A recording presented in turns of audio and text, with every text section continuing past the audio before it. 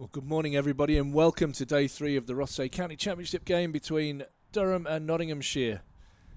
As you can see from the pictures, it's again an overcast morning, and there's my favourite flag, blustering in the breeze. And Rob Rush, we're set for a pretty intriguing morning's cricket, I think. I would agree with you. 13 overs left to rack up some bonus points, so Notts will be trying to grab 2 quick ones to pick up their second.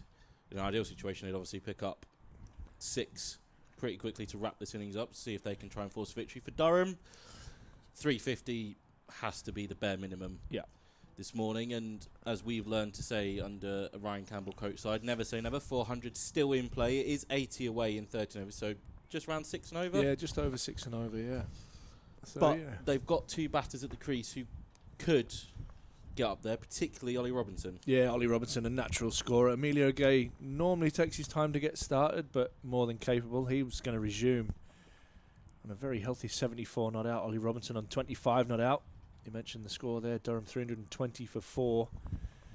97 overs have been bowled. So Notts have done very well, particularly Patterson White, to keep the scoring rate of Durham down. But these first 2 sessions will be an indication of where this game is going. Yeah, we spoke about it upstairs about maybe were Durham a little bit slower than they would have liked, and Notts at top of the table for a reason. They've got, They've got 15 bowling bonus points this year for a reason, and they showed it yesterday. Really tight lines.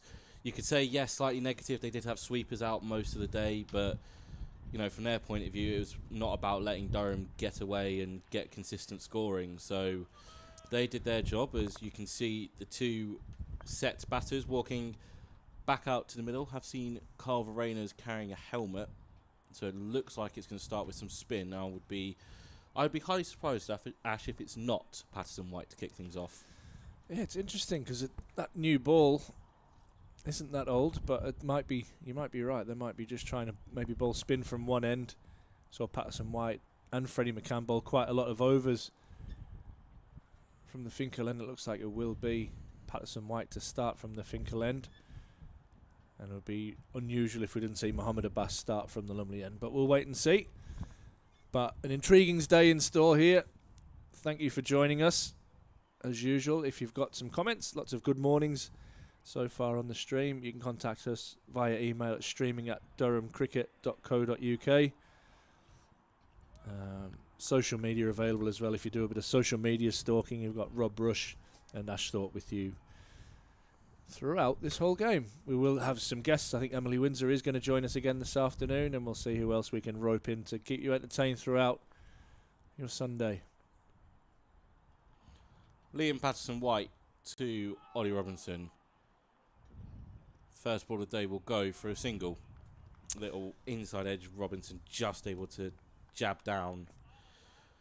Runs way into that mid-wicket area. Durham obviously right-left combo. Still Mina Gay taking a guard of off. Just a 1 slip. Man at 45 on the reverse sweep, which we did see yesterday. Gay wasn't afraid of playing. Floated up. But there is that sweeper out there. I think you're right, Ash. Ben Slater's probably upset someone in that changing room. He's back out there, isn't he? Oh, he's a huge fan of the sponsor behind him. Probably not a good idea. Maybe he just likes the peace and quiet. Yeah. It is nice out there. Doesn't have to deal with any of the shouts. Robinson cuts that one away, but sweeper out there as well on both sides. Got Jack Haynes in short extra cover for Robinson, but will be mid-wicket for Mina Gay. So deep mid on and deep mid off as well. They're not 3/4 of the way back, so you could go over the top. Yeah. Nice attacking line there. That line just outside off stump. You can challenge both edges from Patterson White. The one that does turn challenges the stumps, and the one that slides on can challenge the outside edge with a slip. Waiting. Yeah, we saw it with Alex Lees yesterday, that one that just slid on, just didn't turn, straightened, and took that outside edge. big wicket for Notts. Break open was looking a pretty comfortable partnership. There'll be 3 singles to start the day, 323 for 4. Yeah, good start. Solid looking to score, but pretty tight again from Patterson White, as we've seen all day yesterday. Overheads are similar to yesterday morning. Bit more cloud, bit more blue sky starting to break through, possibly a little bit earlier than it did yesterday.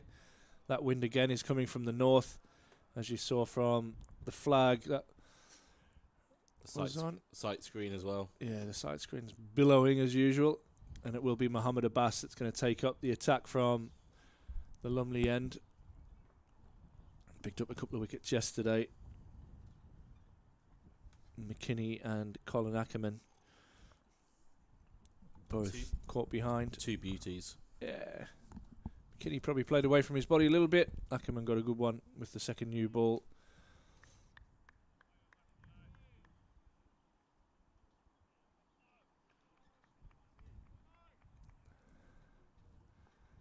The members was rammed this morning, really full. So they're in there getting their breakfast, ready to watch a good day's cricket here on Sunday at the Banks Homes Riverside. Mohammed Abbas from the Lumley end. Ollie Robinson punches beautifully off the back foot, and I think that will be the first boundary of the morning. It's a teaser, but it will get there. Lovely timing from Ollie Robinson. I'd say that's textbook Robinson. Yeah, signature back foot punch from the little fella. Due to come in at number 4 on my slogathon list. But nah, lovely touch and a lovely way to get started this morning. Always nice to get that boundary early, get that scoreboard moving, and that's the 50 partnership from Durham. Did you get from this pair? Any messages from anyone last night? Nah, nobody listens, mate. Nobody's interested.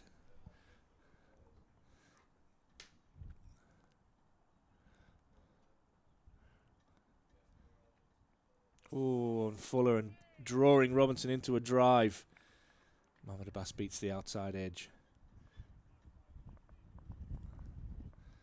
So you can hear from the effects mic that wind really blowing straight towards us. I thought it was your knees, mate. Nah, the rattling of the scaffolding up there is definitely similar to my knees, but the wind, well, that's another matter. You see the 2 slips there, got a backward point, cover. See, for me, the captain there is kind of a extra cover, really. He's not in at mid-off. Oh, and that one keeps low and beats Robinson. Kind of a, maybe, did you say wide mid-off for a Supermead? Yeah, he is, yeah. Yeah, traditionally he's probably about 5 yards to his right. But he might feel that Ollie Robinson's a player that plays square of the wicket, so they've just squared everybody off a little bit. Got mid-on, mid-wicket, and long leg. It looks like Rob Lord going through some early stretches.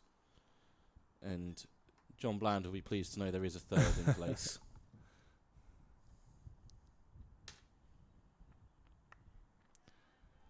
Robinson defends off the back foot out into the offside. 327 for 4.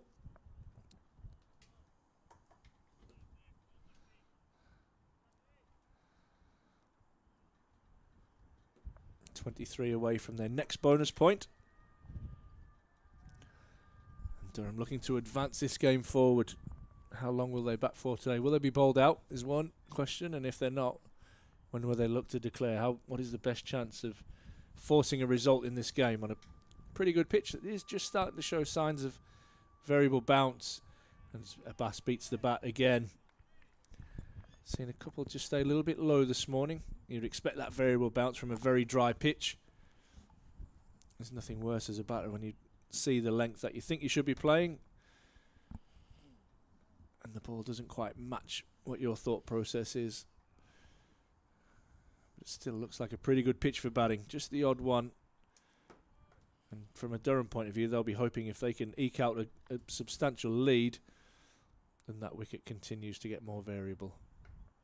Bryden Cast has a little wander down in front of us, keeping his eye on proceedings as Ollie Robinson flashes this one down to third man. I think it's to your man Ben Slater. I think it's the skipper. Oh, it's Alex Lee, sorry, not Bryden Cast.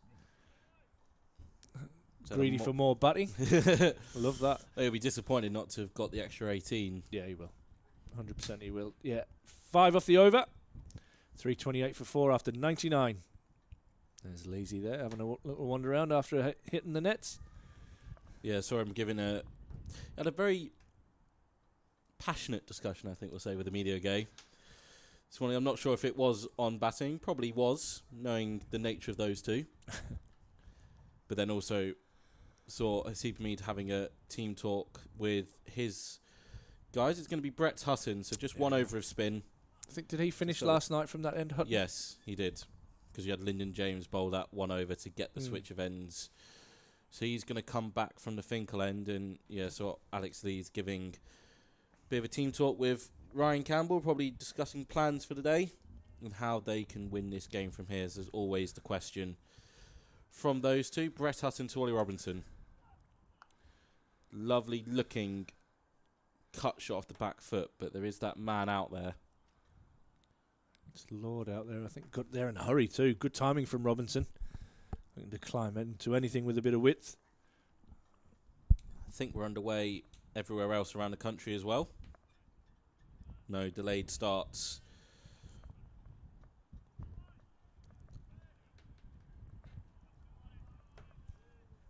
Lots of comments on the live stream just saying think that Durham will declare, and are we going to go for that 4th batting point? So, lots to ponder this morning. Hopefully, lots of action. Another man goes back out onto the leg side. Hutton's going to continue over the wicket to Emilio Gay. Leans into a drive, but straight to Haynes.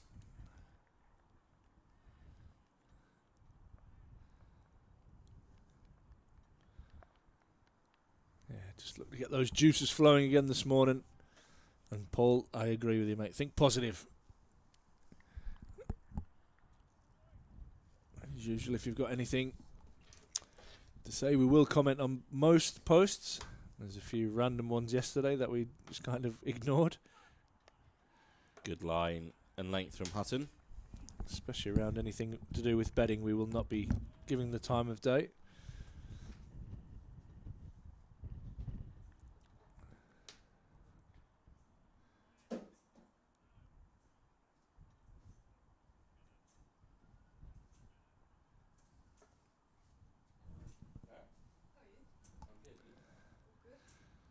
We've got an early appearance. It's Emilio Gay.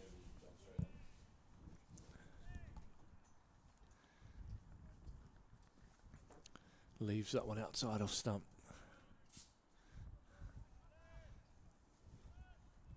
Tim says I'll Google some blue joke. Mate, you can Google anything you like, put anything you want on there. I might not be able to repeat what's put on.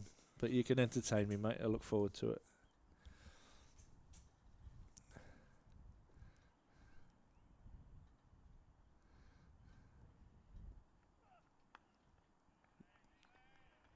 Watchful from Gay. Eyeing up what would be his second first-class ton. 1 ball left for Hutton's first over, and we'll bring in Emily Windsor. I heard she's demanded to be on the first session. Just saying. Sources say as Emilio Gay flicks that one off the hips, he has his first boundary of the morning. Durham moved to 333 for 4. 10 overs left to bank some bonus points. Yeah, nice way to finish the over from Emilio Gay. I'd actually heard that, well, I thought that Maddie Villiers was the biggest diva in the girls' squad, but Emily Windsor is slowly becoming the number 1 candidate. She's got a microphone to defend herself now. Good morning, mate. How are you? I'll see you later. Wow, that is a big statement from you early doors. Just thought I'd set the marker. Do you know what? I thought we were friends yesterday. Yeah, but mate. you know Hey, I've provided. I haven't got custard creams, but I have provided. I'll let you in on a little secret shortly. I'm excited. Mohammed Abbas to continue and beats the outside edge of Robinson. So I did a little shop on the way in. So the boys behind the iron curtain there, Stevie and Ross, don't tell anybody, but they've got a secret cupboard, right? Oh, okay. Right. So I discovered this during this game. You do realise we're broadcasting this to So quite a few nobody's people. listening. Oh, It's a okay, secret. It's cool. just between me and you. So in that secret cupboard now are some are some biscuits and just a few jellies as well. So Jellies. yeah, a little bit of wine gums and a bit of jelly Oh. baby action. Just what was on special in the co-op, to be honest. As Robinson gets a thick inside edge, and he'll hustle back for two. Good running between this pair. So yeah, I think it would. When got you some- said jellies, I was expecting a pot of jelly, and I thought that was What, really, like- really Yeah. random. Well, I am Pizza. random, and it is Okay. Sunday, but no, I've yeah, just packet jellies. Yeah, Wow. yeah. So we're covered. So you're on early, so I'm not sure if it's too early for early? jellies. Yeah, but I'll Yeah, let you maybe. decide that one. Maybe I have to come back Yeah. when the jellies run off. There Then. you go. There you go. There's the enticement. There's the enticement. Intriguing day set up, Em. Yeah, definitely. And conditions, I'd say, if you look up today, a bit of a breeze, which we've had all game, to be Yeah. honest, but overcast conditions, slightly gloomy, isn't it, here this morning? So Newish ball. favour the bowlers in that sense, but Durham still have a bit of work to do with that deficit being 72, but are still in a very good position, just being 4 wickets down. Obviously that middle order still to come, score quite quickly, which I think's going to be important in terms of moving this game forward. Yeah. It's obviously an absolute belting pitch, but it's whether Durham can move it forward quick enough. Hopefully these conditions stay so that when they bowl again, can get some early inroads into the Notts batting lineup. For sure. Robinson just trying to create his own length there, but Mohammed Abbas has seen it all. Continues to bash his length. Yeah, we're getting comments around what we think Durham are going to do. Are they going to look to try and get, 350 is the next bonus point, and then 400, obviously, which is probably a little bit of a stretch. We would have to bat really well to get that bonus point. Notts looking to pick up a couple of wickets. So there's a bit to play for here in this first hour. Yeah, it's about how they go about it, isn't it? Because you're still behind in the game. If you were looking at that scoreboard, 335 for 4, and you didn't have a deficit, you could probably put your foot on the accelerator a little bit more. But Durham have to be careful, because if all of a sudden Notts pick up a couple of quick wickets, then that commanding position that Durham could potentially find themselves in later when they get a lead to put them in a chance of potentially winning the game, that gets taken away from you. So it was interesting when we chatted to Ryan Campbell yesterday. He says he doesn't give the direction to go harder. He just tells the boys to play. And I think naturally that middle order, the lower middle... Oh, that's edged and dropped and nearly dropped onto the helmet. That one... Sometimes here at the Riverside, I'm going to give Joe Clark a little bit of slack here, because that was in between keeper, and normally you would expect your keeper to go for that if your first slip has to go to the left. But it looked like a bit of a late decision between both of them to actually go for the ball. And unfortunately, Clark, from a Notts point of view, has put that down. And on a fresh Chesley Street morning with a pretty hard new ball, they don't tickle. Yeah, no, they don't tickle. That looks like it's hurt, but that should have been taken. Yeah. And that would have been a big wicket for Durham. Ollie Robinson is someone that's busy at the crease. He scores quickly, and he's an important one that stays there for Durham. So that was a big opportunity, missed opportunity for Notts. And again, Durham need to capitalise on this. But yeah, that's from a Notts perspective, that's hurt Joe Clark, hasn't it? Hamid's having a conversation with him as he's looking at his left hand. Yeah, he just never looked like he was too high. I'll just show you a little replay there, and see what you think. It's always hard to go down to catch a cricket ball. And that Should have been taken. Good delivery, though, I'd say, from Mo Abbas. And with these conditions, I mean, I've seen him down at Hampshire. He's so he's clever. lethal, isn't he? He's useful. So, yeah, but I was talking about how these Durham batters play. If you look who's to come, you've got Graham Clark, who's fresh off the back of 160. He's a fantastic striker of the ball, so he's going to score quicker. Naturally, that's his natural game. He doesn't have to play any differently. Ryan Campbell doesn't have to tell him to go and be aggressive. You've got Bryden Cast, who's a phenomenal striker of a cricket ball. Again, doesn't need to play any different to his natural game, then, I mean, to be honest, we talked about it yesterday, didn't we? You got George Drizzle and Ben Rain, who are year 9 and 10. That's very, a very, very useful. Ben Rain strikes the ball. Drizzle's in fine form with the bat. So there's a lot still to come for Durham, and a lot that will score quickly. And I think it's just about biding a bit of time here, get that lead, get rid of that deficit, and then they've got that freedom to go and attack. Pushed off the back foot by Robinson. Yeah, Rob and I had a little discussion. We picked a range hitting team, so we went 1 for 1. A bit like when you're at school. I'm going to pick him, I'm going to pick her. So Rob's picked Graham Clark to go first. Yeah. And I just thought, if you're just lobbing them up here, you're not... I went Bryden Cast, because I've never seen a guy hit a ball as far as Bryden. So in my top 3 is Bryden and Ben Rain. So there's 2 of the players that you mentioned still to come for Durham. That's defended again by Robinson. I managed to get Stokes in as well at pick number 2. I can't believe it lasted. So he Wait, was actually so pick 4. Stokes wasn't in your top 3. It was a range. No. So Rob went first. He went Clark. I went Cast. Then he went Beddingham.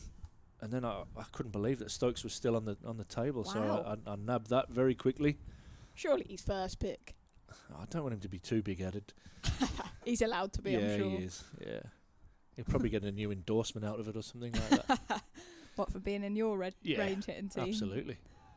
Inside edge from Robinson. Alls and R's from Notts, but a single to Robinson. Just sorting out the TV rights. I'll come watch. Sounds exciting.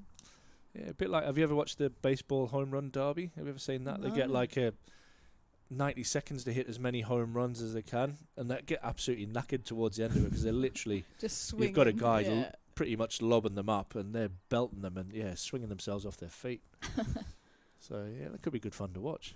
Maybe not good for the cars in the car park, but... Depends which way we're hitting them. Yeah.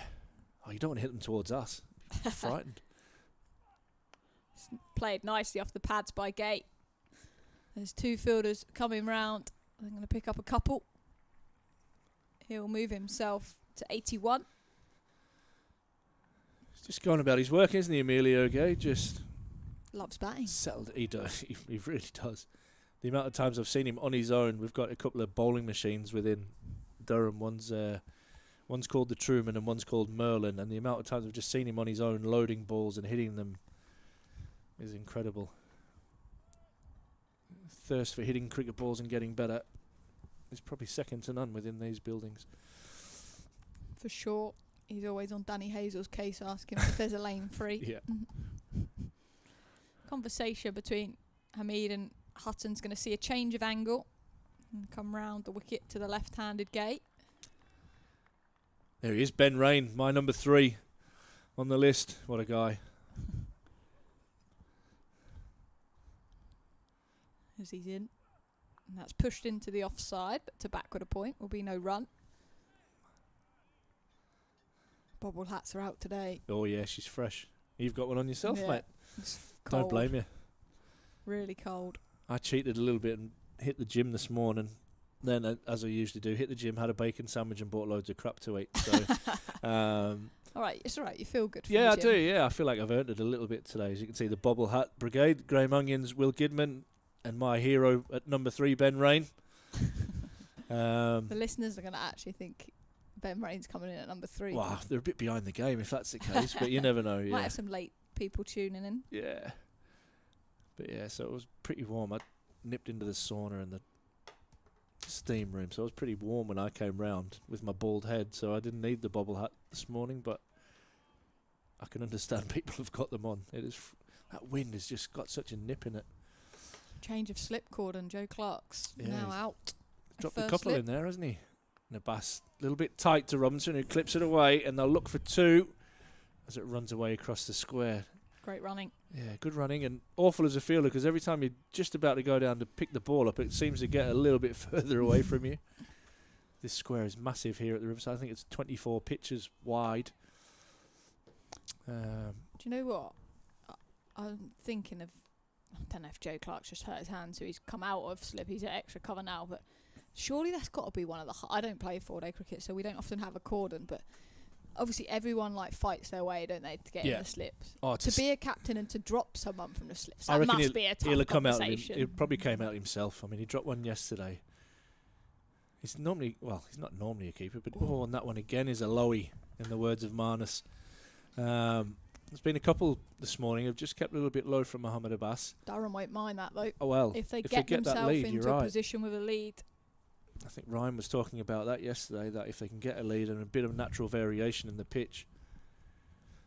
But yeah, I got to a point, I used to field at first slip as well, and I got to the point where I just didn't pick the ball up as well as I used to, and But now I hide behind the ball. There's got to be some cases where people still think they're great, and the captains be like, mate, you're enough's out enough. now. Yeah, That must be.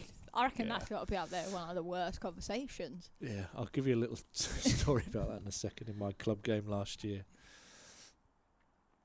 Robinson on the front foot this time, defends it out into the offside. Yeah, we were playing a game and a lad dropped one in the hot seat. So we had a spinner and a couple of guys straight, and he's launched one miles in the air, and he shelled it. And he got the hook straight away. The bowler was like, "Nah, mate, you come and field a bit closer." No, you can't. And you get the old kind of the walk of shame from long off into mid wicket, and it was brutal. Do that. It was brutal.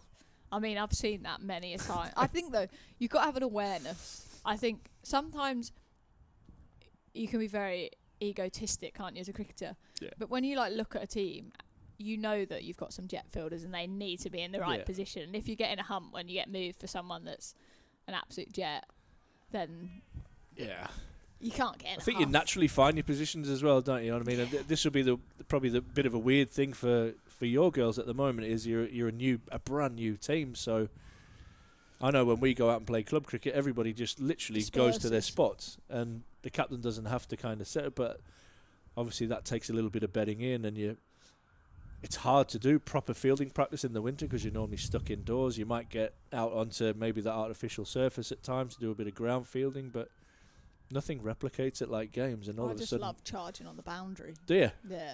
Yeah. That's around the boundary. Get it's into got it. to be the best place to be. But in a new team, I could get put anywhere. Well, I've got to true. get on the park first, but You're not charging anywhere at the minute, mate. I'll tell I you. am. Wednesday, I'm coming off the crutch and Oh, yeah. charging. Yes, I like that. I like it. Might get told off for doing that, but never mind. Be Keep alright. keep it moving forward. As Durham are trying to keep it moving forward here. 341 for 4. 1 ball remaining in the 103rd over. Mohammed Abbas has got some miles in the legs in this game. 25 overs deep. He has 2 for 84. And they're just putting a sweeper out here. Knott's just conscious that Ollie Robinson's strength is probably through there. Joe Clark has now gone from first slip to the deep cover boundary. That's versatility. Yeah. And he'll pick up at least 2 here, Ollie Robinson. He times that nicely out into the leg side. They should look to come back for 3, and Ollie Robinson does. Excellent. Great Touches running. and goes and gets back for 3. Absolutely right. Brilliant running. And a nice bit of time. He hasn't looked to overhit that. Just allowed the ball to come all the way into his pads and tucked it away. And that's a nice way for Durham to finish the over with a 3. 344 for 4. Just 6 runs away from their next bonus point. That's what Ollie Robinson does so well, isn't it? Is you wouldn't look at him and think he's a massive striker of the ball. But Well, I would. okay, is he in your 11? He's number 4 on my list. But what he does well is manipulate the He field does. and accumulates runs quickly because of it.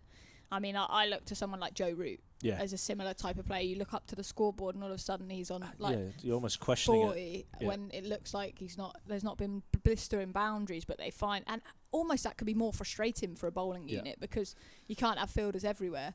And just easily in that previous over, he's scored 5 runs, no risk, stuck to his strengths, and he's very hard to bowl at because of that. And he's strong both sides of the wickets, isn't he? That's the key there. You give him width, he'll punish you through the offside. You bowl straight, and he'll put you away through the leg side. Hutton, the tall, fast bowler to continue.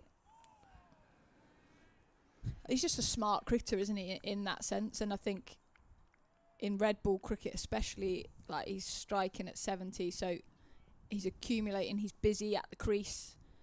He's running that deficit down quite quickly. That's now down to 63, and it just looks calm, doesn't it? Yeah, it takes the pressure off Emilio Gay as well. Emilio looks a little bit more subdued at the crease and not such a free scorer, but loves batting time, and it's a good combination to have at the crease. Again, pushed nicely, out to a cover sweeper by Robinson. Deficit down to 62 now for Durham in this first innings. Some good grunting from Hutton here on release. Lots of effort from the big fella.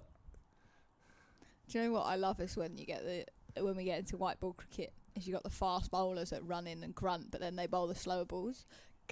There's a couple of girls on the circuit that do it, and you just know the ball's coming because they've grunted that it's going to be like a back of the hand slower ball. I enjoy that. Love it. It's all part of the show, isn't it? Round the wicket to the left-hander, Hutton. That's pushed nicely to backward a point. I reckon every time I'm on commentary, he hits that backward point fielder. He's tried to find third man quite a lot. He played and missed a few times yesterday trying to do the same, and I don't know whether he's better off just trying to settle for that single through point rather than try and run it to... Looks like he's trying to run it to backward point's right hand down to third man and get a boundary, but pitch is maybe not quick enough to do that.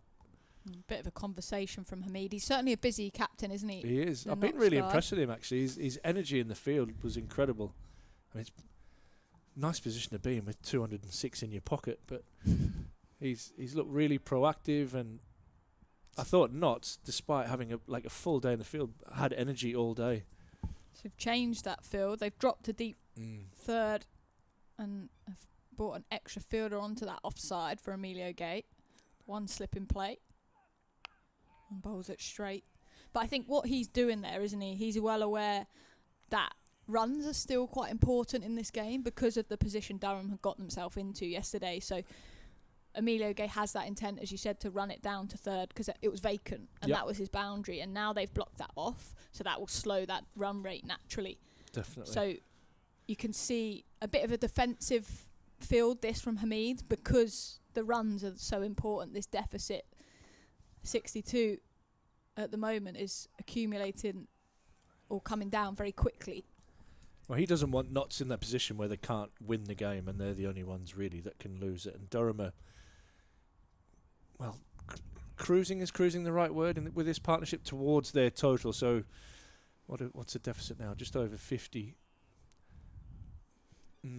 Interesting phase of the game. Like you say, they're trying to defend. Durham are looking to kind of accelerate and push on and get past Notts and maybe get into a position where they can declare tonight.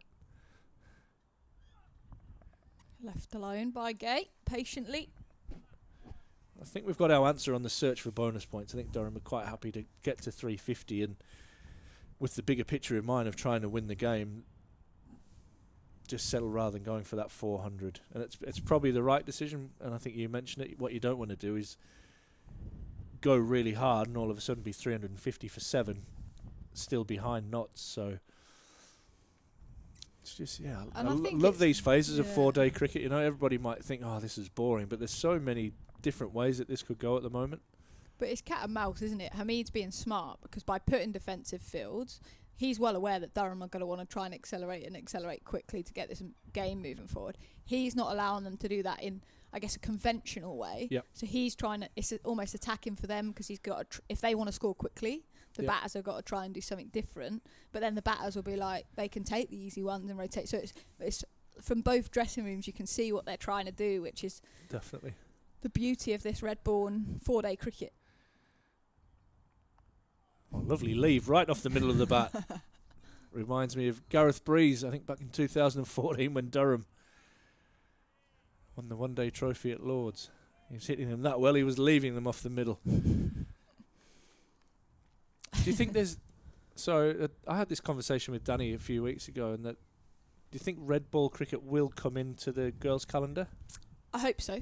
I actually had an interesting conversation with Charlotte Edwards about it because she's someone now that, obviously she was my old coach back at Sun Vipers, but is in a position that could drive for more of that. She can sort of shape what the game looks like on a domestic. It's not solely up to her, but she can have an influence. And like we've obviously talked about it through previous years, just generally like naturally it comes into conversation. And we were sort of discussing that it's not realistic to have like a big competition like that, but it would be really cool if there was like a north and south division, even if you and played played 3 games or and something. then the winner of yeah. the North group plays Yeah. the winner of the South. Yeah. Just as an exposure, and Lottie said from her point of view, she was like, at the moment I want our England batters to try and bat for longer periods of time. So she was like, I'm all for it. But Yeah.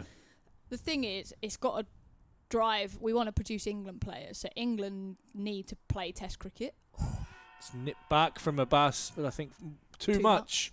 And going down the leg side. Far too much. Good delivery that from Abbas. Got a bit of nip in that one. Just every now and then he bowls that effort ball, doesn't he? It's probably a couple of yards quicker.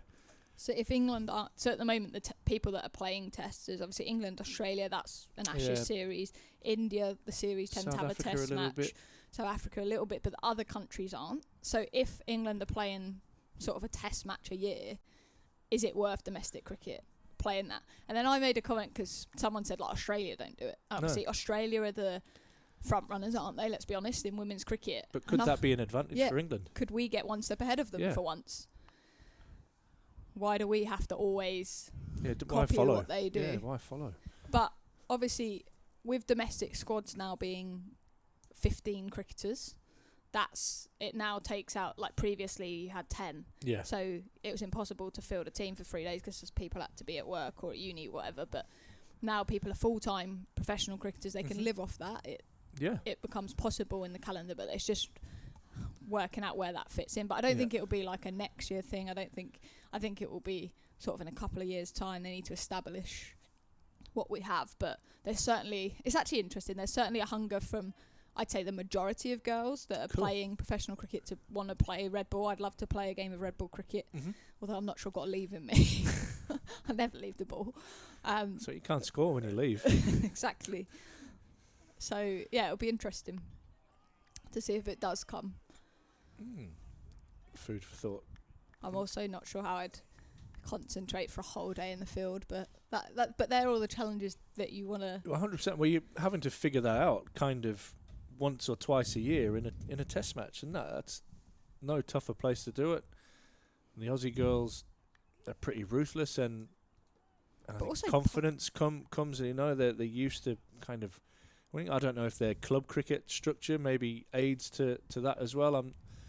But it's the tactics of red ball cricket as well. Yeah. It's so tactical, isn't it? Yeah. And I'm like, these England cricketers having never played a game of red ball, they get thrown a red ball to bowl in the nets with and face for like probably a month or so building into a test match. And then it's then like, right, set aggressive fields, have fielders under the lid. Like, there's no shot. That's a gorgeous shot from Emilio Gay. Gets some width and opens the face. And glides that one all the way through backward point for 4. Lovely boundary from the elegant left-hander. Brings up the 350 and the next bonus point for Durham. So what have we got? 5 overs. Yeah, let's get 50 in 5 overs. That'll be fun. Yeah. They just need to put your range hitting team out. I know. Well, Ryan said they were going to be 370 for 4 at the end of the day. Didn't quite work out as many runs, but the 4 wickets I think is really important, that Durham have a great platform to launch. Maybe in the next hour, get up to parity with Notts and then look to accelerate and push themselves into a lead where they can look to declare or be naturally bowled out with time to bowl Notts out for a second time on what is still a pretty good pitch. Yeah, it is, but I think probably this morning we've seen a few balls go slightly lower when the pitch has been hit hard. That odd one from Mo Abbas, who's obviously a very skillful red ball bowler, nipped back. So there may start to be some change in this pitch. That's left alone. Again, the carry through to the keeper there off Hutton, a tall, fast bowler, taken low down by the wicketkeeper. So from that point of view, from the game point of view, where it sits at the moment, it looks like an absolute belting pitch that for the game to move forward, I think there is some signs that is possible. Yeah, it's definitely looking lighter day by day. You can start to see a few footmarks starting to be visible out there as well. And the overcast conditions are going to favour it'll bowlers. break up again. It'll break up. I have every faith in the northeast weather. There'll be blue skies this afternoon. There's happens every day, yeah. Slight area of blue. It's a lovely blue as well. Different shades of blue.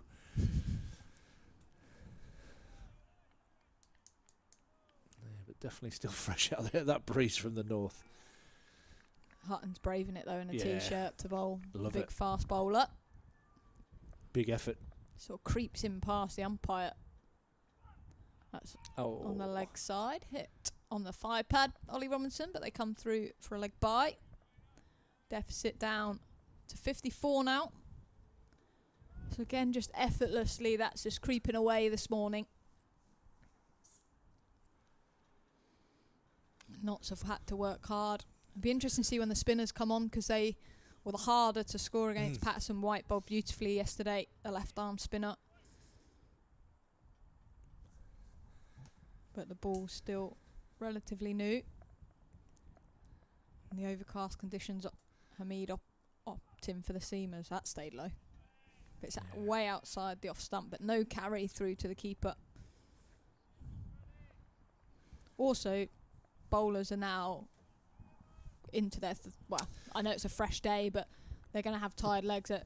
Hutton's into his 21st over. Abbas has bowled 26. what is going on here? There's arms raised everywhere. Kyle Verreynne might be calling for the helmet or something to that effect. Looking for the 12th man, and they're actually right down in front of us. Carrying drinks around for the fielders. You can't be thirsty yet, surely. Maybe a cup of tea or something, or some hot water.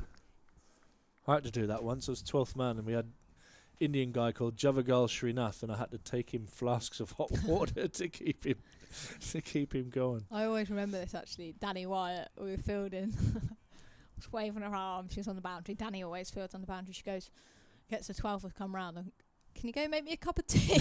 I was like, surely not. It's a one-day game. Like, no, Danny. And she was like, yeah, I need a tea. I was like, okay, fair enough.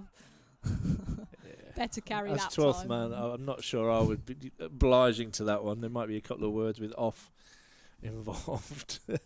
Is this yours? I've just It was. snapped his pen. You come in here on your crutches and you just cause chaos. That's way back for the custard cream. Oh no. Should I glue it back together? There's got to be some glue. I think I'm getting sacked. From all angles at the moment. No comment. That's what you got to do. You're doing the right thing. You've got fingers in pies in different places. So you're What if you get spreading your wealth. get sacked from them all? Yeah, well, it could happen. It could happen. Abbas is going to continue. He's definitely not getting sacked. He's running really well. 26 overs deep into his work. 2 for 94.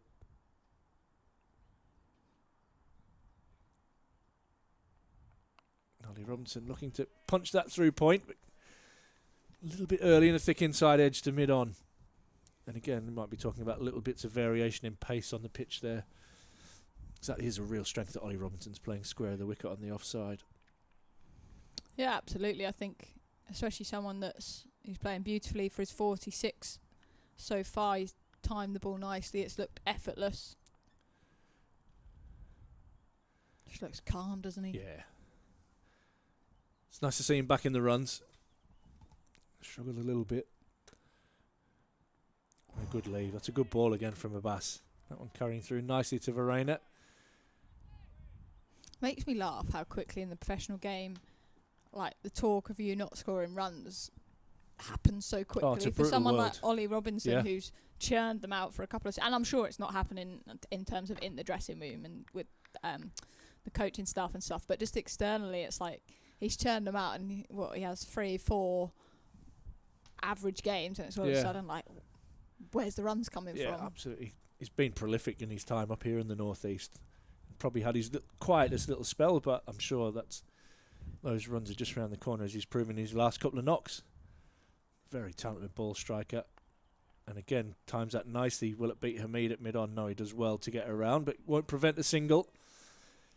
He probably won't admit it, but I think the blow of not getting that England nod will probably have affected him a little bit.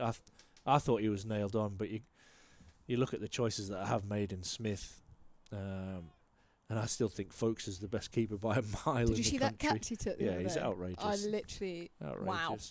I love him He standing was up a to the flying stumps. salmon, Yeah, is how I'd that was explain it. standing back, wasn't it? Yeah, But he's almost fielding it. He was a wicketkeeper that just took an amazing catch at fine leg. It somehow covered the ground and took this catch out of absolutely nowhere. The ball just melts into his... A bit like James Foster was kind of a generation ago. You just see those keepers and you just go kind of in awe a little bit of the way that they catch the ball. I think Ollie Robinson's similar, though. I think his glove work, for me, is impressive. I think it just looks like... Everyone says, don't they, that if you don't notice a keeper, that's usually the best place to be. And I think he just always looks in control behind the stumps. But it's something he works really hard on is his wicket keeping, because he knows to go to that next step, you've got to be perfect. And when you're looking at the benchmark of the likes of Folkes and things like that, to kind of compete with those guys, you've got to be something really special. And I think Ollie is a special player. I think hopefully there is a test opportunity for him in the future. Speaking of test opportunities, Emilio Gay moves beautifully through for a very, very tight single. Just takes a while to get going, those big strides. In the cold weather as well. Yeah, into He's the made wind. It comfortably. What are you talking into about? the wind. He'll tell you, in the true Emilio Gay way, he made that comfortably. What are you worried for? Probably just shrug the shoulders. I'm rapid. Yeah. No, but I think it's interesting, isn't it, where the men's game is at the moment with selection. It's almost like the wicket-keeping part comes second. Yeah. Because if it didn't, Ben Folkes would probably be there. So the players that they're picking, obviously Jamie Smith's got the gloves at the moment. That's purely on his batting ability, because he doesn't even keep it, sorry. Yeah. So if you think of it like that, think Ollie Pope is another option with the it's crazy. The Jordan Cox, you've got Ollie himself.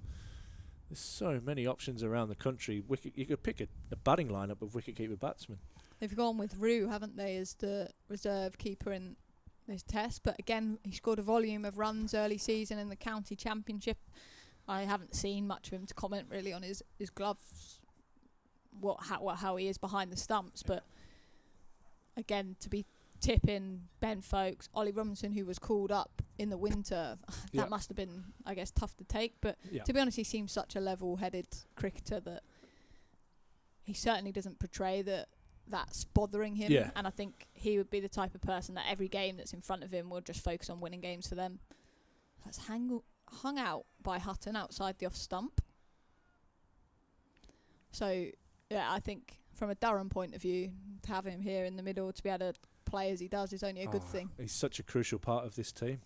It's a bit like the talk, wasn't it, about whether Ben McKinney was going to get selected for this Zimbabwe test. But well, I'm pleased he hasn't. I look at this Zimbabwe test, and then you've got India and Australia to come. And and this is purely selfish from my point of view. I definitely want Ben to play for England. Left alone again.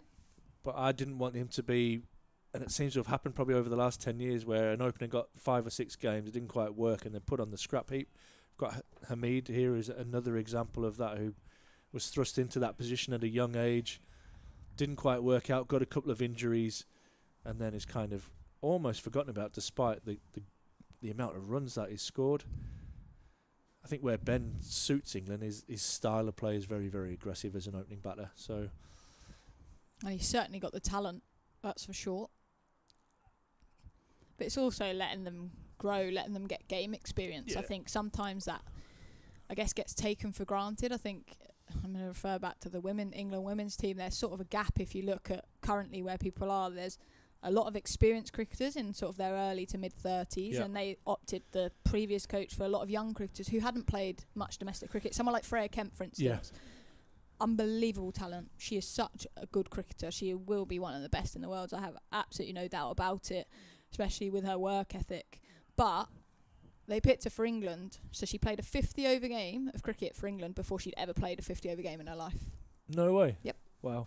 But then you expect her, in the pressured situations of international cricket, what that naturally brings, bigger crowds, bigger media spotlight, obviously more riding on games, to perform when she's never experienced similar situations in terms of domestic cricket. So sometimes the value of letting cricketers play and learn will put them in better stead. And I'm all for young people getting picked, and someone like James Minto, for me, for the future, he's got to be, that's played nicely down to third man by Gate. He'll move to 87. He's got to be someone that people will be looking at for sure.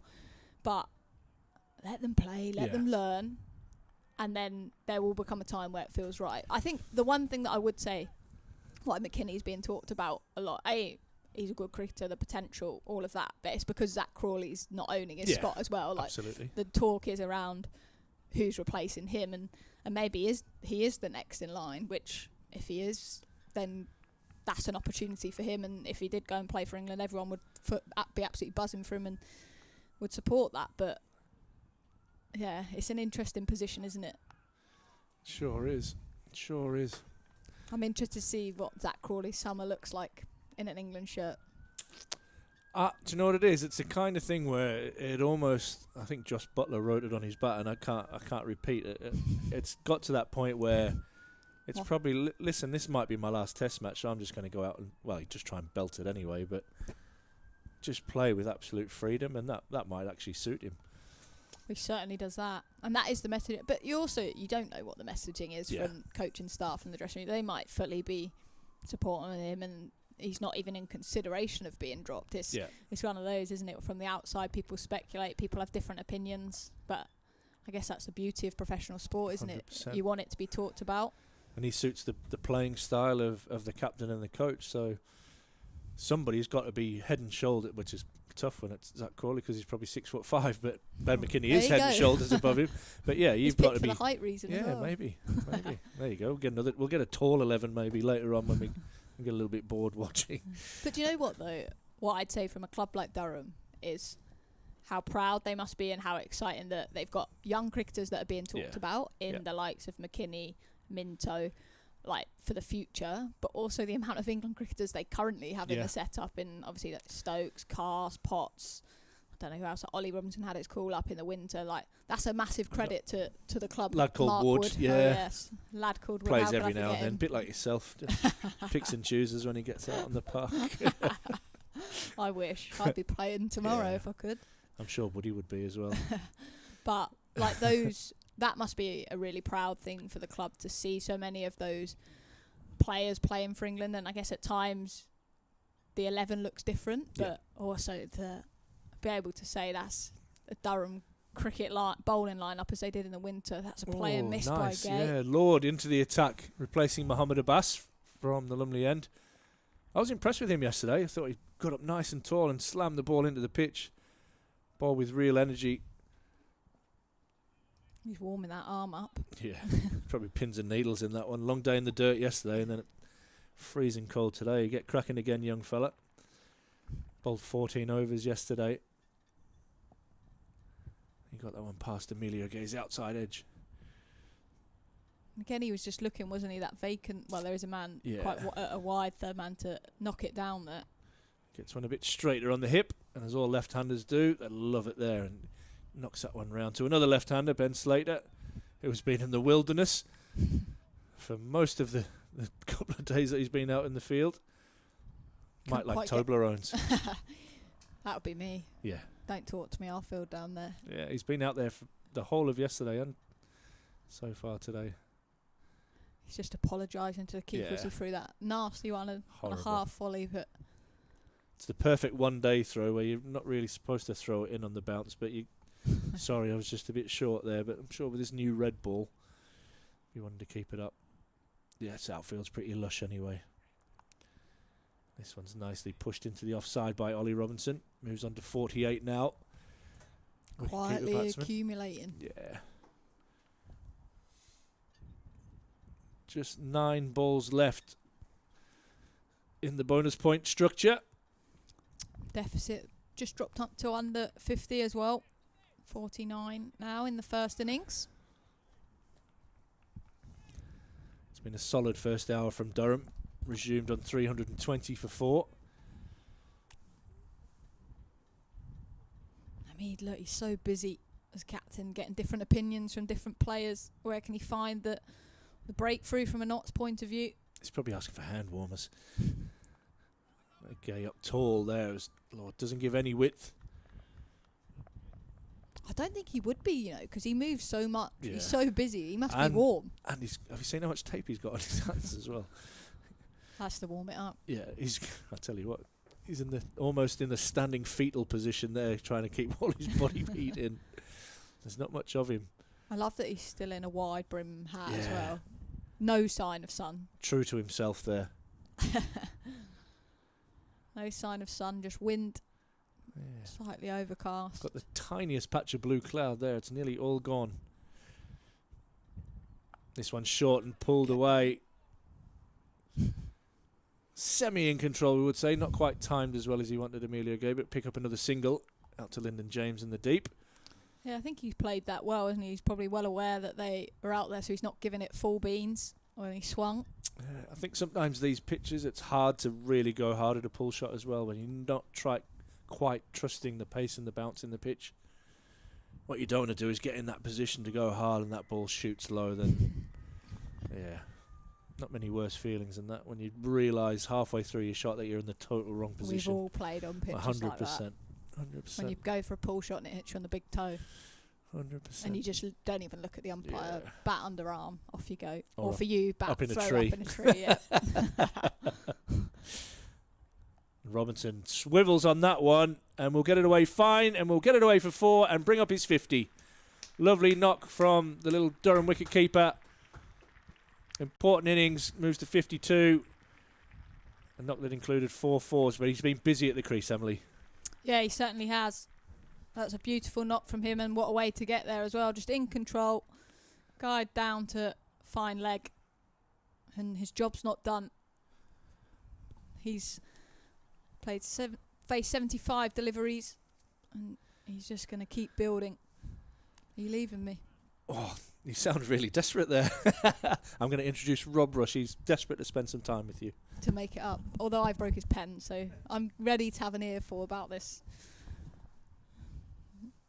I'm actually... Yes. I've been sweating about that for the whole last 30 minutes. It's been a bit much. Deficit as well, importantly, down to 44 with that boundary. Durham, for me, feel like they're in a very good position this morning. Yeah. I don't know if this is a ploy by Hutton. He's just dangling that ball outside the off stump, almost bowling in white ball cricket, wide line to try and get him to hit through that offside. They've got a deep third and a deep cover point. But they're certainly targeting that, is Hutton with Emilio Gay.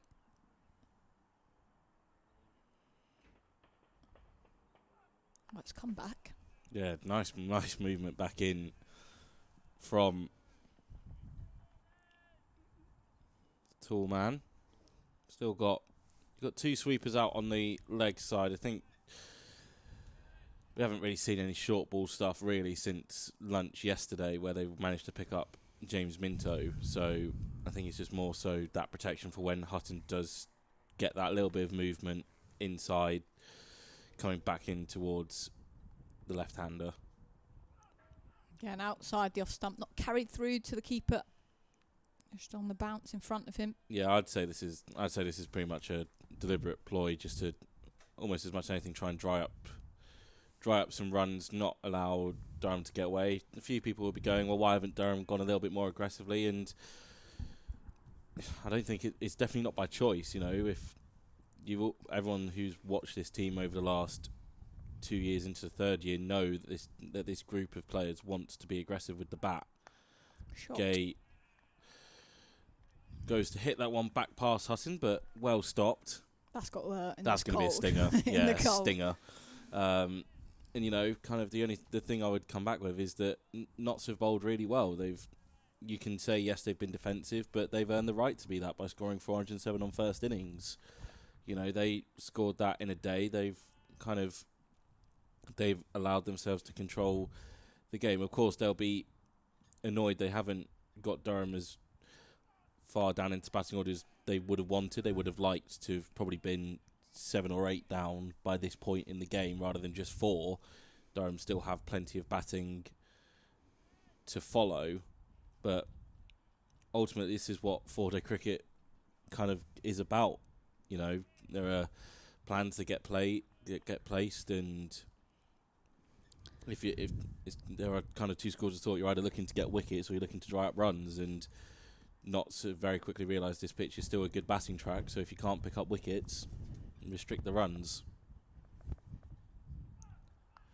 So Gay will move into the 90s, and bonus points are done. Durham will pick up 6, and Notts will have 5. Both sides maximum. Well, no, sorry. Durham getting max bowling bonus points and 3 batting bonus points. Notts picking up 4 batting bonus points, I think, and then 1 bowling bonus point. Yep. I always think as well, they're just so important, those bonus points. At this point in the season, sort of in this first block of championship games, they're just talked about, aren't they? But when you get to the back end of the season in September, I know down at Hampshire they talked about how towards the end of the season when it gets tight for those top positions, it's like if we got a few more bonus points here, it can make such a difference. But that's them done for today. I think both teams will be relatively happy with what they've accumulated on a nice batting deck. I think as well, especially like you say for this block, obviously everyone's got another round of Red Bull games after this. That's played nicely by Gay, down to 3rd for a single. He's on to 91. But after that, white ball cricket then starts to take over the calendar. We've got the start of the T20 Blast. You're excited for that? Yes, I'm very much so. I do love my red ball cricket, but also you can see some phenomenal stuff in some T20 games. We saw it last year here. Paul Coghlan with one of the best caught and bowls you'll ever see. Is that the one where he nearly died? Yes. Yeah. That was just... I'm glad he caught that, actually. Yeah, that was ridiculous. You've got... Teams can put up some ridiculous scores. We saw it yesterday. Hampshire v Surrey put up, nearly 230 in 20 overs. But, on those bonus points, red ball cricket kind of then, after the next week or so, red ball cricket takes a back seat for a little bit, and you end up forgetting about because of the nature of the calendar and T20s coming thick and fast, you end up forgetting about the red ball table a little bit. Oh, no. Oh. That would have been a disastrous way to end the innings for Ollie Robinson. Who's in there at short extra cover? I think it's Joe Clark. The ball's following him everywhere. Liam Patterson-White in a short extra cover. That would have been a shocking way to end the innings. Just sat in the pitch. That shows you and that was very wide, so you're not necessarily judging on that. I'm not sure that's exactly where Lord would have wanted it, but how early Robinson played that to almost cut it to extra covers right. Yeah. In the air. Good pitching wedge in the end, though, over the top of his head. Short again, but guided to slip. Doesn't get hold of that. Might see some of that short ball stuff that you've indicated. I think as well, Lord is probably the bowler to do it with the extra height. Him and James are probably got a couple of miles an hour on Hutton and Abbas. So if Hamid does want to go to that short ball plan, I think as well, though, you probably are going to see, I'd imagine, Patterson-White soon into the attack.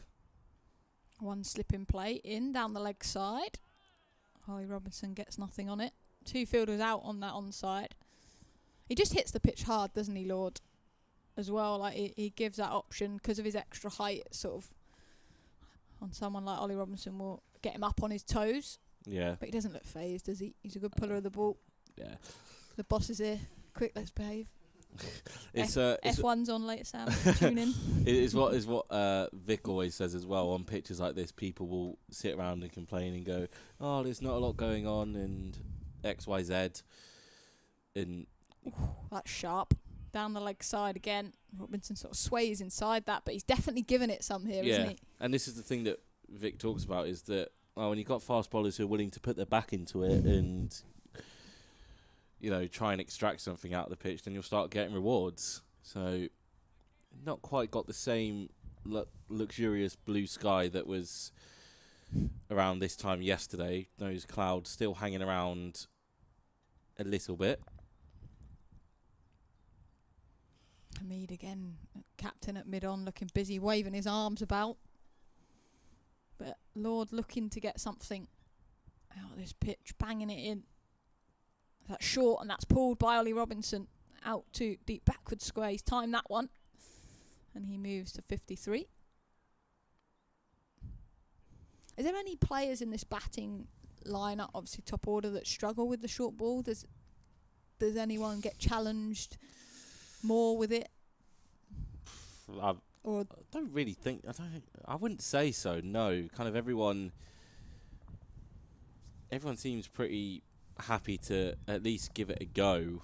Obviously you look at your top order players; they maybe don't face too much of it because of the nature of batting in England at this time of the year. Obviously, it's pitch up there and see if you can get that outside edge.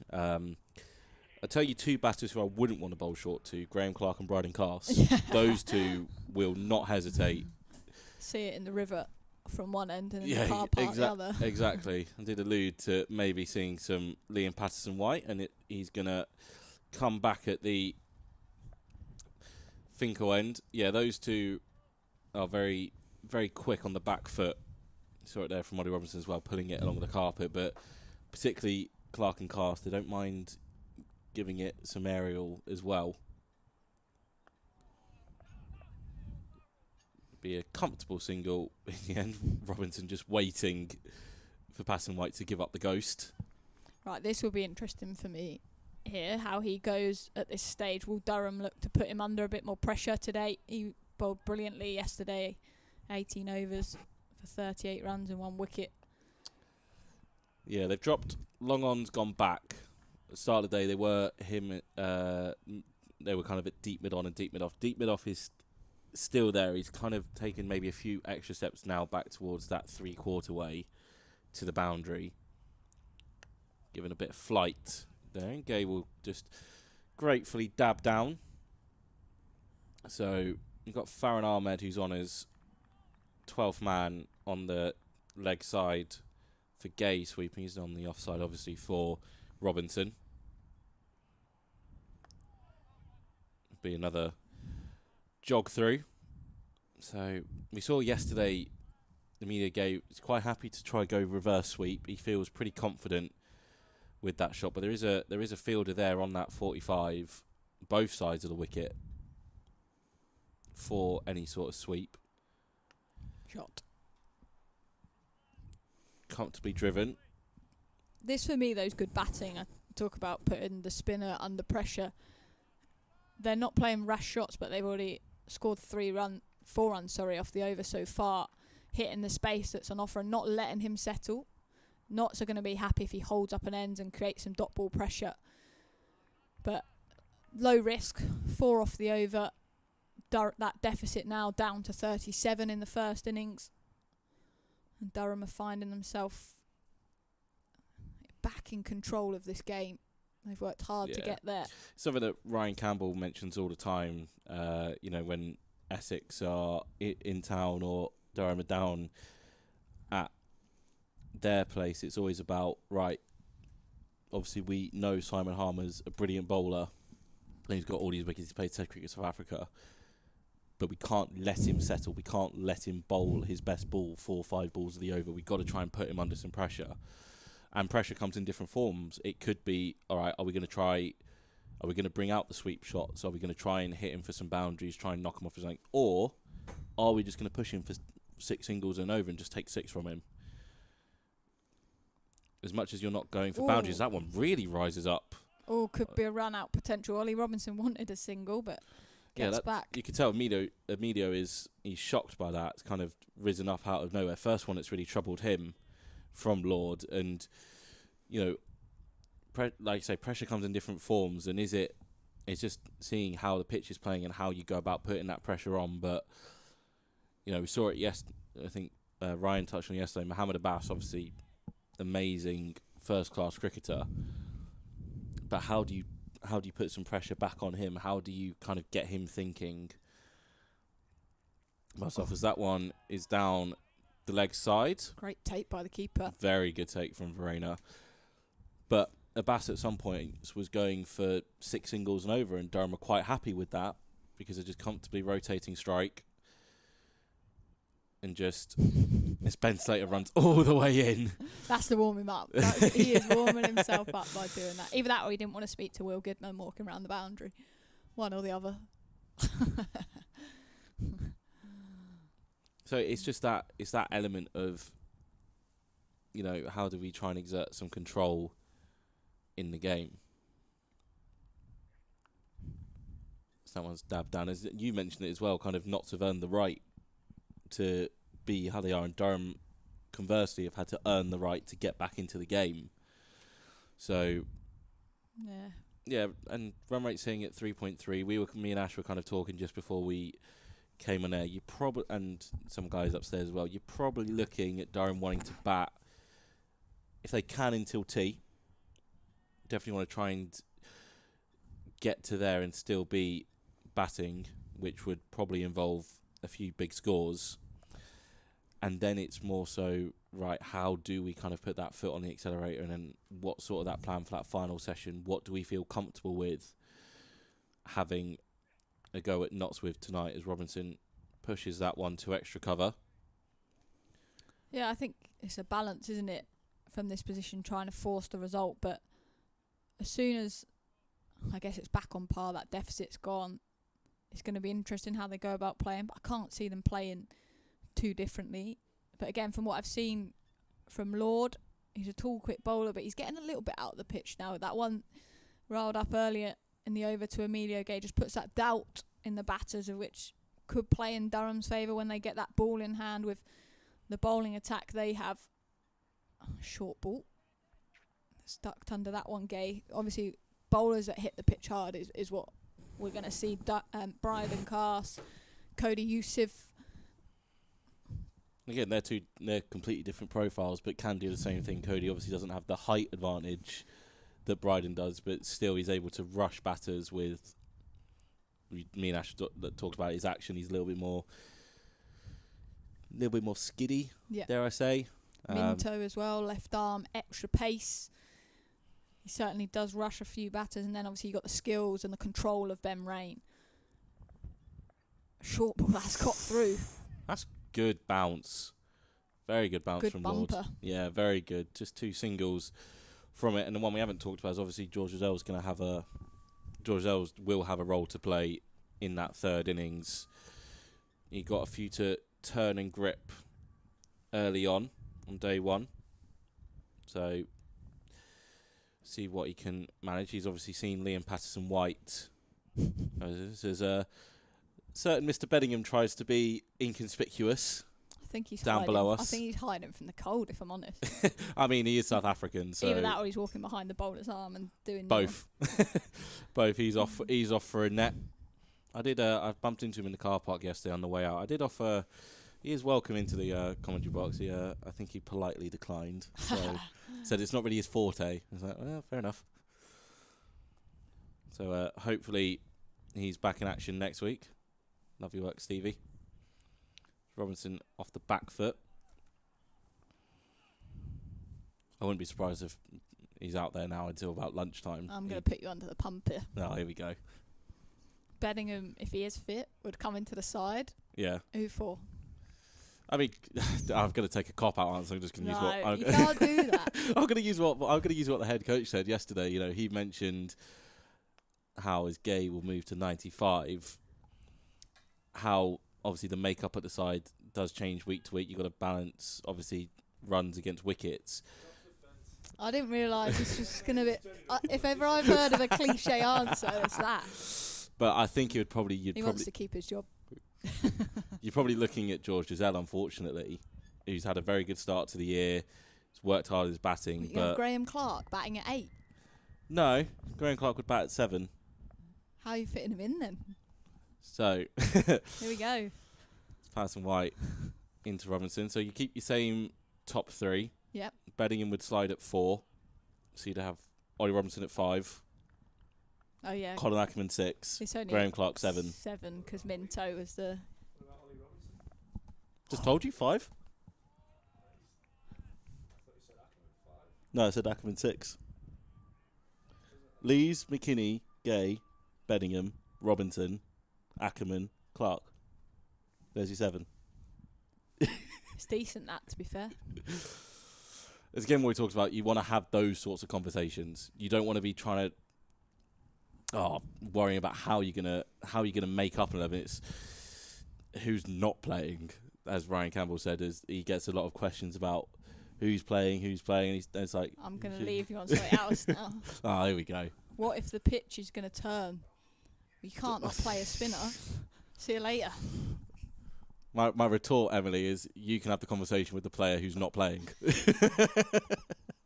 You can have that conversation.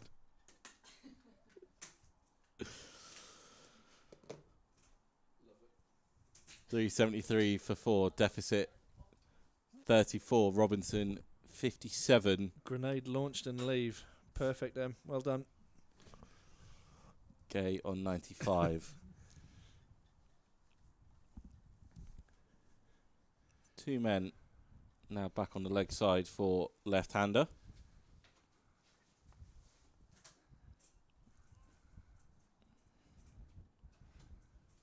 Inching closer to his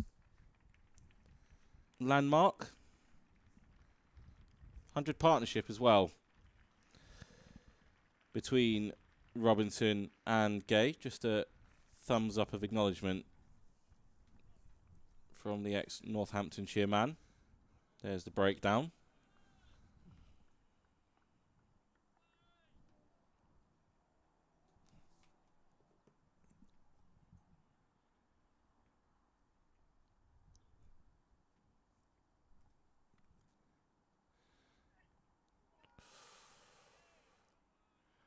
Still some movement out there, Ash. Yeah, they hit the pitch hard. Lord all game. Bass got a little bit of movement as well in that first spell from the Lumley end. Like what I've seen from Lord.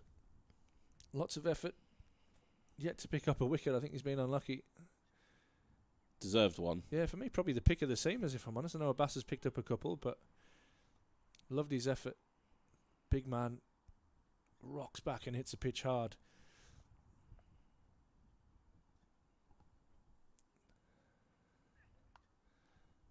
Glorious.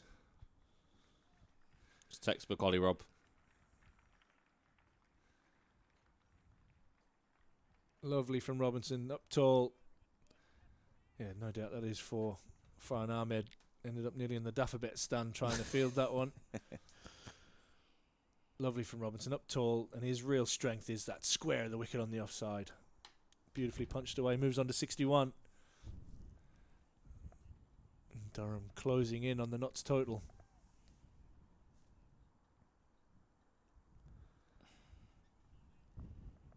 That wind seems to have really picked up again.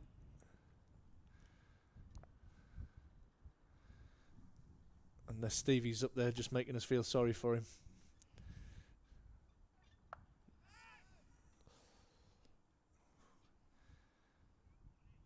Not perfectly timed. No. Bit off the toe of the bat, I think that one from Robinson. Made a horrible sound, didn't it? He almost looks at his bat in disgust as he jogs down. Emilio Gay just one boundary away from bringing up a century.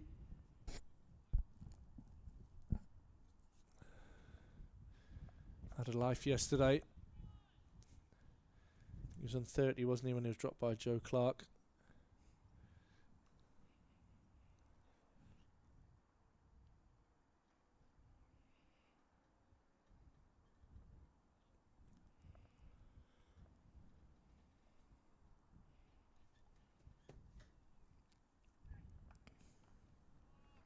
Emilio climbs into that one and brings up his century. Short, wide, punished. And Emilio goes to 3 figures. Well played, young man. Yeah, top quality knock. 10 fours for him. Similar to Robinson, hasn't quite had the runs he would have wanted in that first few rounds of the season, but that's now back-to-back centuries here at Banks Homes Riverside for Emilio Gay. It's only a matter of time until he started scoring them big. Well played. Deficit now just 23.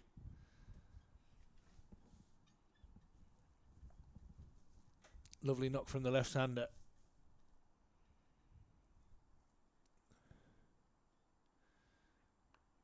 And in a good position again to defend. He'll get to relax and celebrate that with his partner at the other end and just talk it through at the end of the over. And then he can reset and go again. 384 for 4 Durham. As you said, Rob, just 23 away from that not score.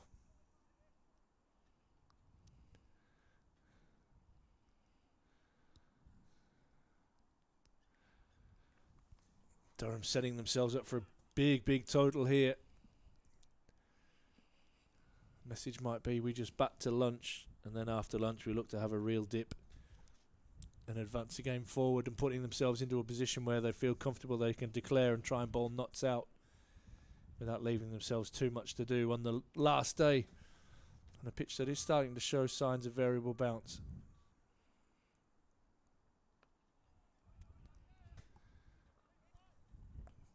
Could be 2. They'll settle for 1. I think that should have been 2. There's a delayed start. Yeah, I'm not Just sure waiting to see whether Hamid could have got round. Not sure that was great running by this pair, but it is a 1 and they're safe and still there to face the next ball.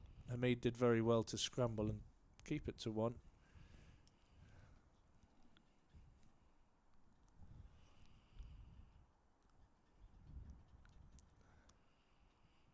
Ooh.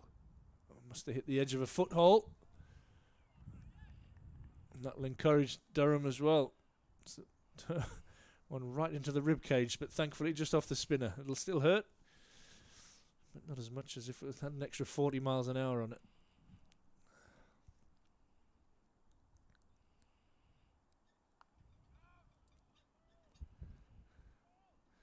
That is the challenge for a left-hander with that rough outside the off stump. So Alex Lee's nicking one that just slid on yesterday, and then the odd one will catch the foothole and turn in.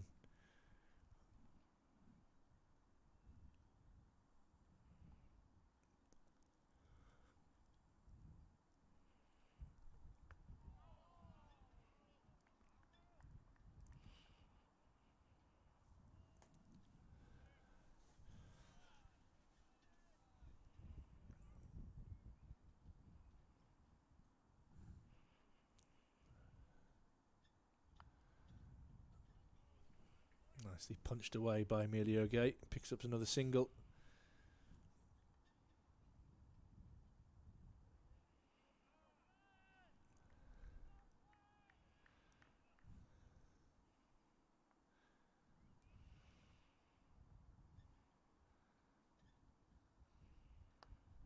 Lovely on drive from Robinson. Unable to beat mid-on. Ends the over. Just the 2 off it. Durham 386 for 4. Ollie Robinson on 63. Emilio Gay on 101.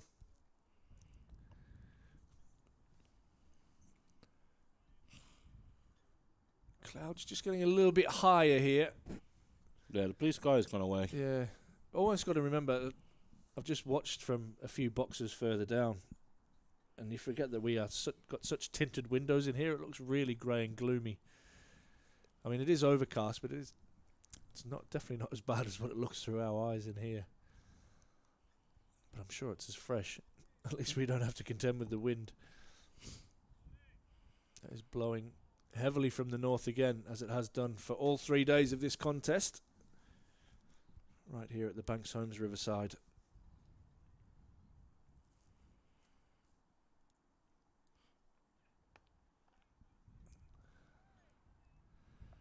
Nicely driven by Gay.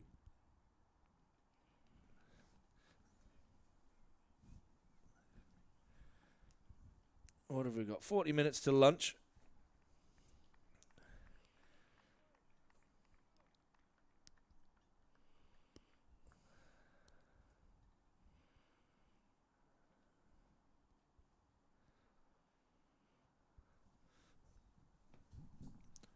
If Durham can go into lunch 4 down, they're in a huge position to advance this game forward, because they should be in the lead at that stage as well.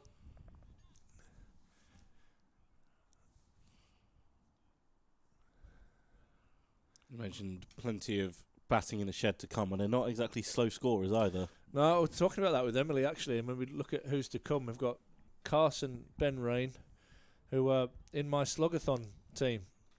It's under your phone there. So I got Clark as well. Yeah, so Clark's still to come as well. So there are 3 scorers still to come as that wind really picks up. Emilio Gay tries to chop it and nearly chops on. Rob Lord still unable to get that breakthrough that he probably deserves throughout his efforts. I think Stevie's just changed the microphone there to make us feel sorry for him upstairs, putting it right into the teeth of that wind. Ross doesn't care. Yeah, Ross is lovely and warm in there. I'm sure if Stevie gets a shot of my flag up there, it's absolutely stretched, blowing off the flagpole at the top. Screaming through the wind now, right at Rob Lord's back. So at least he doesn't have to run into it. He's got that assisting him as he charges in. And Emilio Gay solid in defence.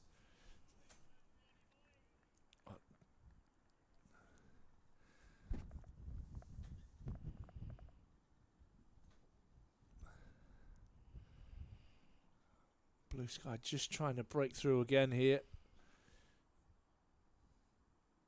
Well, it does look pretty gloomy up to the north. It might be set for a cloud for a little bit more to come.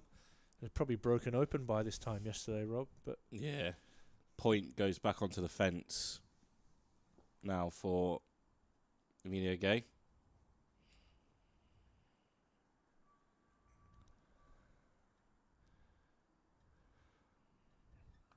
Gay drives on the rise.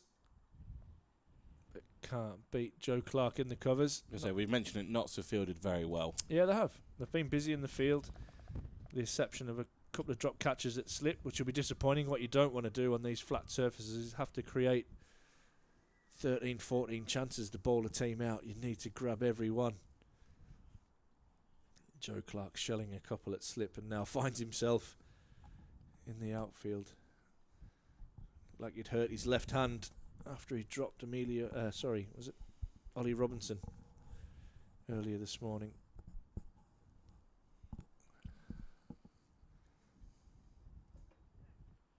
Yeah. Hopeful of Hill. I don't think Emilio Gay got anywhere near that. No, absolutely not. Maiden for Lord. Yeah, that drop for Notts of Emilio Gay's cost him 71 so far. What was Robinson dropped on? Just before 50? Yeah, he was in the 40s, I think. There you go. There you go, Ash. There's my flag. She's doing us proud. She's hanging on there, by the way. I hope we've got some strong rope keeping that one attached. But that gives you a fair indication of the conditions that the players are having to put up with. And, more importantly, that Stevie up on the balcony is having to put up with on the camera gantry. What do you reckon? 3 layers? 2? Well, he's a vegetarian, so he probably needs an extra couple. He's not got a lot of fat on him, Stevie. If it was me up there, we'd probably be all right with a couple. Oh, hello, Ollie Robinson. Downtown, and with the wind, that will go all the way for 6. Change of mindset? It's an interesting one. I haven't seen Durham use their feet a lot to the spin. On the 2 occasions they have, they've nailed it. Wonder if that is going to put some seeds of thought in Hamid's mind. There's an immediate change in the field there. Lyndon James goes from mid on to long on. But he's used the wind well there, Robinson. Corner is available. Oh, good reply from Patterson White. I think that's first 6 of the Durham innings.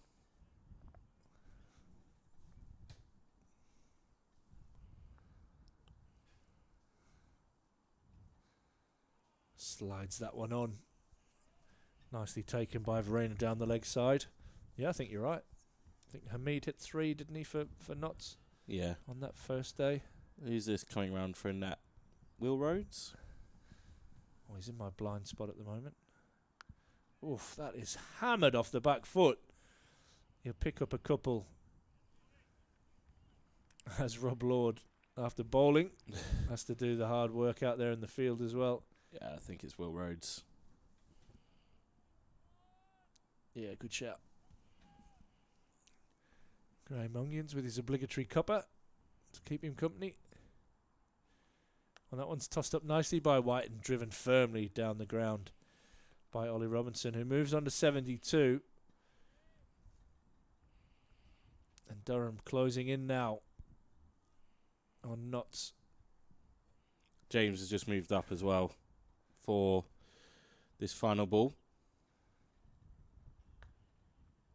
Nicely driven by Emilio Gay down the ground.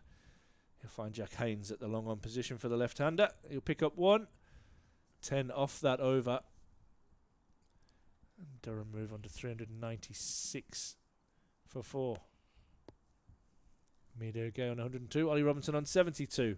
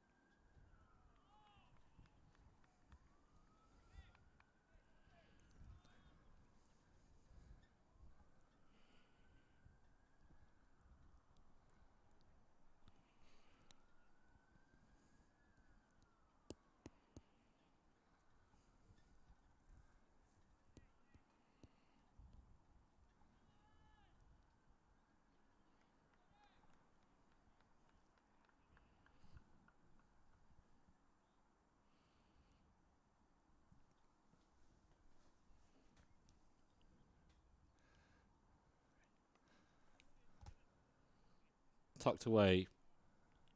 That's it, but there are 2 sweepers out there.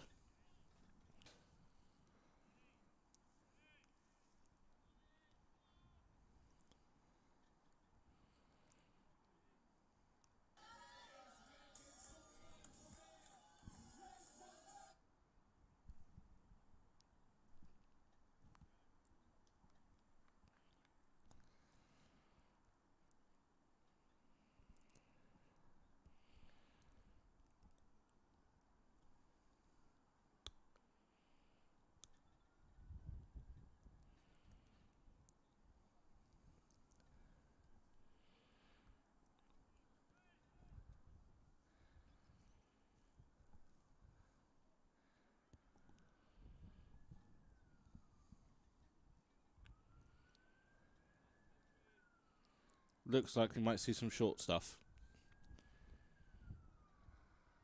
Another 2 fielders will drop onto the leg side for Robinson. One's going at square leg. They've already got 2 behind square, so everyone else has got to be in front. Oh, that's a horrible bounce in front of Arena. Should be 2 there. Come on. Will be 2 byes. That's not the ball you need. That's not the ball you need to bowl when your field has been set for short pitch, leg side stuff. Yeah, it was miles outside the off stump, died just in front of Arena. And that brings the lead down to single figures for Notts. Durham just 8 away from the Nottingham total. 399 for 4. Won't get to 400 in time to pick up the next bonus point. Need to do that within the 110 overs.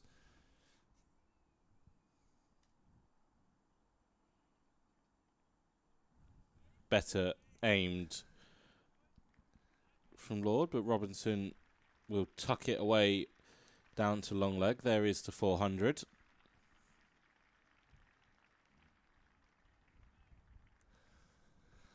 Nicely controlled that from Robinson. It's not a bad ploy, this. I don't mind it. Nothing really happening for Notts. Thought maybe potentially could have gone to it a bit sooner. Maybe. They tried it yesterday, didn't they? And I think when McKinney came in. And then really haven't revisited it since, which has been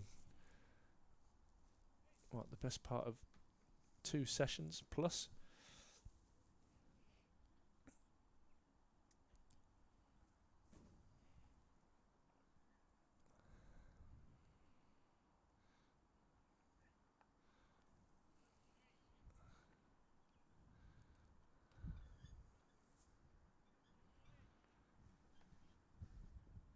Sun trying to break through here in Chesley Street. Still plenty of grey cloud around, but that wind is whistling through, keeping those clouds moving on. No threat of rain.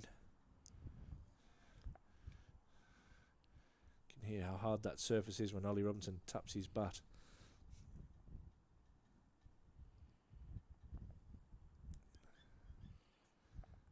And that will be a wide or a no ball, yeah. Didn't even need to look at the square leg umpire there, Umpire Hartley. Might have just got a nod from O'Shaughnessy, but the arms were extended pretty quickly.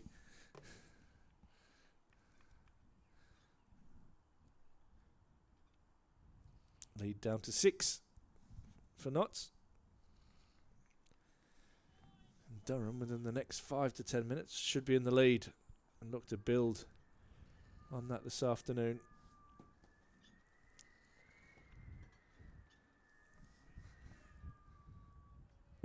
Shrug of the shoulders from umpire O'Shaughnessy. He says, yeah, let's just keep moving.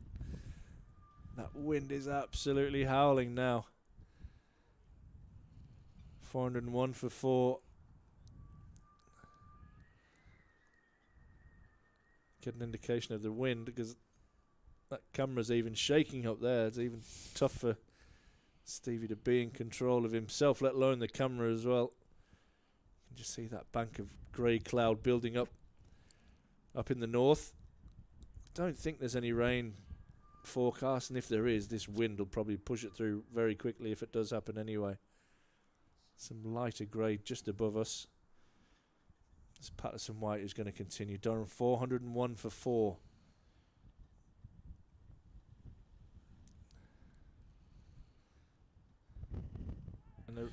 That is the end of Emilio Gay. It's gone for the reverse sweep. Saw him play it a few times yesterday.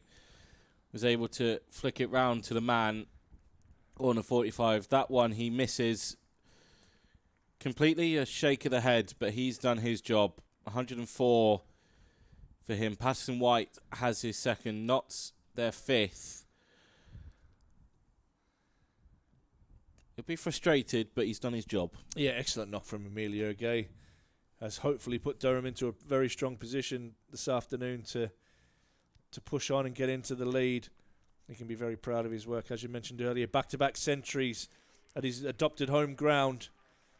He's going to get a big round of applause from the members and everybody else in the ground as he approaches the Toblerones. Bat raised. There's always that slight frustration when you get out just after 100 that you've potentially just missed out on a few more. But his dismissal sees Graham Clark come out to the crease.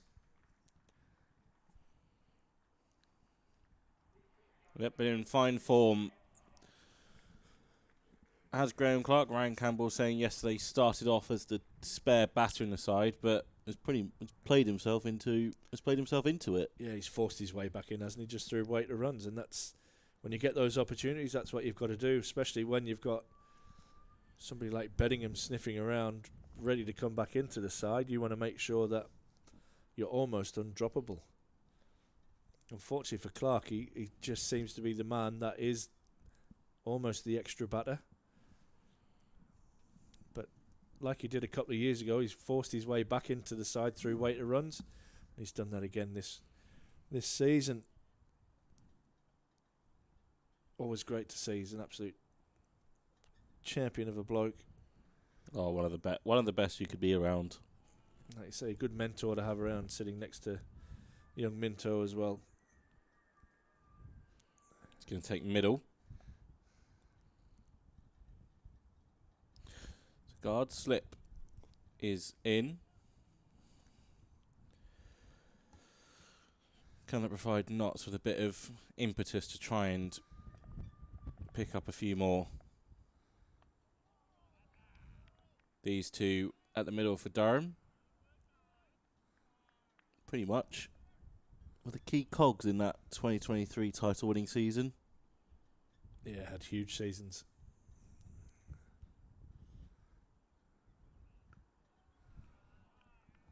It's interesting as well just how stuff lines up, because I think if you speak to Clark, he would have said he was pretty close to walking away from the game at the end of 22, start of 23. I think his contract was up end of 23, was probably contemplating his future outside of the game. So that one slides on. He was very frustrated. There was always the illusion under James Franklin that he was on a white ball only contract, and it used to really frustrate him when he got asked about it. He's obviously a fully contracted player, but never really under Franklin got the opportunities to play in red ball cricket. And then Ryan Campbell comes in immediately, picks him out as the number 6. It suits his style of play, doesn't it, Ryan? You know what he's like as an attacker. He played that way. He coaches that way.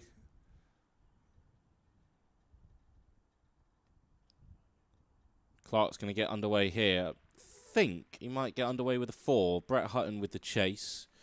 Ball will actually slow up for the big man, but they're going to come back for 3. It's good running from Robinson. Now the pocket rocket. Yeah, awesome. Clark, as I mentioned, underway with that 3. Patterson White able to, with the breakthrough of Emilio Gay, trying to up the scoring. The reverse sweep misses everything. Patterson White gets his 2nd, but Durham have basically got to parity. 405 for 5. You'd imagine the next scoring runs are probably ones that take him into the lead. Yeah, just 2 behind now. Just half the wickets lost. A lot more control in Durham's innings than there was in Nott's innings, which was, as I said yesterday, one of the Gung-ho. craziest days I've It was very seen. it was very gung ho. 407 all out in a day. I see Lyndon James come into the attack now from the Lumley end. Graham Clark retaining the strike after getting a 3 off the last ball. Durham 405 for 5. Just 2 behind Notts, 407 all out. Ollie Robinson on 73 not out, and Graham Clark new to the crease on 3. Lyndon James will have the strong wind at his back.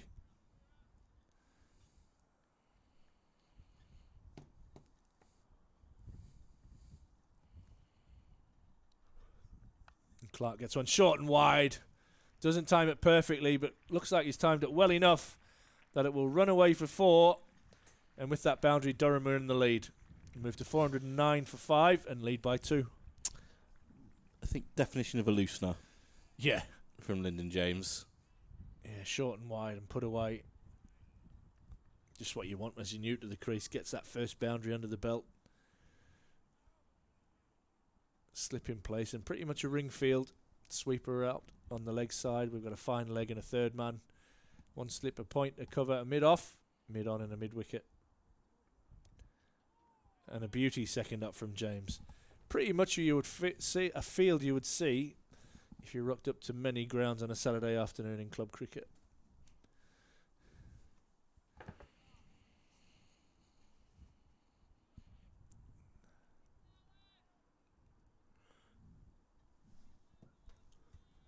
"20 minutes to lunch."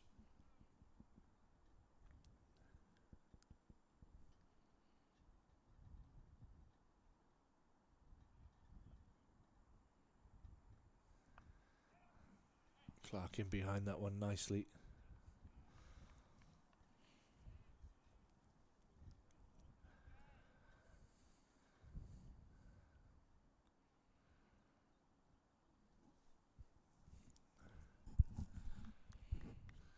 So the Durham girls been home for one night and they're off on their travels again as they head to Blackpool to take on Lancashire tomorrow. Nothing like a good road trip. Well, they've been on the road for a little bit.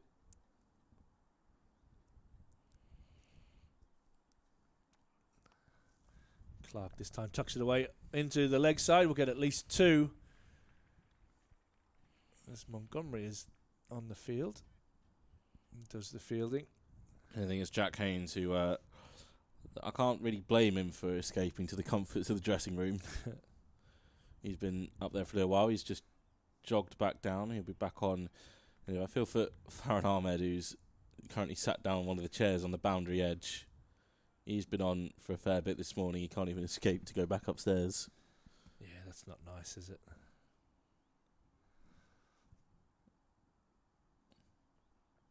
Clark cuts away in the air, but fiercely away to the backward point boundary for 4. And if there's a message of intent, Graham Clark's just showed it there. Got a little bit of width and climbed into that.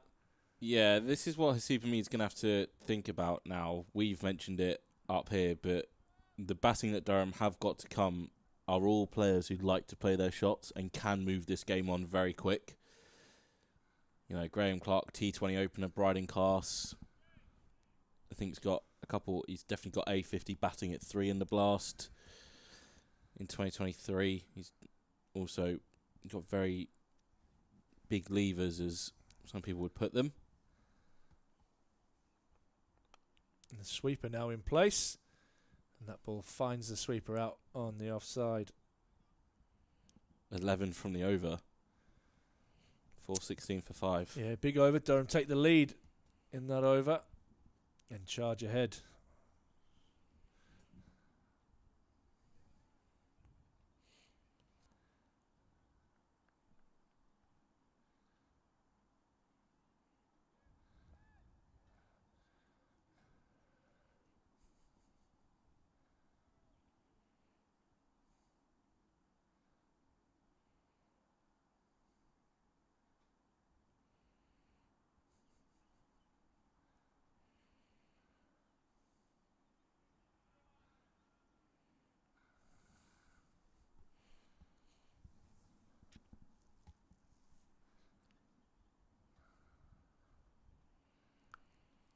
Clark cuts this one forcefully in front of square. Will be a couple.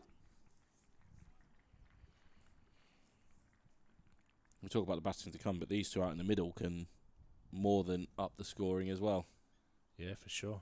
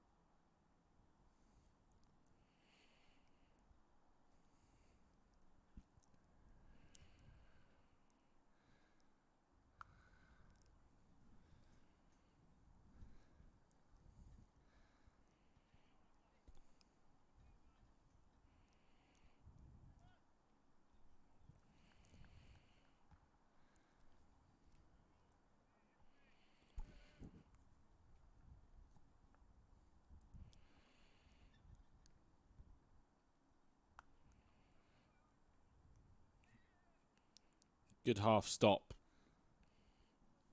in the covers, but it allows Robinson to scamper through. 4 from that over, 420 for 5. 420 for 5. As you mentioned there, Rob. 14 minutes to lunch. Durham probably looking just to get through. Now 5 wickets down. They've lost Emilio Gay, but Graham Clark's come in. Fuller busy. It's moved on to 17 already in his short stay at the crease. Ollie Robinson going about his work on 74, not out. Lyndon James is going to continue. We're going to now have no slips in place. He's going to move to the backward point region. Jack Haynes goes a little bit squarer. A little bit more in front of square. On the offside to plug that gap, that strength of Ollie Robinson's. And he hits it straight to him. And he pick up another single and keep the scoreboard moving forward. 4:21 for 5 now.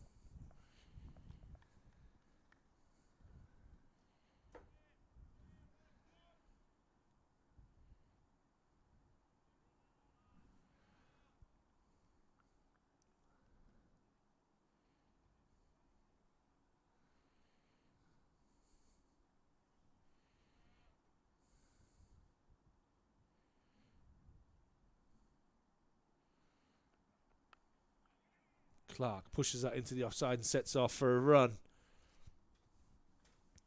It's good from this pair, just keeping that scoreboard moving. Relatively risk-free.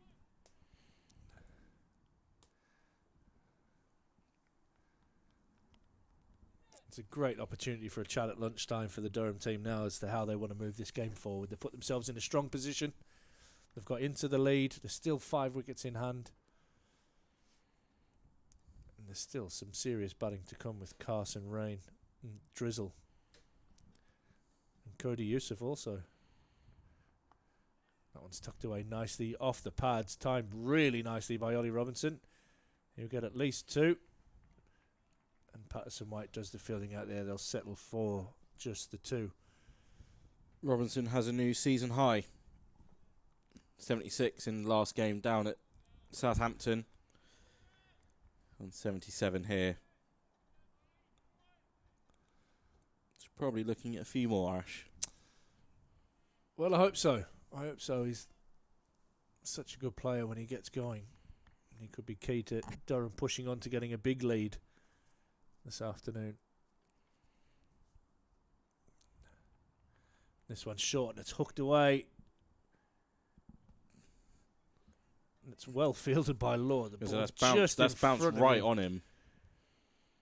Right on him as he's running round to his left.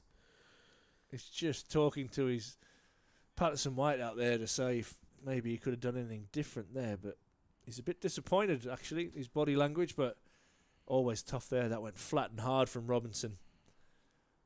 And the big man had to get down low. Maybe if he had a dive forward, he might have got his hands under the ball, but you'd have to give the big man the benefit of the doubt there and say he's done well to prevent that from going for 4. That one's fallen straight and Clark defends. 1 ball remaining in the over.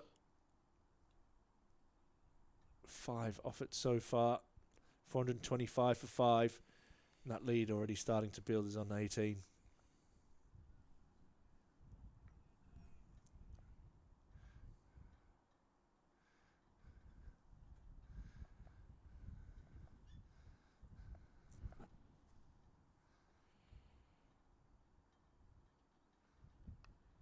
Solidly in behind. A good length delivery from Lyndon James, ending the over.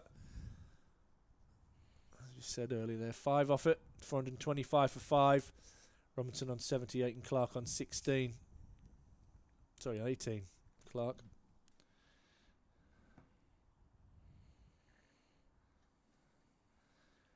In the morning session that has seen Emilio Gay go to back-to-back centuries at the Banks Homes Riverside.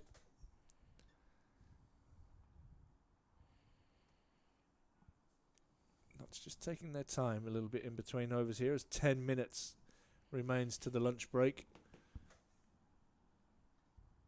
In fact, Lyndon James is going to go from long on or long off. Sorry, to be long on because there's 2 right-handers in now. All the way to his position to bowl at the other end. He's going to stay there now as well. Yeah. Gone super defensive. Still got to slip in place. But apart from that, very, very defensive field. Got the 2 square sweepers and the 2 straight fielders. In fact, long off has gone into the circle.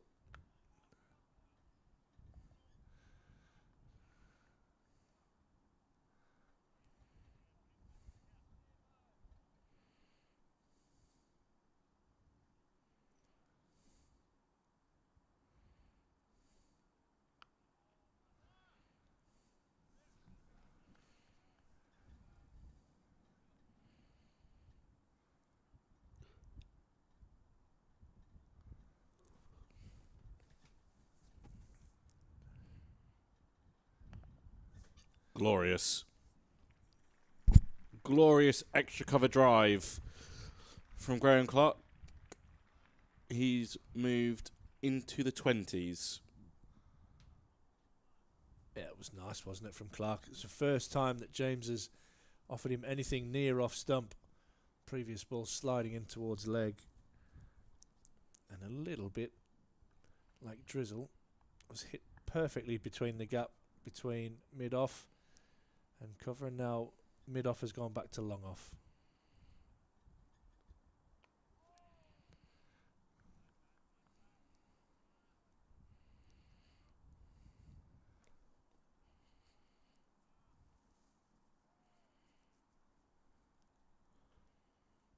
Ground staff safely sheltered away this morning. Yeah. In the odd scoreboard. See lots of woolly hats, coats and gloves in the crowd. Ground staff will be in the old scoreboard there, no doubt, peering out. I'm just seeing they 100% are.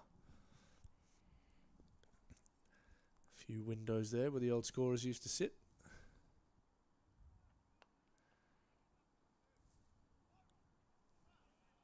Hamid does well to prevent the run. Ends the other one over.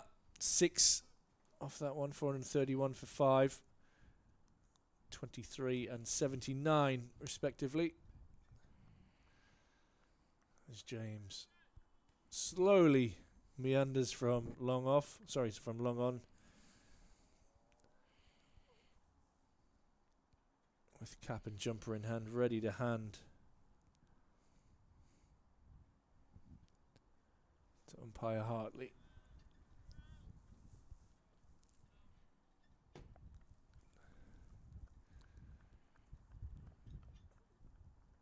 Probably the second last over before lunch. Durham's lead up to 24.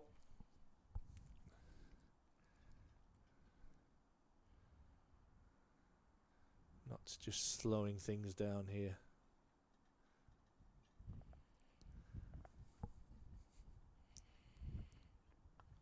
Clark solidly in behind that one.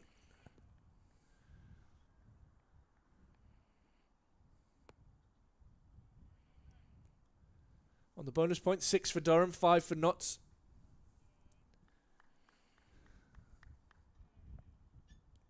Durham getting full bowling points.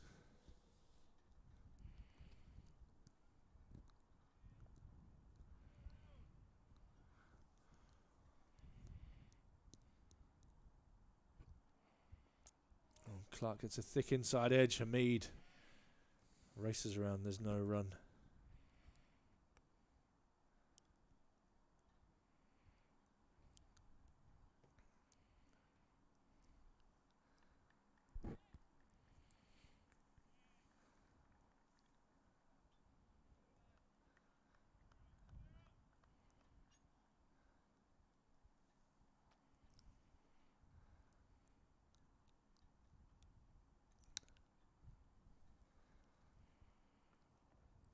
Down the leg side, and a fumble from Verena, and Robinson steals a bye. Great awareness from the Durham wicketkeeper. Also probably pleased that he gets one up on the Notts wicketkeeper there. Accurate throw though. Yeah, destroyed the furniture.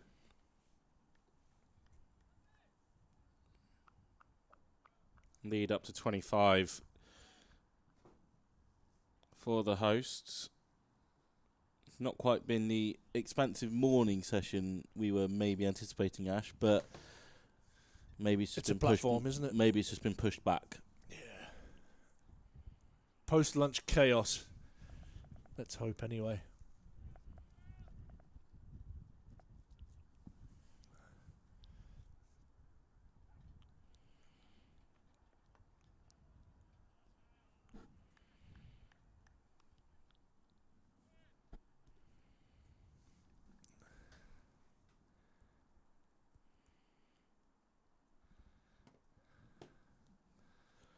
David Bellingham's just finished up his net. Perfect timing for a little bit of lunch. Not his first barbecue. Or braai.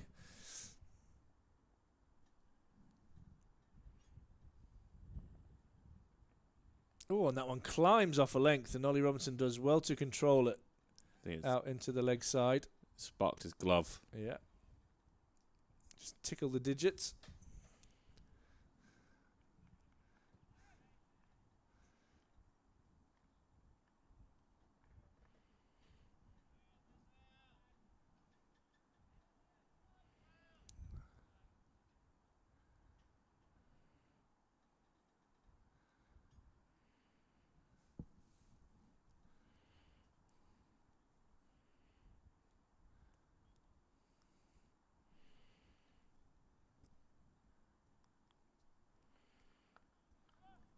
Clark solidly in behind the last ball of the over. Durham 433 for 5.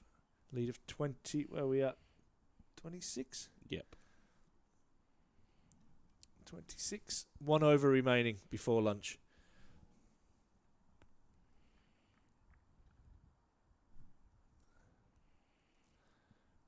Robinson on 80. Graham Clark on 23.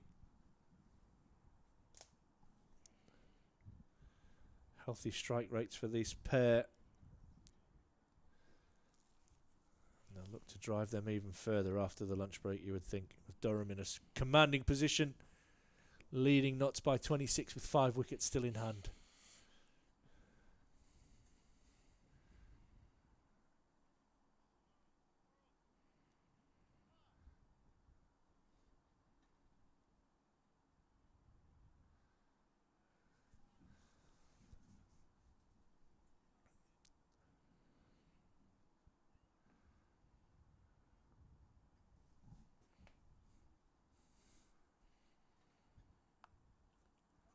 Carved away off the back foot, be 1.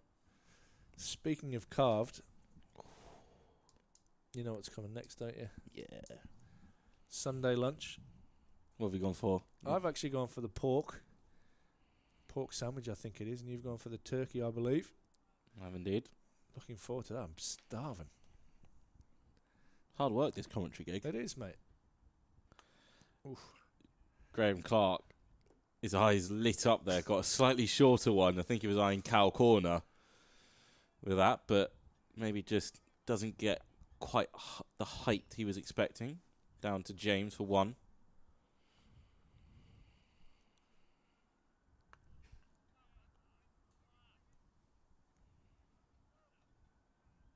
This is the real test for the Notts guys now. There have been 4 sessions in the field. It's cold, it's windy. This is where their mentality is. Being top of the table has really got to shine through now. Been led well by Captain Hamid. The man in question scrambles around to do the fielding. He's been electric in the field, Hamid. Leading from the front.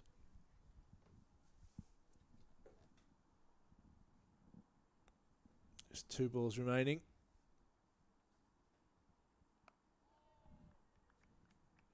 And 1 ball remaining now before Rob Rush runs upstairs to get his turkey dinner.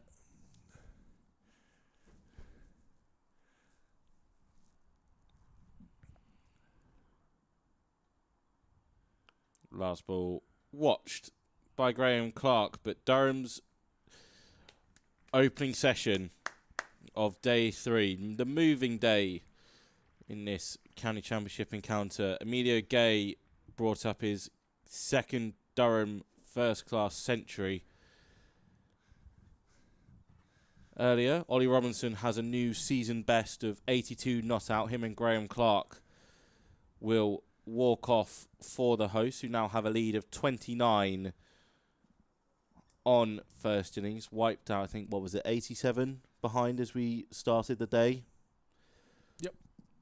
Bang on. Yeah, what they scored there, 1 lost for 116. So pretty much similar pattern as to the 4 sessions that Durham have batted, just over 100. Didn't lose a wicket in the first session yesterday, but have lost 1 today.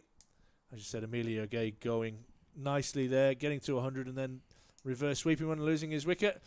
But we head to lunch with Durham 436 for 5, a lead of 29, and Rob and I are going to head up and have some lunch, and we'll see you back in just over half an hour.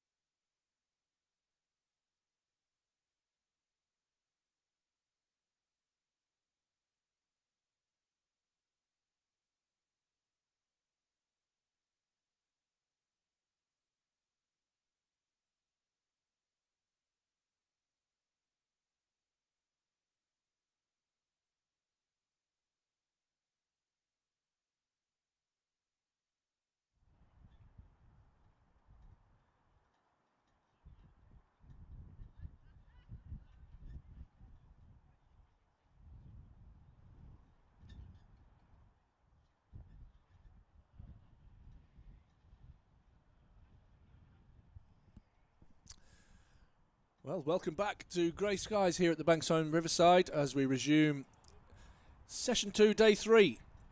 Durham well placed, 436 for 5. Well in the lead now. Two set batsmen, Graham Clark and Ollie Robinson.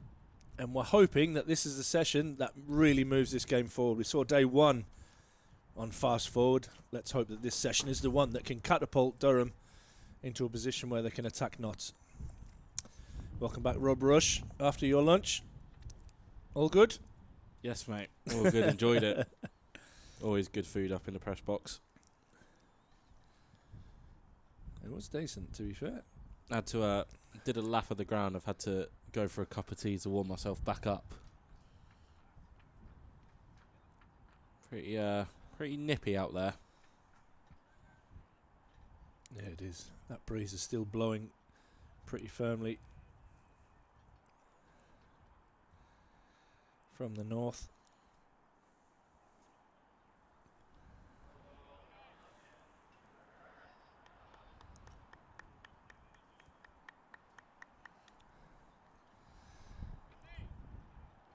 Let's see what the afternoon has in store for us. Brett Hutton given the job of starting from the Lumley end, slip in place.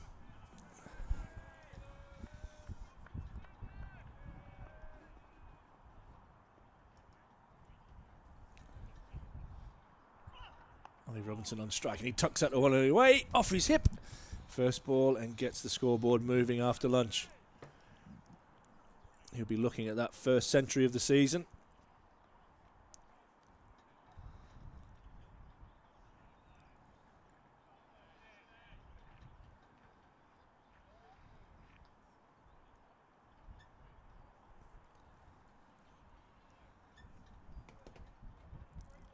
Brings Graham Clark on the strike.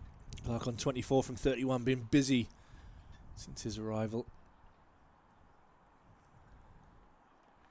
Oh, and this one gets a bit of a leading edge down to third man, and Clark will get away with a boundary. Get away with a bit of a skewed shot. First up. But 4 more to the total, and where are we at now? The lead moves on to 34.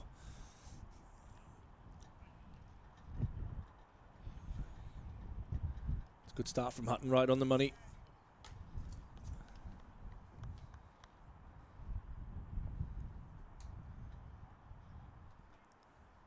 Just looking to hit that one on the leg side. Getting a thick leading edge down to third man. Picking up 4.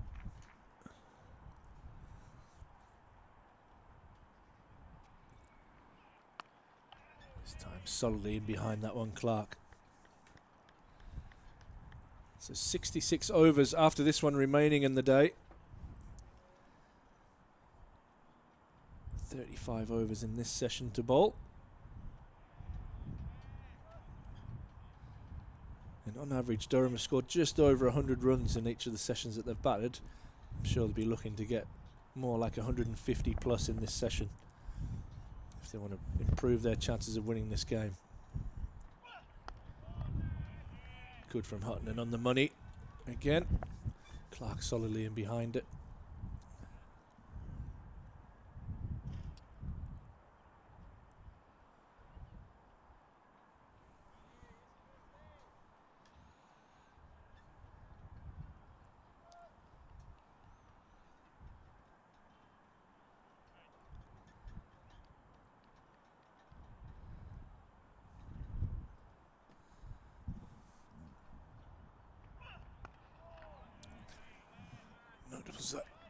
Really attacking the stumps here, Hutton. Giving Clark no width to work with.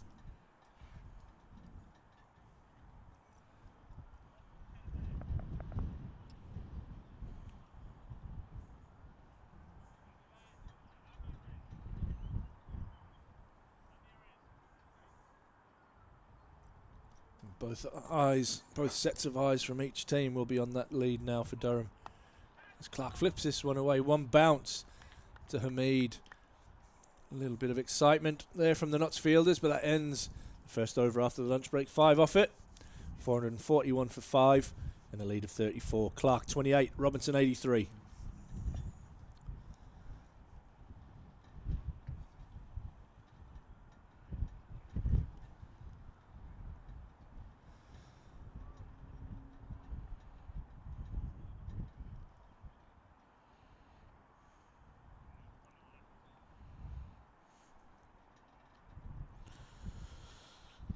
No surprise, it's Liam Patterson-White starting at the Finkel end. I have a feeling he might not get a break in this session, or at least for a very long time.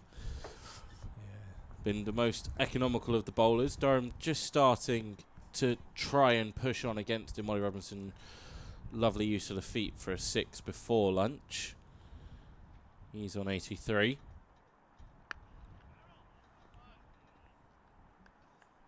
Pushes one more down to long off.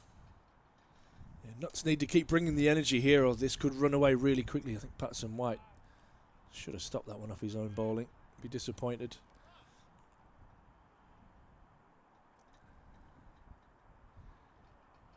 Gives that one some airtime, and Clark just dabs it out to Hamid at mid-wicket.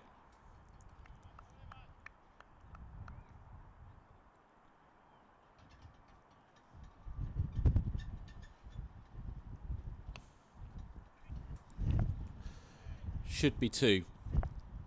Will be 2. Ben Slater with an empty Dapperbet stand behind him.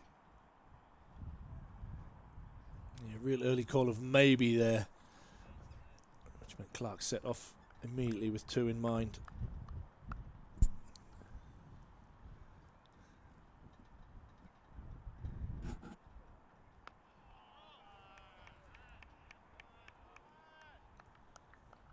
Wonder how long Hutton will bowl from the Lumley end. Yeah, I think they'll keep rotating those 4 quicks from that end, and as you indicated there, Patterson-White might have some work to do from this end.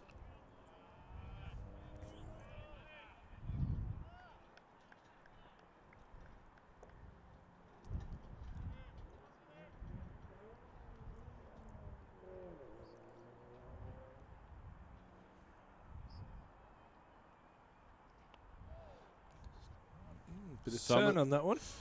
Yeah, some bounce as well. 3 off Patterson-White's first over lead, 37.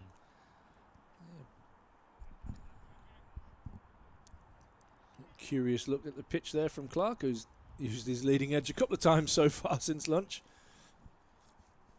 But yeah, nice from Patterson-White. A little bit of hold and a little bit of bounce.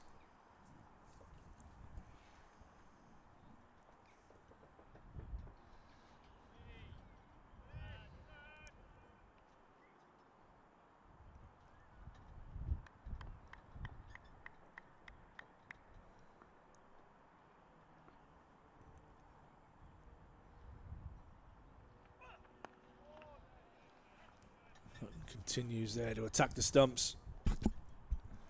Into his 25th over now.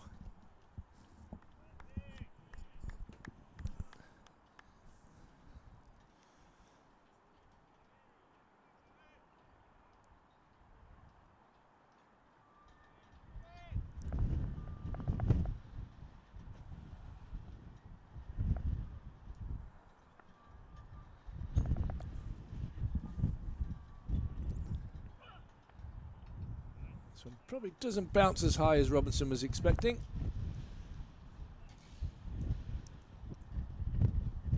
Hits him high on the pad and the thigh pad. Always looking to score, Ollie Robinson. I love his intent at the crease. 444 for 5. He's 16 away from what would be a beautiful century for him. His first of the season.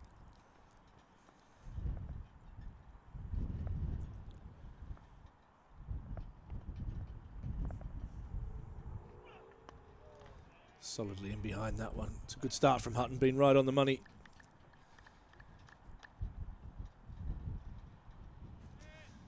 As usual, if you want to join us and interact with us. Rob and I are here all day tomorrow. You can comment on the live stream, or you can get in touch with us at streaming at durhamcricket.co.uk, or you can stalk us on social media and get in touch.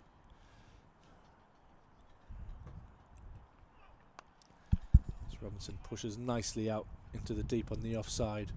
You have to say almost trademark Robinson.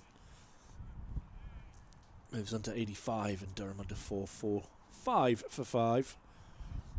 4 for 4.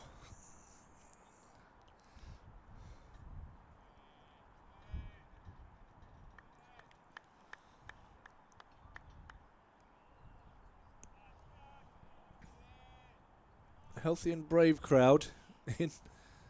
It's not the most pleasant of days here in Chesley Street. We've seen this normally at the start of each day, and the sun has broken through. But so far, the clouds have been stubborn, hanging around despite the strong winds.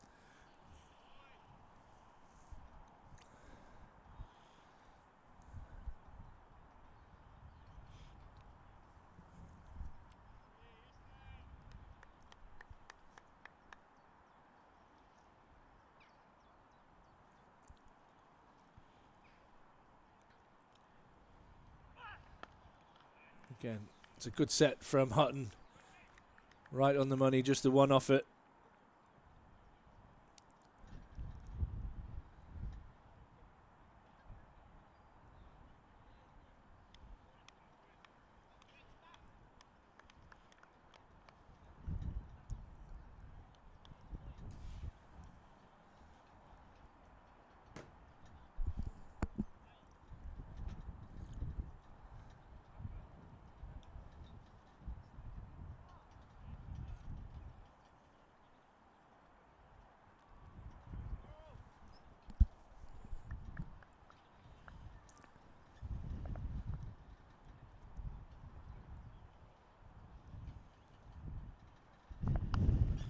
Short and wide. Robinson cuts in front of square. Be 2. It's timed nicely, wasn't it, by Ollie Robinson? I think a couple of yards further to Rob Lord's right, and that was 4. Extra layers being applied by a couple of the fielders out there. Definitely stocked up on hand warmers at lunch.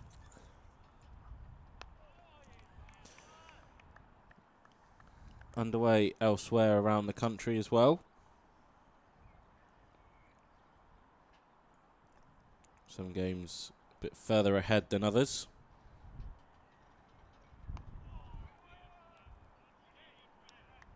Graham Clark wanted the single there, but sent back by his partner.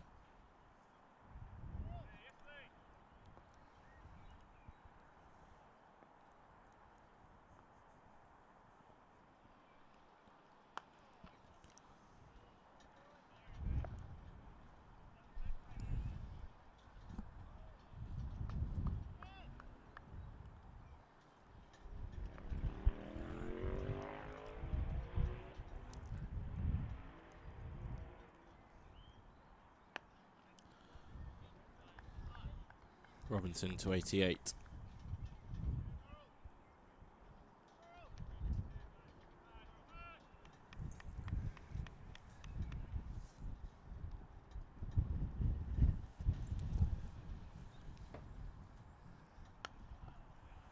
Clark will keep strike on 31. Lead 42. Sussex are 230 for 7 after being asked to follow on by Somerset, so their lead is only 44. Somerset in a very strong position down at Taunton. Yorkshire have just started their second innings. They trail by 255, piling up the runs at the Oval.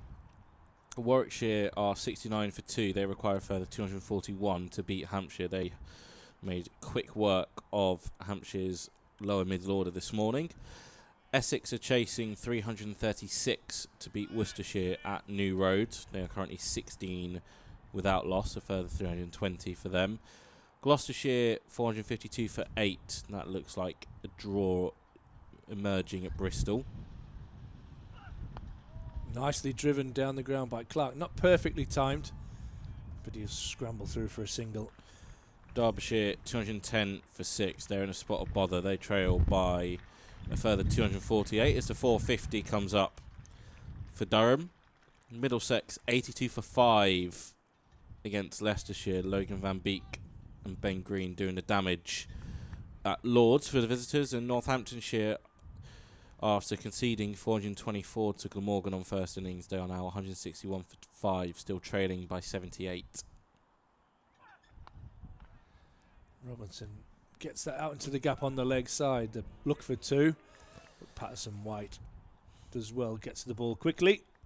We mentioned it yesterday, Ash, that ability from the Notts fielders, the energy to keep those 1s, 2-1s there. You probably could have got 2, but the fact is energy in the field off the mark straight away from the field. Yeah, it's good awareness. Keeping it to 1. I think the thing I would say, though, is that Ollie Robinson is very quick between the wickets. So maybe Durham can try and play on that and try and start turning those 1s into 2s.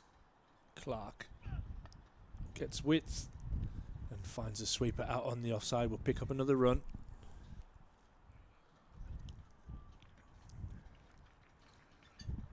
.50-run partnership now between these two.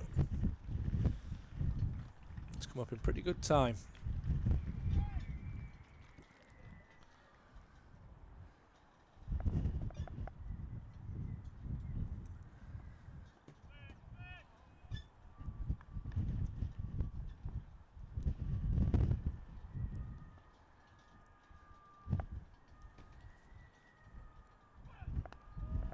Nice and straight again from Lord, but met with a full face of Ollie Robinson's bat.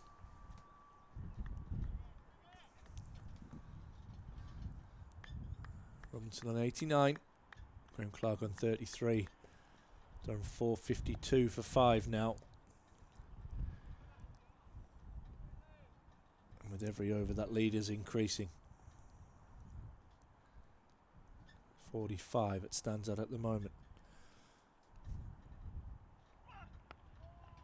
Good again from Hutton. Been impressed by the endeavour from the Notts Quicks.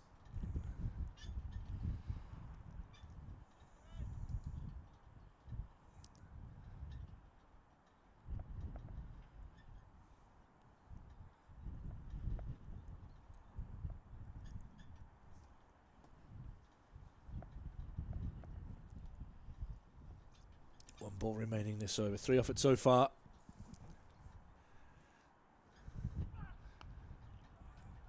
Robinson gets it out to the offside and a little bit of a misfield from Joe Clark, who hasn't had the fondest of time in the field. He allows Robinson to get a single and he'll keep the strike and move on to 90. 453 now for 5. That lead at 46. As just said, Robinson on 90, Graham Clark on 33. Durham still have 5 wickets in hand.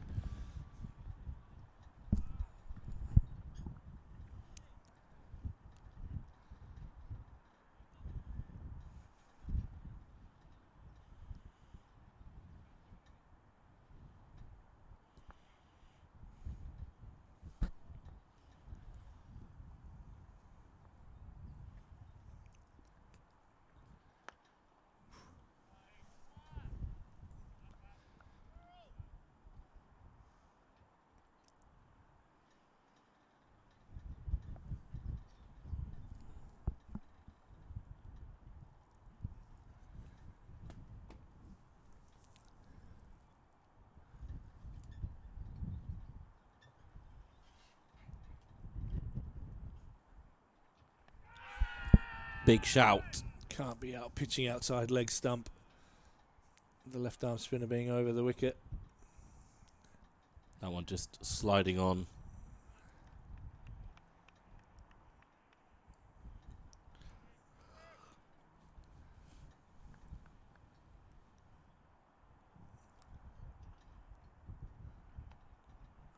Nice swivel from Clark.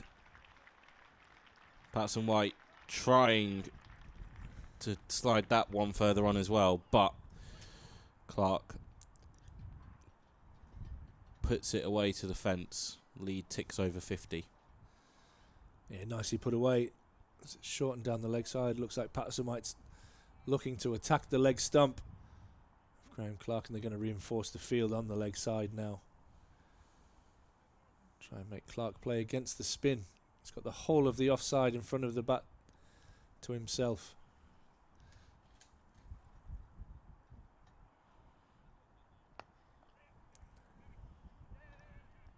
Robinson wants 2, and a misfield will allow them to get them.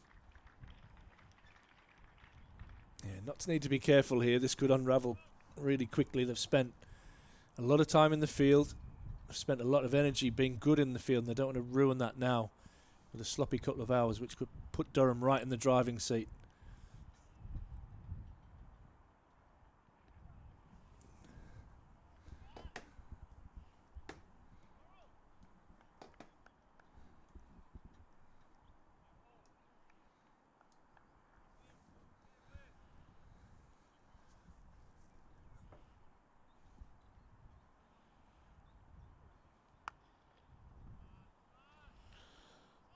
Clark moves to 40 and will keep the strike.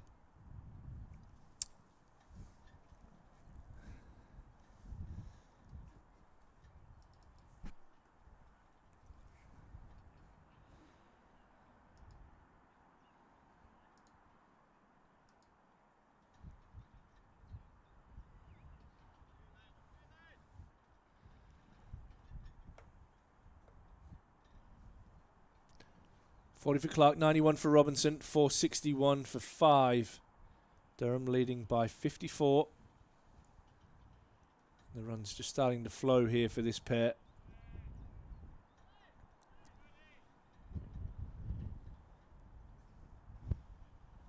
.59 the partnership. Still a long time in this game remaining. Hutton right on the money again.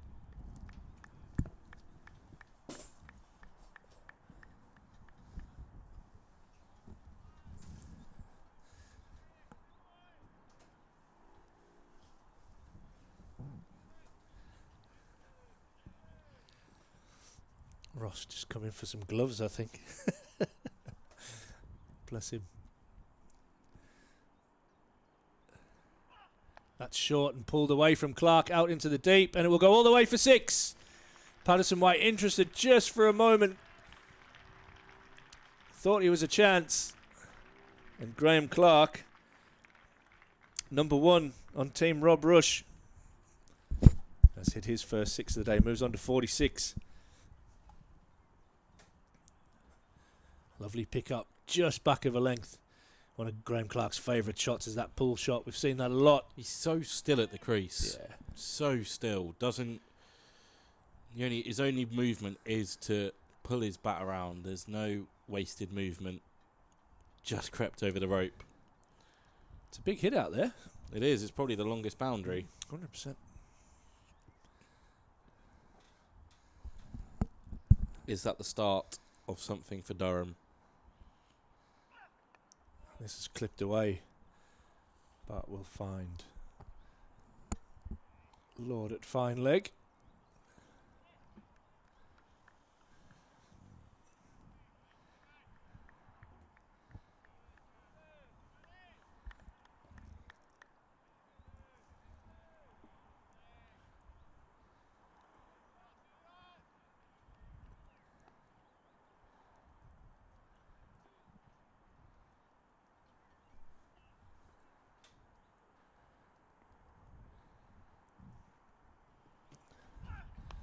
Robinson solid in defence.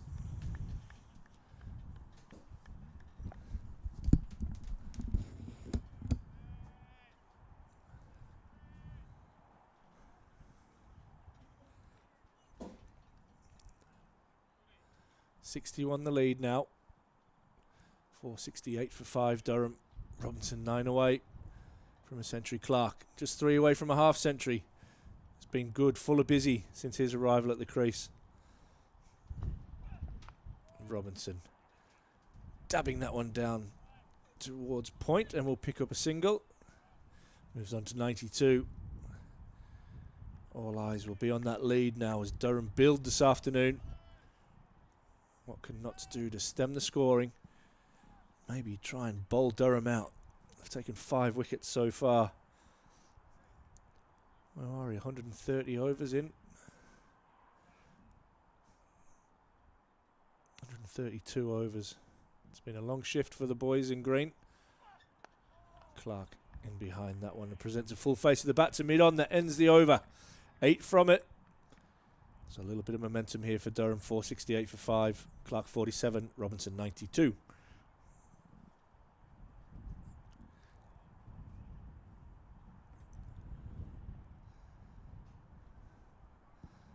Fair play to anybody that's out in the crowd watching this today. There's still a pretty decent crowd out there. Fairly scattered. You normally see them migrate towards the afternoon over to the LNER stand. There's still a few over in the members' pavilion, the Don Robson pavilion. And anybody out there has a pretty much a hat, a big coat, gloves, fully wrapped up.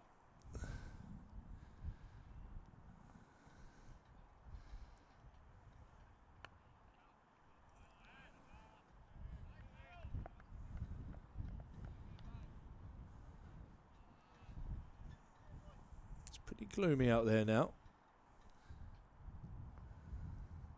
Lights on the scoreboard very bright. Wouldn't be surprised to see the floodlights turned on here at some stage if the light continues in this fashion. Just saw there Patson White giving that last ball a bit of air to Robinson. I wonder if he'll dare do the same for Graham Clark. Does, and Clark goes aerial, and that is going to be 4, and that is 50 for Graham Clark. Durham's leading run scorer so far in the county championship. Sparky time, 51 from just 56 deliveries. 4 sixes, 6 4, sorry, and that's 6. It's what Durham needed, isn't it? He's really kept the scoreboard moving since he came into the crease after losing Emilio Gay. Yeah, Patterson White gave that last ball a bit of flight, and no one is in that cow corner region at deep mid-wicket. So Clark, knowing all he has to do is lift it over Haseeb Hamid, and he had a boundary. He goes now to 52 with that single.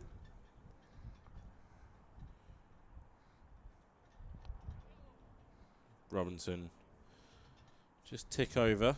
1 more for him.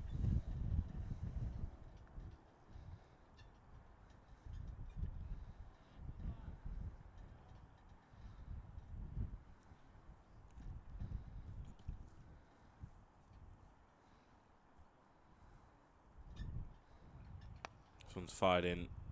Flatter from Patterson White.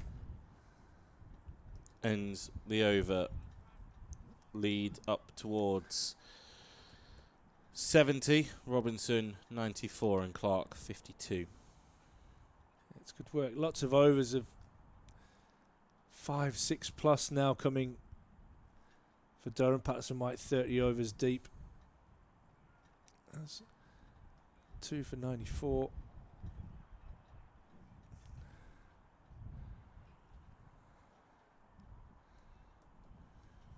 Looks like Mohammed Abbas. Yeah, he was stretching for a while there at mid-off. Down on all fours. Getting loose, getting warm.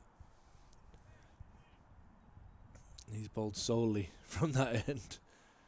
Pulling rank, using his experience, bowling with the wind from the Lumley end.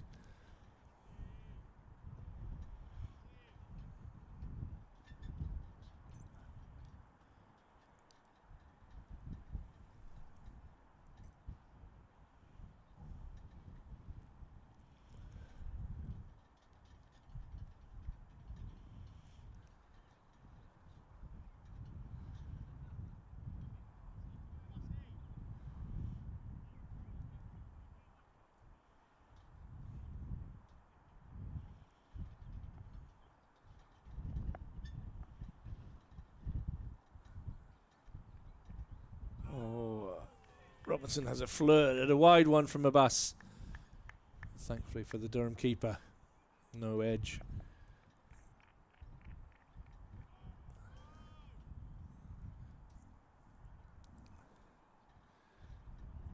No third man in place. Slip and a backward point. Sweeper out on the offside. Covering a mid-off. Mid-on, mid-wicket. Sweeper out at deep square and a fine leg.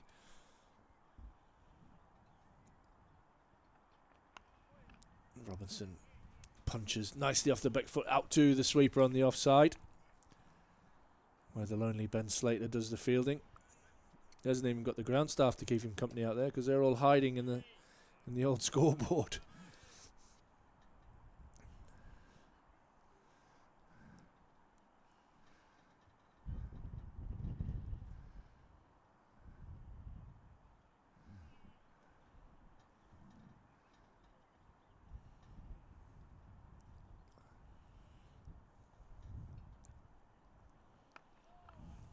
Solid in defence from Clark. Abbas, as usual, right on the money.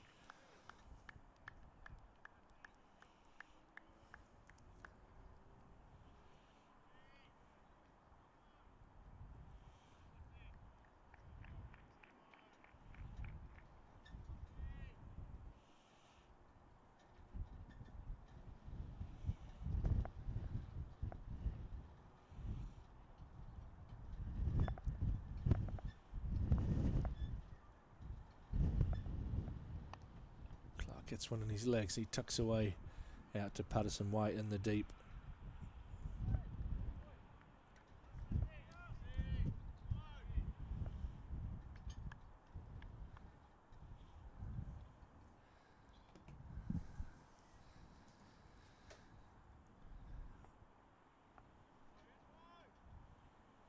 .53 for Clark.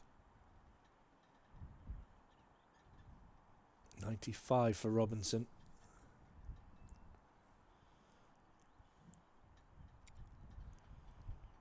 Oh, and that one's shot. I'm not sure anything on that. It is going to be buys. Carvarena looks like it. Come on, man. Give me a break here. Hands on hips, the wicket keeper. That absolutely hooped. But it did. After getting past Ollie Robinson's backside, really swung away down the leg side. And no chance for the little South African keeper. 4 more to the total. Lead up to 75 now for Durham. Robinson still on 95. Graham Clark on 53.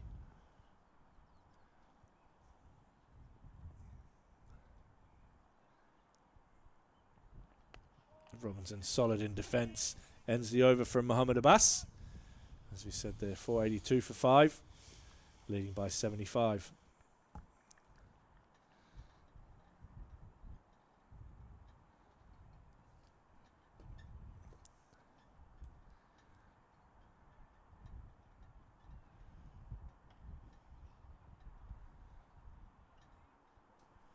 Lots of layers for the Notts fielders out there on a chilly Sunday afternoon here at the Banks Homes Riverside.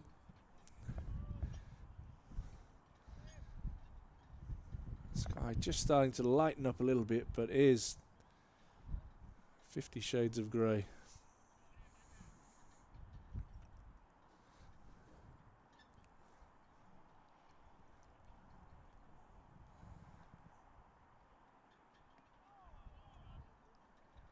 Baton to pad there from Clark. There is now Joe Clark down at cow corner.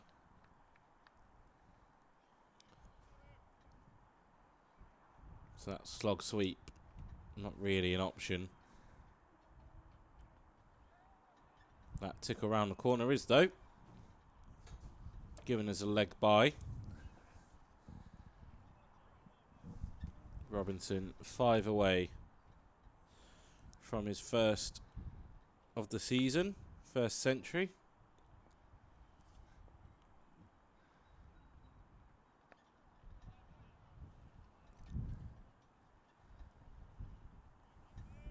It's a bit of women's cricket action going on that the ECB Development 11 are playing the West Indies at Canterbury in a T20.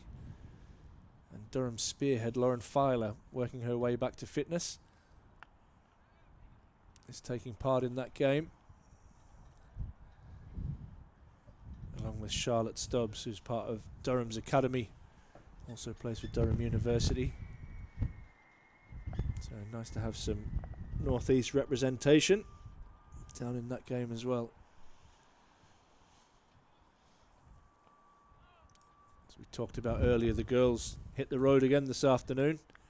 Off to Blackpool. They'll take on Lancashire tomorrow. So all happening here at Durham Cricket.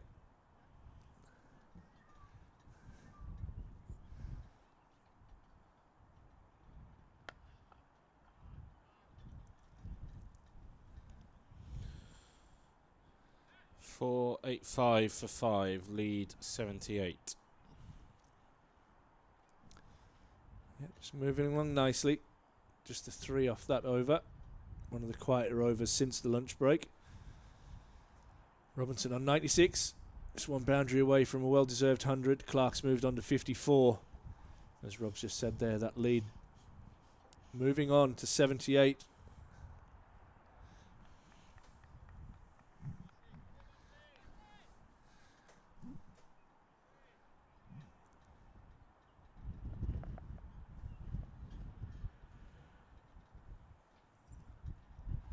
It'll be a bust to continue.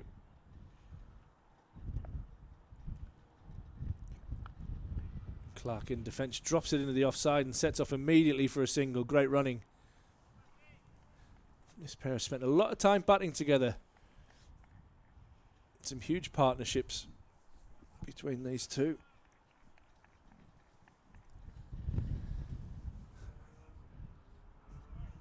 Back in Durham's Division 2 title charge, these two were absolute key to that success in the middle order. With some blistering partnerships. Some great individual success for themselves, which propelled Durham back into Division 1, as Robinson is solidly in behind that.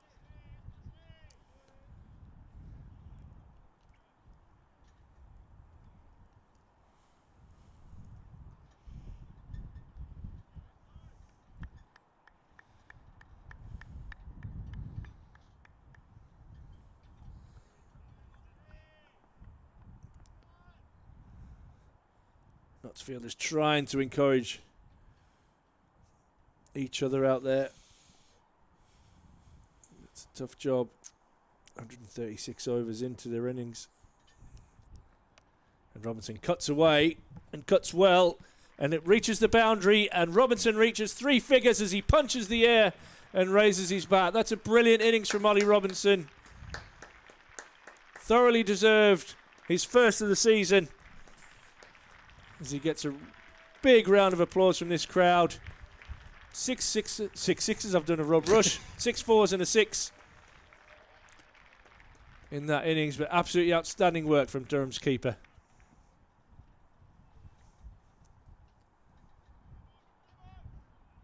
There's a little time to reflect now and reset.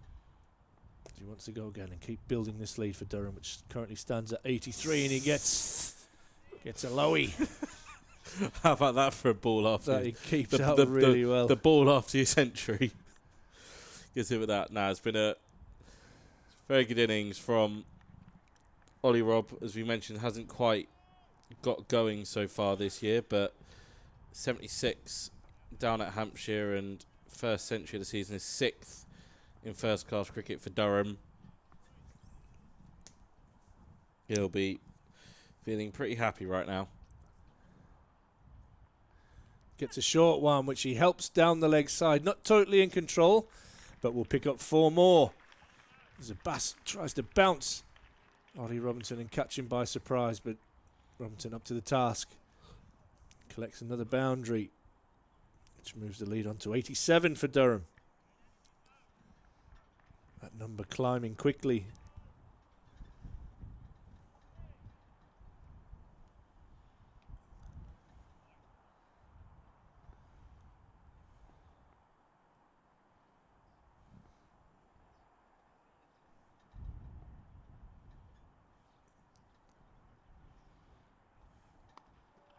Robinson solidly in behind that as that ends the over. 9 from it.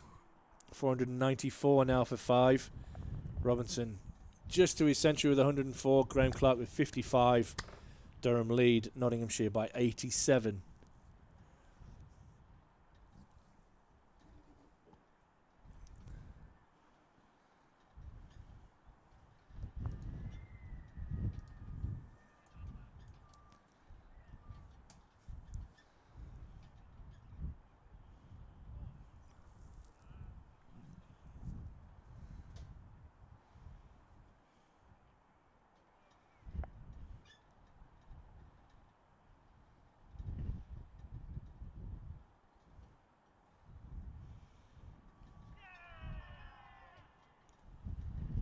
Appeal for something. It was a beg more than an appeal. Carl Verena trying to convince the umpire that that one was out.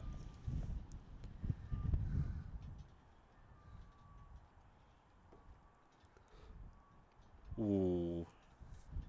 As you mentioned, Ash, this is just starting to have some variable bounce in this pitch. Durham won't mind that. Seeing as they're probably going to have a bowl before the day is out.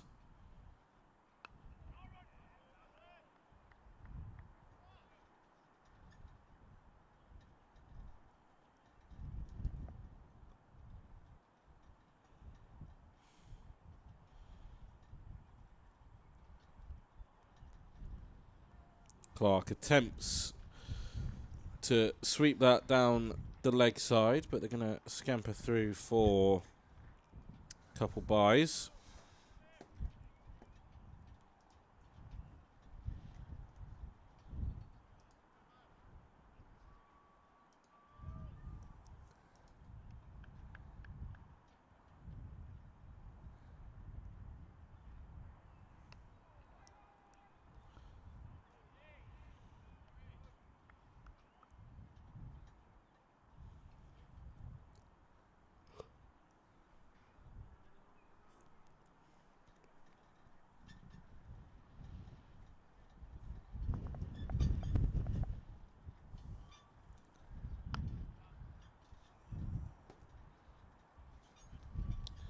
Clark will keep strike. 3 from the over. Lead is 90.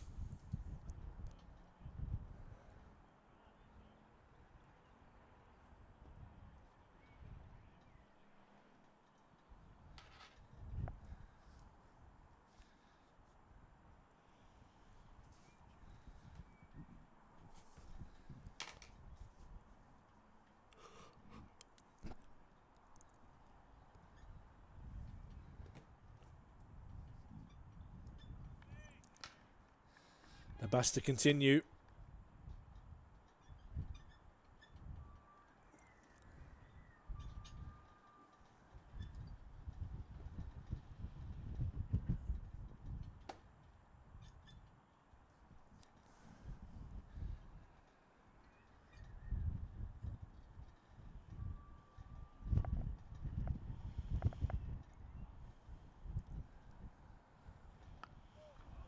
Nice and tight from Mohammed Abbas. 497 for 5. Current partnership at 95.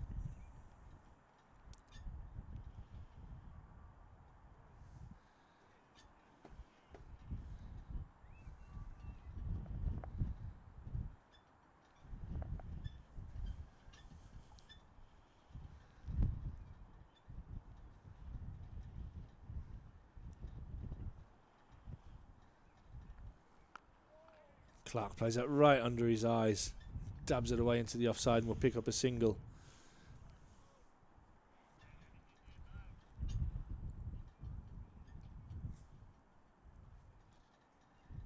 There's Durham's lead on to 91 now. So continues to climb.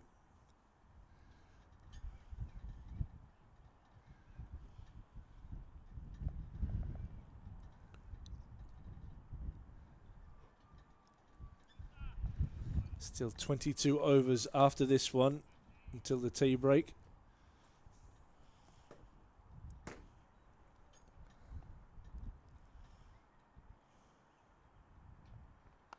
Robinson punches off the back foot out to Slater in the deep, who continues his vigil out there. Does well keeping that to 1.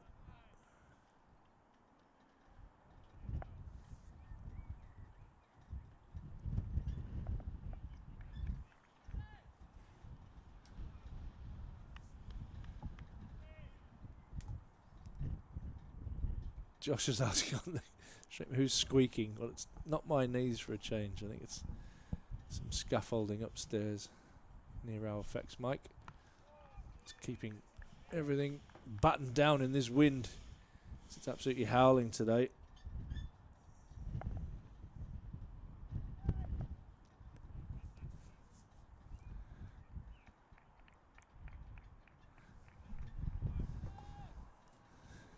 People on the live chat trying to get into the head of Durham. What is a lead big enough to declare at? Josh thinks it's 250. Paul says that Durham's highest score versus not to 648. As Clark cuts behind point. And Slater again does well out in the deep. That brings up the 500. For Durham, 500 for 5.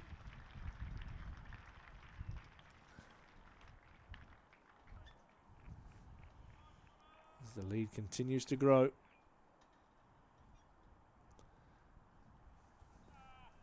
Still a slip in place for Notts. Freddie McCann keeping Kyle Verreynne company.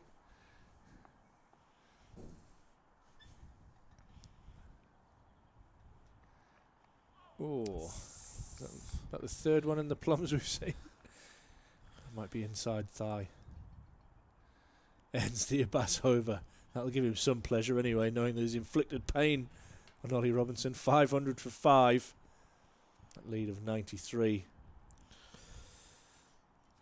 Yeah, and the story really for Notts is the two dropped chances. They had Emilia Gay dropped on 30, Ollie Robinson dropped on 35. They gave them a second life and they've both gone big. Emilia Gay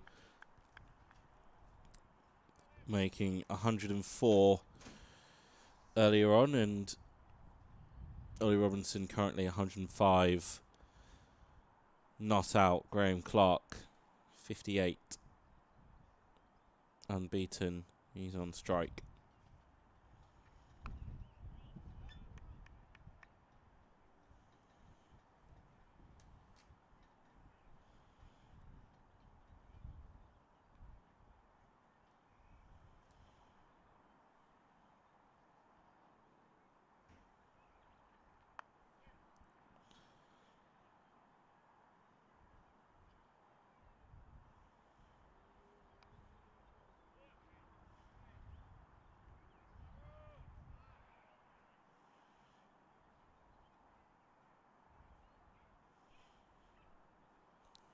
Couple of fielders just moving about.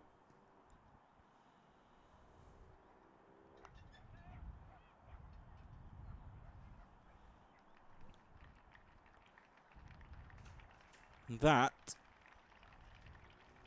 is the 100 partnership between Clark and Robinson, navigating Durham to a position of strength.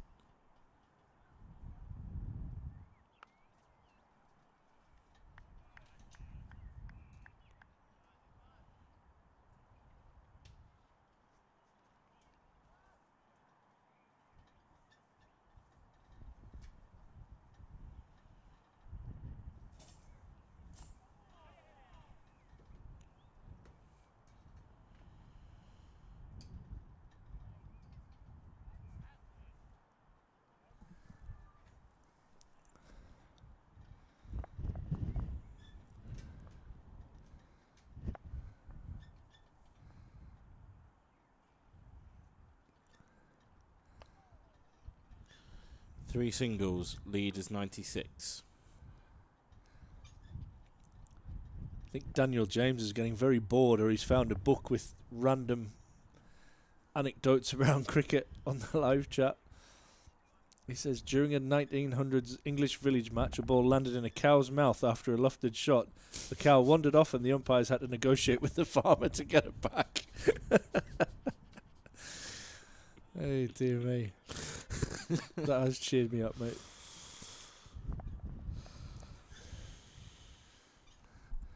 Boomer the Sooner. I'm assuming is American. Is it the Oklahoma? Are they the Sooners?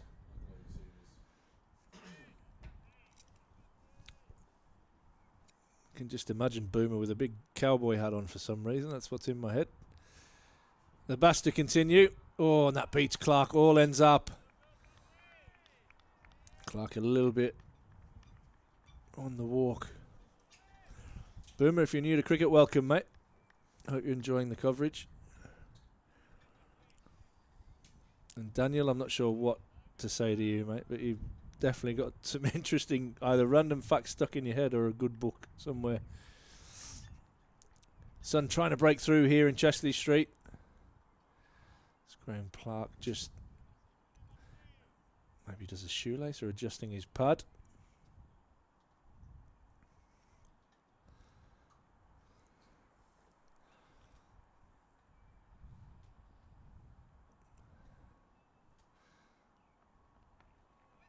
Clark trying to get that down to third man. Jack Haynes using gravity to get down and stop that one. That was my kind of dive. That was like a flop to the floor.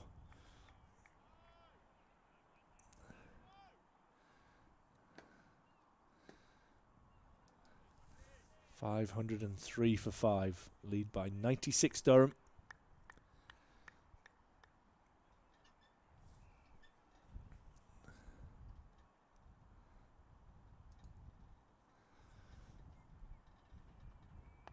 Oh, good work from Abbas. Really testing Clark's defence here.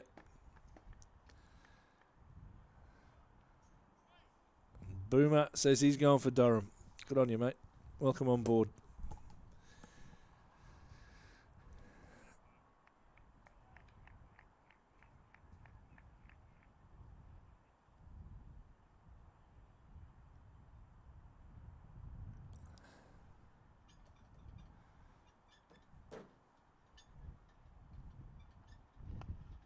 Clark trying to drive but not timing it. Heading it to mid-off. It's been a good over so far from Mohammed Abbas.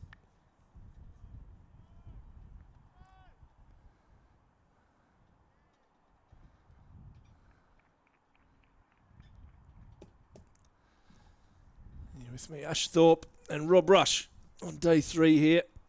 The afternoon session.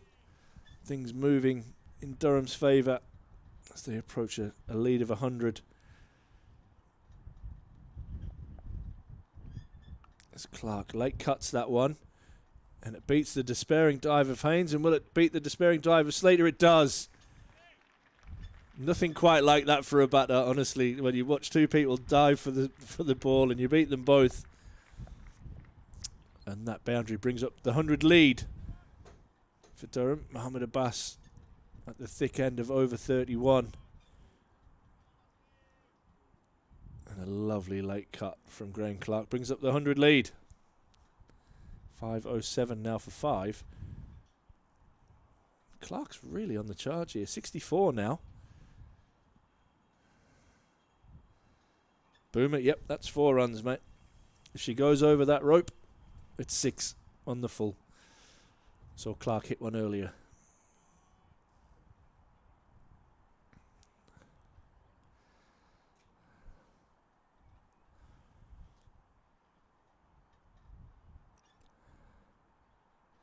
Last ball of Mohammed Abbas is over.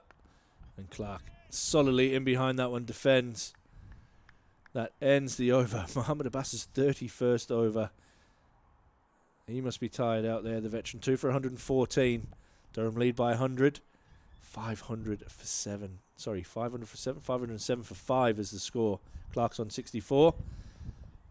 Ollie Robinson's on 106. Lots of big numbers, Rob.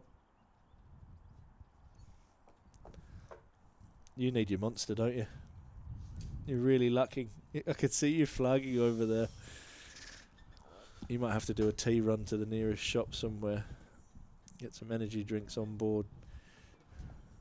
Nip up and see the Durham staff, see if they've got any energy tablets or anything for you. Game's just, I don't want to say a holding pattern because Durham have moved themselves into quite a handy lead here, but it's very good bowling from Notts that aren't allowing Durham to just free the arms and try and plunge boundaries, but at some point you feel as if Durham have to. Because, let's face it, it's a flat pitch. And if Durham are going to manufacture a result here, not only are you going to need time, you're going to need runs to play with. And so, in this opening hour or so after lunch, added 71 so far. Obviously, Robinson's gone to his century and Clark's gone to his 50. SME does some tinkering. He's trying to get Lyndon James' attention to have a bowl, I think. Lyndon James is just drifting off a bit like you. I love it. We're just waiting for the acceleration at this point. 100%, mate. Like, there's not really a lot else to say. It's punched for one down the ground.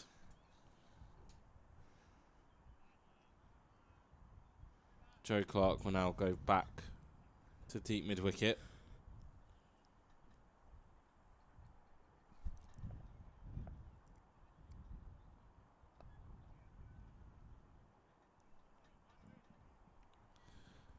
He'll do the fielding.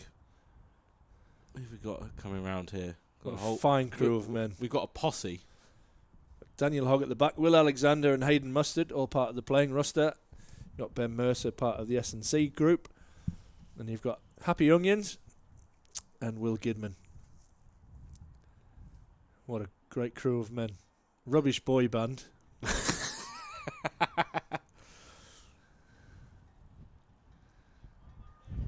I reckon Hayden. he's I reckon Hayden would fancy himself as the front man of that group. He's got Lucozade as well or something in there. Can you see his drink bottle?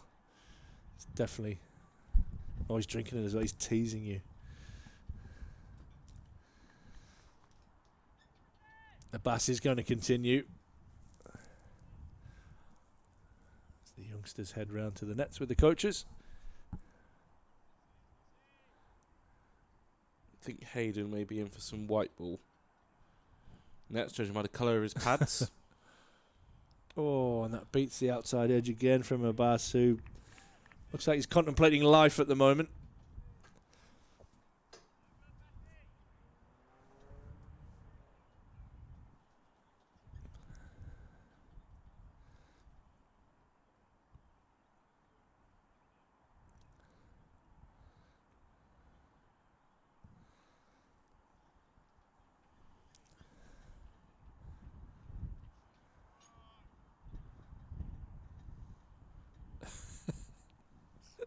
I'm just looking at Daniel James's last comment as well.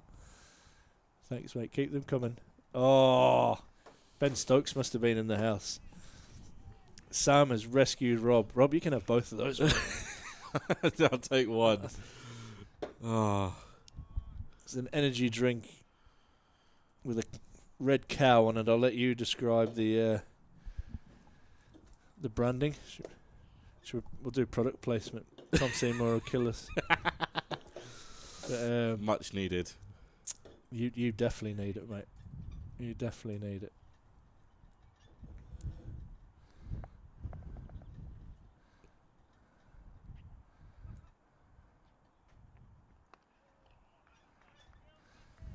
Solid there from Abbas and from Clark.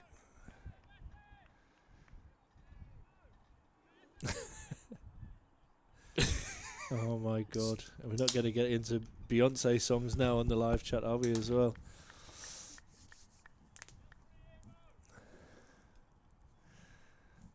I like it, Tim.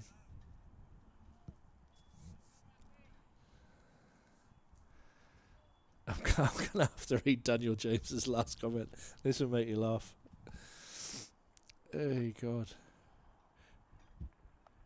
as Clark hooks it away but won't beat Rob Lord down at fine leg.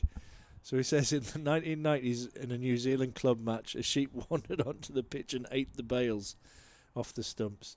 Play was paused while the groundsman chased it away and the umpires used pencils as makeshift bails. Mate, if you're making all these up, this is absolutely brilliant. I love it. Absolutely love it. You definitely keep me entertained this afternoon.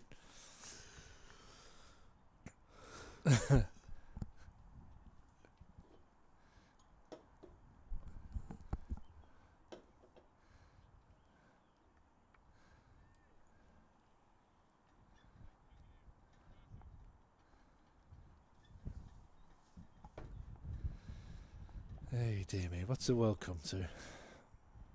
Abbas is in, and Robinson,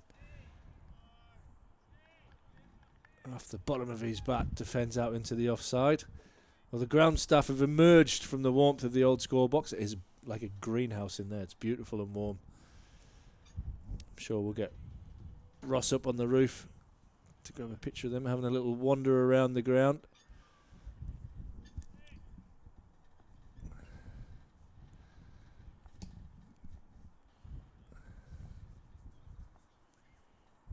Keeping the covers down, giving them a little stomp over in front of the Dapper Bet stand. And Robinson opens the face of his bat and picks up another single. That ends another Mohammed Abbas over. His 32nd. He has 2 for 115. Durham lead by 104. They are 511 for 5. Clark is 66. Robinson's on 108. There's the fine crew of gentlemen coming out of the warmth. And just having a wander around the ground, checking on their covers, making sure they're all okay. They're the big flat sheets that they put across the square to keep the square dry.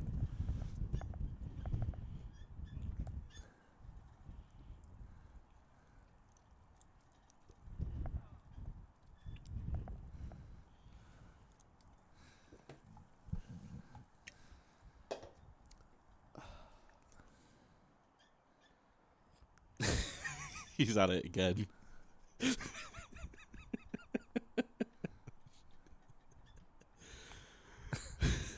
Robinson pushes this into the point for a single. Keep them coming, mate. Keep them coming. If you're wondering what we're laughing at, honestly, check out Daniel James's comments in the live chat. Sam Blacklock's offering us a tea and a coffee now. No, I'm good, thank you, mate. Rob's very happy. Oh, that's slapped from Clark. Out to Haynes. I'm about to be the Energizer Bunny again. I'm saving my lemon Fanta for a very tactical moment. It might be soon. I was going to say, we haven't reached that point yet. Yeah.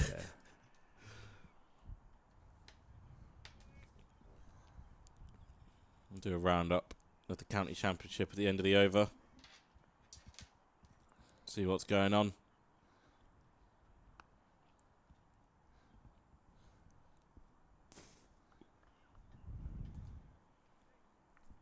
Yeah, not so very much just waiting for this long first innings for them to come to an end and they can escape to the warmth of the changing rooms. So that's cut away from Clark. He'll be 2 at least. Rob Lord goes down in stages on the fence Good to keep from the that big 2. fella. Yeah, well, 9 Notts players would be able to escape to the warmth of the changing room. Yeah. Asif Hamid and Ben Slater would only get about 5 minutes or so before having to come straight back out. On the warmth front of the change rooms, you'll know this, probably many won't, and those watching won't, is that there are heaters on the balcony. Yeah, for one set. For one but set. they're on the home team balcony only, not there for the away team. That's the kind of behaviour that I can get behind. That's typical. Sussex, 267 for 7. They are halting the Somerset charge right now. Still, the lead is only 81, but taking time out the game. Yorkshire, 31 for 1, still trailing by 226. Warwickshire need 200 more. They are 110 for 3 against Hampshire. Essex is now 3 down against Worcestershire. Worcestershire desperately needing a win to try and kickstart their campaign before the T20s come around. Gloucestershire is still batting, 5-14 for 9 now. They lead by 90 against Kent. I'd be highly surprised if that doesn't end with hands being shaken at around 4 o'clock tomorrow. Derbyshire 253 for 8, still trailing by 205, so still need an extra 55 to make Lancs bat again. Middlesex 111 for 6, their lead is 69 down at Lords against Leicestershire. Leicestershire going well at the start of the season.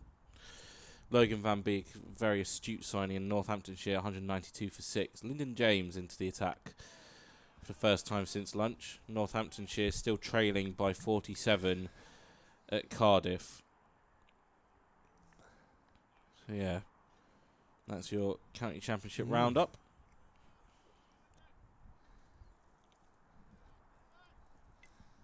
Lots happening around the grounds. Lots happening here. 517 for 5. Durham lead by 110.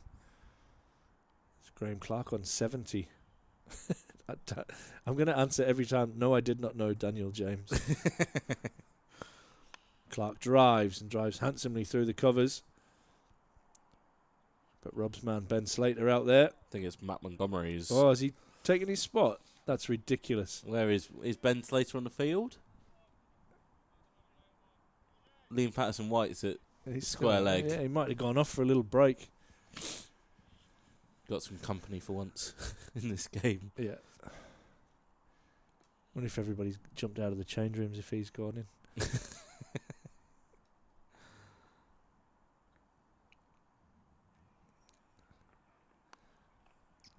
More work for Montgomery to do out in the deep.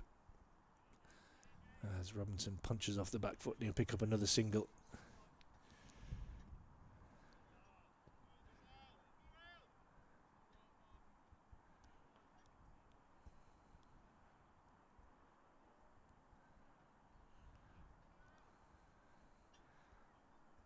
How much did he sell the coconut for, Daniel James? That's what I want to know.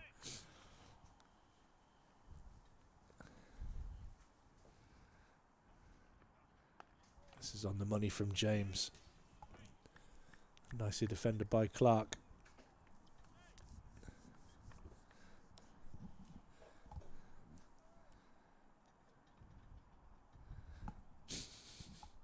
Been aired, mate.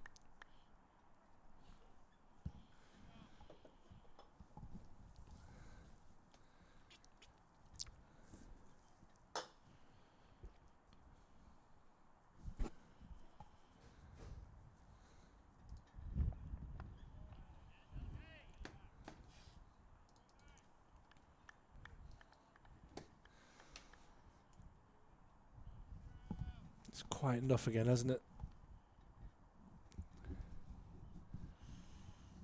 So we're just waiting for this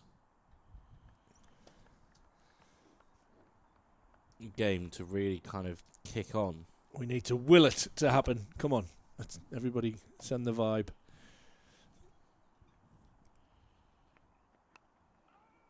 Clark thinking of a single. But Joe Clark doing well to get round and prevent that. Just 2 from that over. 5:19 for 5. Lead 112. Clark 71. Robinson 111. Still 16 overs remaining until the tea break.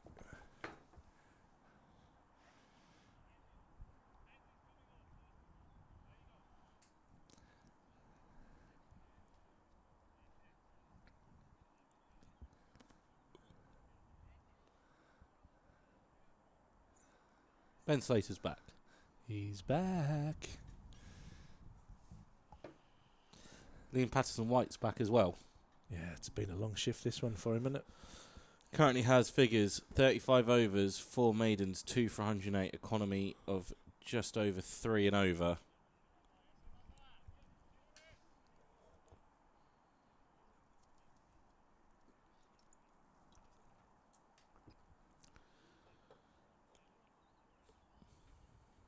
Deep mid wicket currently vacated for Ollie Robinson. That seems to be the only change in the field between the two batters is when Clark is on strike. Joe Clark scampers back to Phil.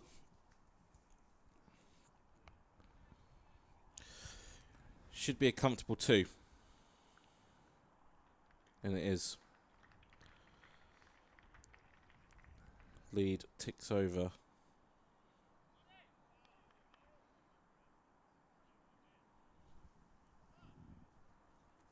Yorkshire have lost a 2nd wicket and Essex have lost a 4th. So Worcestershire and Surrey putting themselves in strong positions. And Sussex, unfortunately for them, have lost an 8th. So Robinson will take a single. Gloucestershire now all out, 516. I feel like I've maybe talked wickets into happening elsewhere. Talk boundaries here.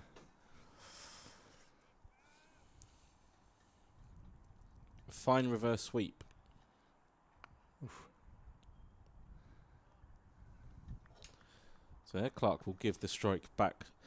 So I'm just thinking of the Chuckle Brothers now. To me, to you, to me, to you. That's what it's like, isn't it? Just giving. It's not like a pair of siblings arguing over stuff. So, oh no, you will have a turn this time. Oh no, you can have it. It's oh, very, you very can have it. Gentle and kind out there.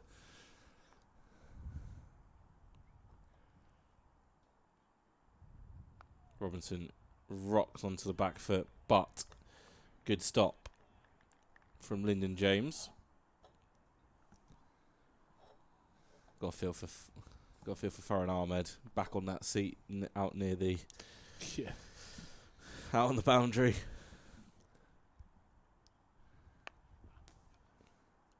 Another comfortable single to Montgomery. Well, he's stayed on, hasn't he? I wonder who. There's a bus gone off maybe after his spell. I think he has. Don't blame him. Paul Ranker's senior pro. Oh, slow from Patterson White ends the over.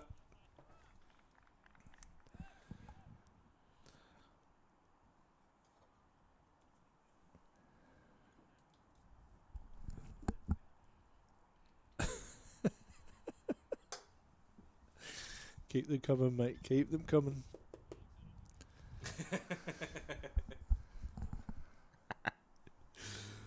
Yeah, he says apparently a bus has gone off because he wants a nice bath to warm him up. Might be right. Yeah, can't blame him.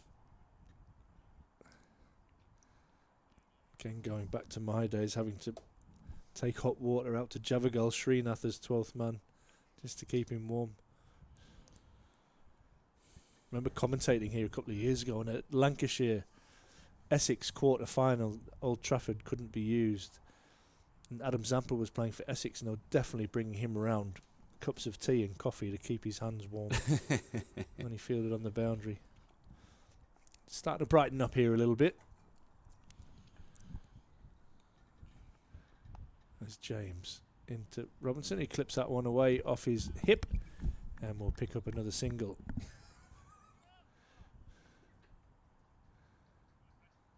Oh my God.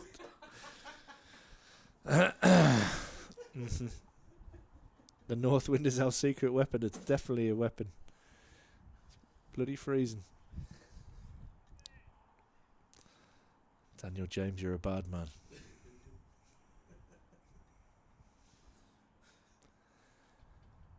James is in. And Clark drives.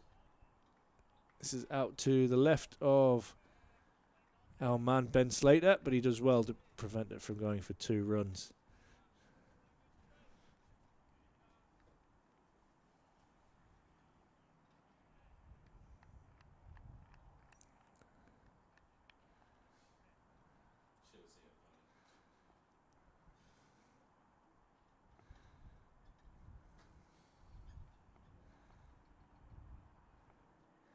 Oh, we've got, wow. Oh, Robinson an outside edge, but in control. And down to Jack Haynes for another single.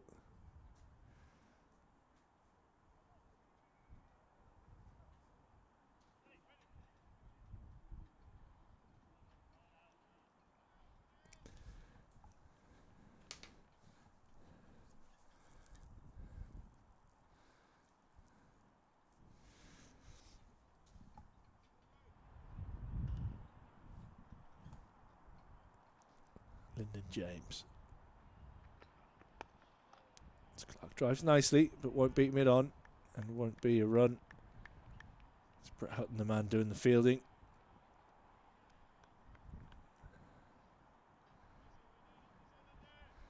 Still 14 overs after this one, till the tea break.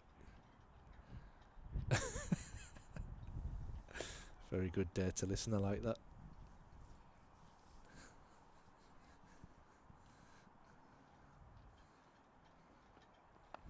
This one's on Clark's hip, but he can't get it square enough to get a run. And Montgomery's still out there for Mohammed Abbas, who is just coming up to the boundary line, ready to go back on. Or Mohammed Abbas, as Daniel James called him.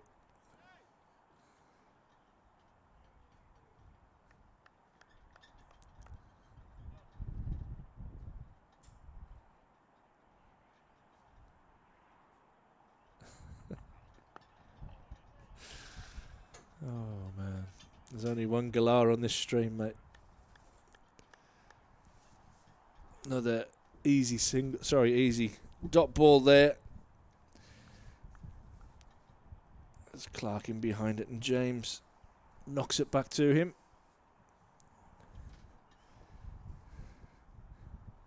Just got me stumped there.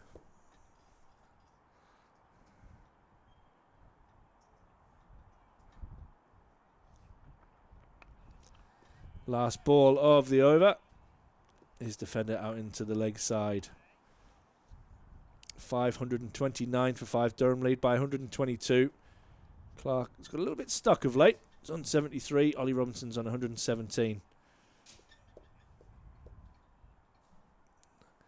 Mohammed Abbas does make his way back onto the field.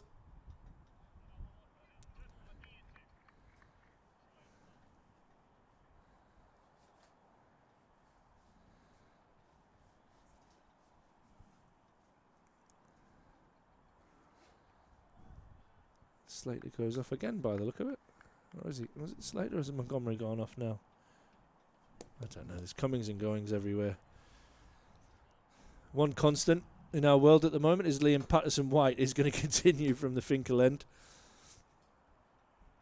At what point does he just say, I want to break? Nah. You've got to break it too.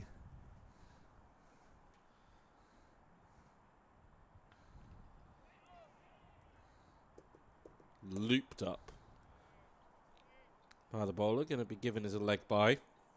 Ollie Robinson tactically looking at the bottom of his bat saying, He's just having a word with the umpire there, said, I hit I that, sir. got that, mate.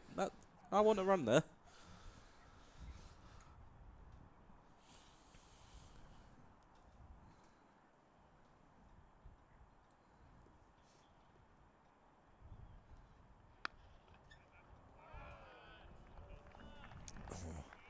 That was an excellent bit of fielding and a tired return to his feet from Patterson-White. Into his 37th over now.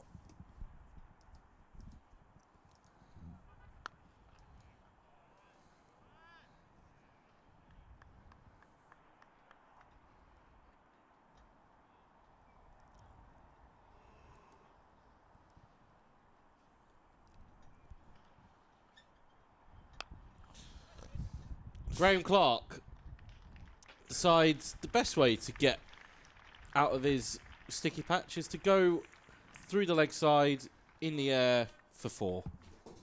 There's a brief shout of catch it. I'm sure in Graham Clark's mind he was thinking no, fetch it instead. Is that whipped over mid-wicket, 1 bounce for 4. Lovely piece of batting from Graham Clark.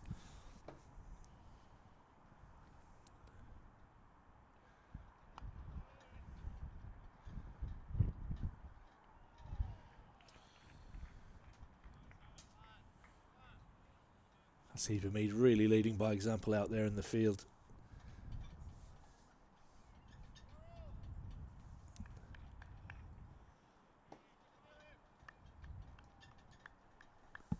Well, I'm going to tell you who's going to win the match today. It's going to be no one.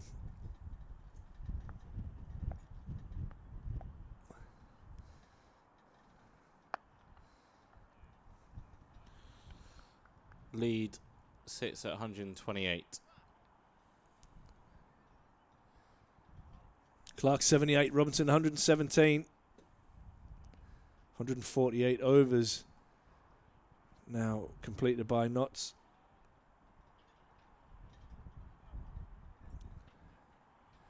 This partnership up to 133.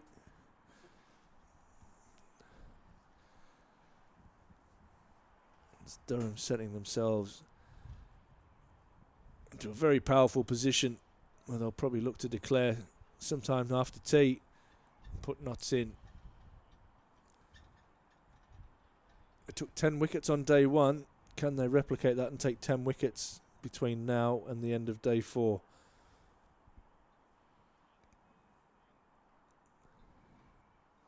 That is the question. As James continues. A little bit of shape away from the right-hander. As Clark shoulders arms and allows that one through. Definitely a bit more wear and tear on the pitch this afternoon.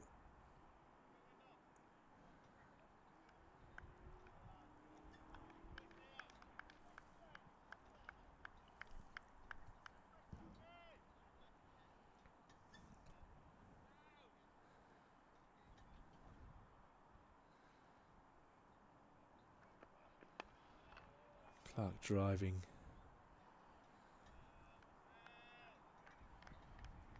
Unable to beat mid off. Still a lot of time left in this game.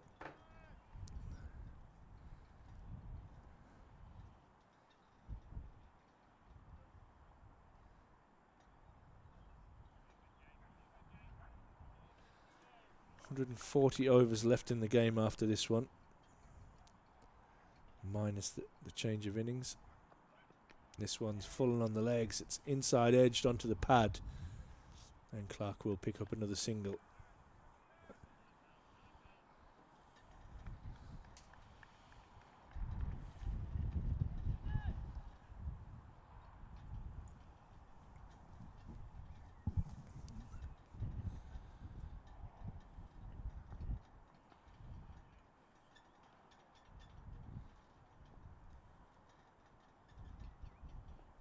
Lead to 129.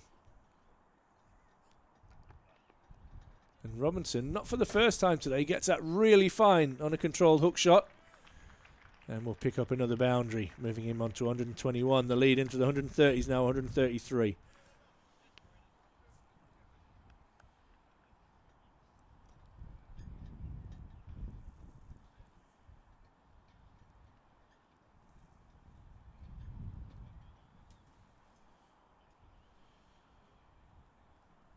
Good batting that from Robinson. In total control of that one. Guiding it away for 4. 540 now for 5.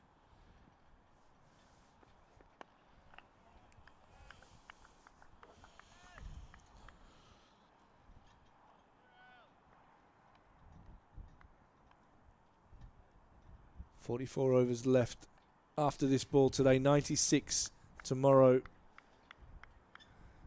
A lot of cricket still to be played here at the Banks Homes Riverside. Durham trying to force a result against top of the table Nottinghamshire.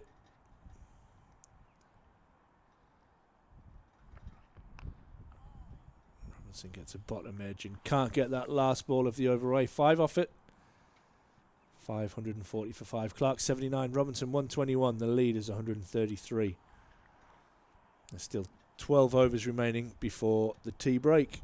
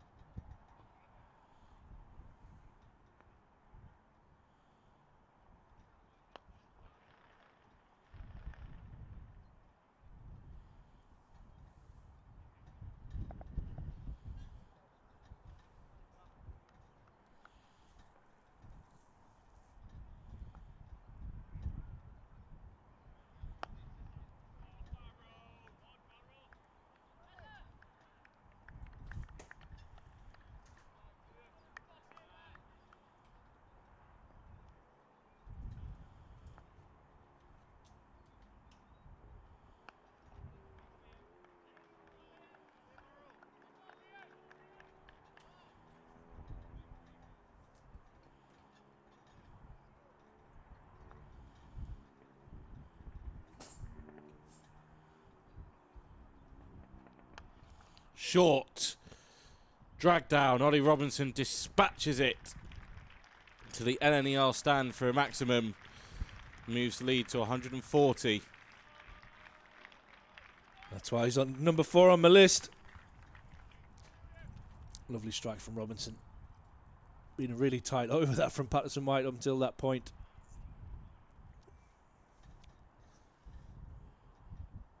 Really quick feet. Got low as well under the ball. Dispatched it away. Umpires will have to have a little inspection of the ball. And Hamid in no hurry to get it back to him either.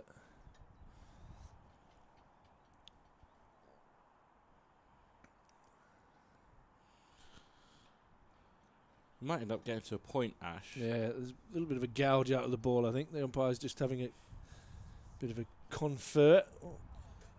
Might get to the point here where we could see the third new ball. Yeah. One ball left in the 150th away, over. That would be, yeah. Don't know. It's just seen Freddie McCann go through some warm-ups. Looks like Rob Lord out on the boundary as well, just keeping loose. So maybe some changes for Hamid, who is throwing the ball back. Umpires are happy to carry on. Paul's just saying the 648 could be under threat. Well, it's 101 away. And Durham will want that before they declare, you would have thought. Ollie Robinson and Carverena just having quick chat as well. Keep friends. Brett Sutton now goes back to deep mid-wicket. This one's Fuller, and Robinson will just tick the strike over. Lead 141.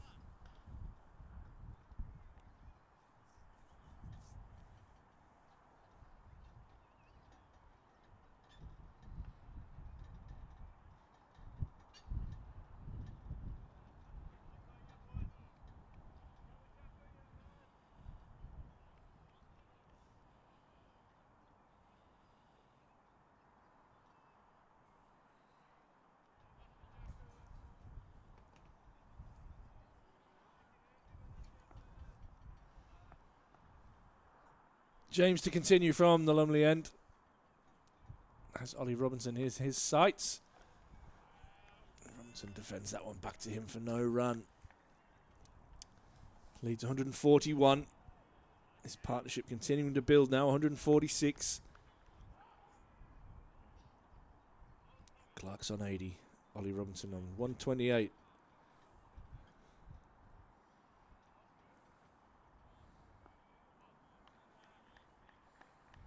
Might pop out and have a look at the pitch at tee and just look for any signs of wear and tear. If Vic will allow me to get close enough. This one's punchy drive from Robinson, but won't beat mid on.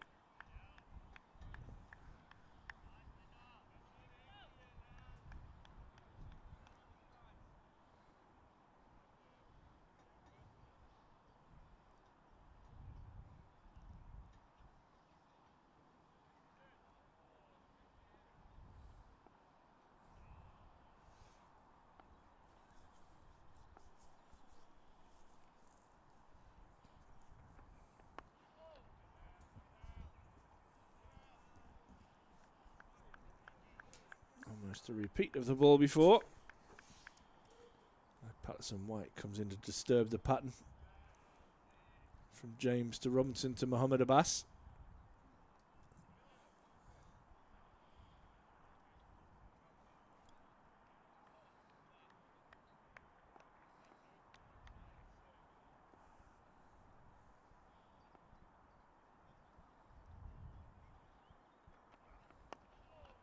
Good bowling from James.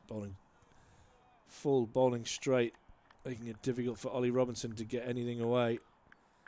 We're just overbalancing a little bit there, falling across to the offside. He's faced 179 balls now, Ollie Robinson. 128 to his name.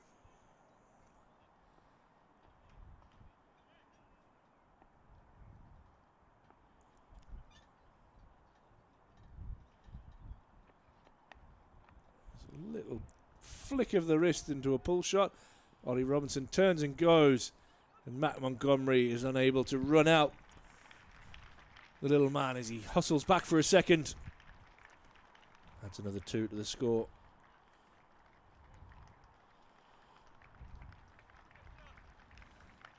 Brings up the 550 now. 150.5 overs, and these Notts fielders will feel every bit of that right now.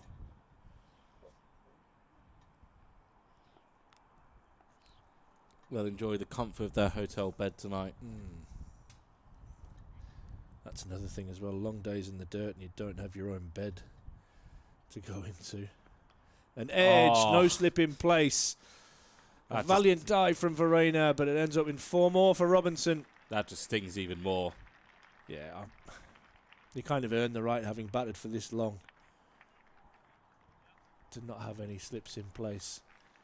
And that edge brings up the 152 run. 152 run? Who cares about the 2? 150 partnership between Clark and Robinson. Heavy contribution of 80 from Graham Clark, and Robinson now just starting to put the foot down. Yeah, Clark 20 away from what would be his second century of this Rothesay County Championship season. Coming off the back of that 160 new career high down at Hampshire.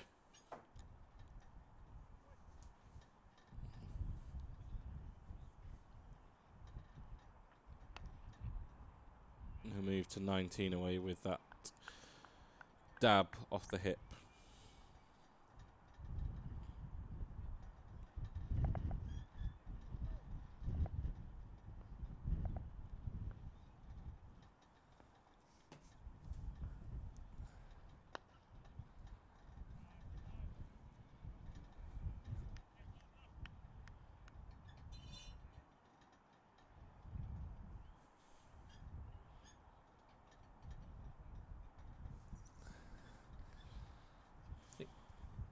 We'll get Sam to do some blocking on this stream.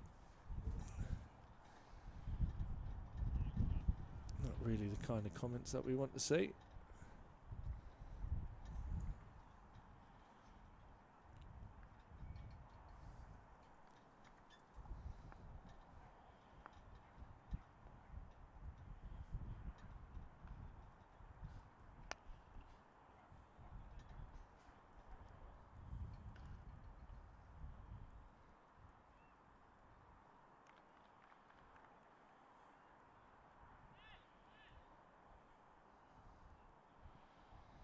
If you want to continue to interact with us around the cricket, then by all means hit us up on the live stream chat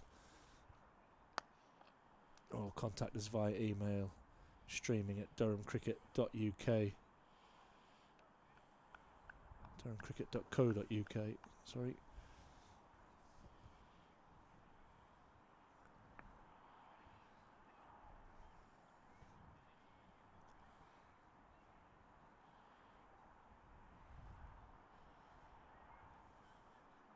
Thank you, Sam.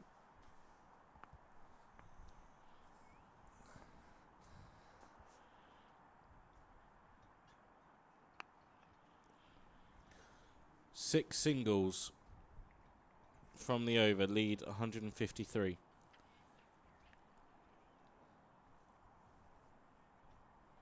Score keeps moving forward. 560 for 5 now. Clark 83, Robinson 137. And as you said, Rob, that lead climbing to 153. This partnership, a real thorn in the Nottinghamshire side, continues to build. There are 9 overs remaining before tea. If you were to add another 30 to that total, it's a pretty handy lead at tea. And maybe that is when we keep saying, will the assault come? You'd have to think after tea it'll be all guns blazing from Durham.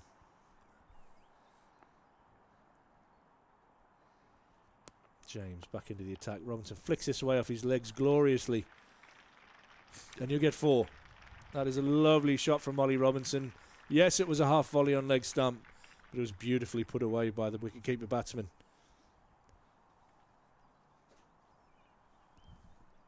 What do you do down here, Ross? Get out of here.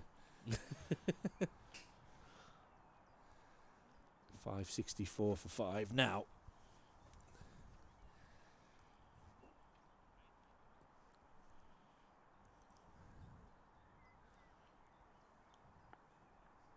Lead 157. Robinson into the 140s.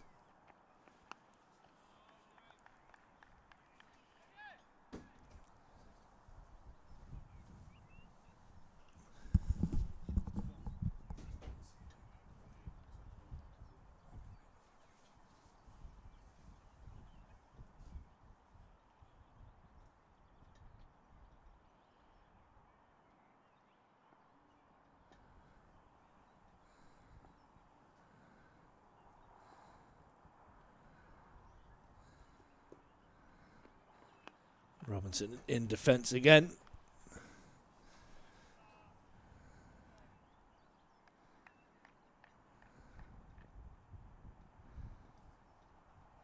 He'd love to be in the Durham change room now, getting the thoughts of what's going on.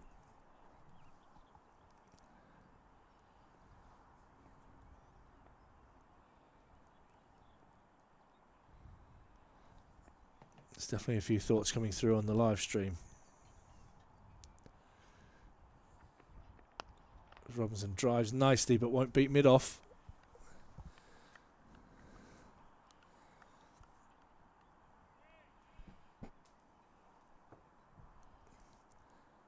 I'll tell you who'll be knackered is Haseeb Hamid, who's run around in that field. Battered all the way through the first day, 206 not out. Has spent every minute on the ground so far of this match. Be a big test for him when he comes out to bat later on this evening. This is a leading edge, and it lobs to backward point. And Lyndon James gets some reward for his toil as Ollie Robinson goes for 141, comfortably caught by Freddie McCann at backward point. But that ends an excellent partnership between Clark and Robinson.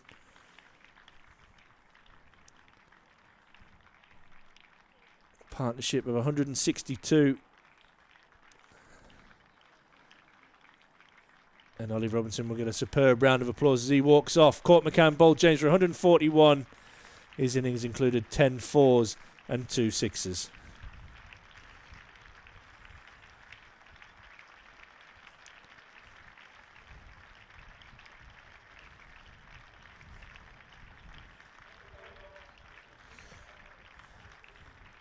Lovely round of applause from the crowd. Yeah, welcome return to form for Ollie Robinson. 3-year extension announced at the end of last season over the winter. He'll get to put his feet up for a little bit. And for the first time this year, Durham fans can watch Bryden Carr stride out to the middle with bat in hand, making his way back from a toe injury.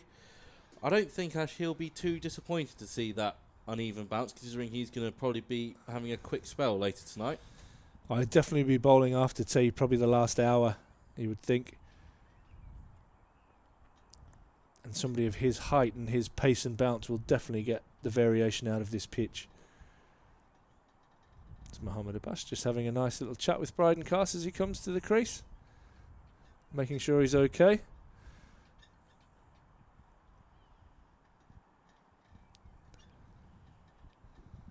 I think it looks like he's going to take middle off. Have a look where he sets up there. Yeah, he's just on middle there, I think, with a bit of a tilted bat.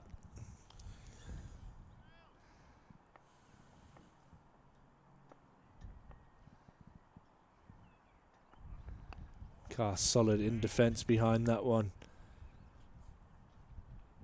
Ends a successful over. The 153rd. Not to have spent in the field. Durham 564 for 6. Clark's on 83. Bryden Carr just faced the one ball. Still 40 overs remaining in the day. 8 till the tea break. And Guess who's going to continue? I think he bowled unchanged throughout the whole Afternoon session. He was unchanged for a while before lunch as well.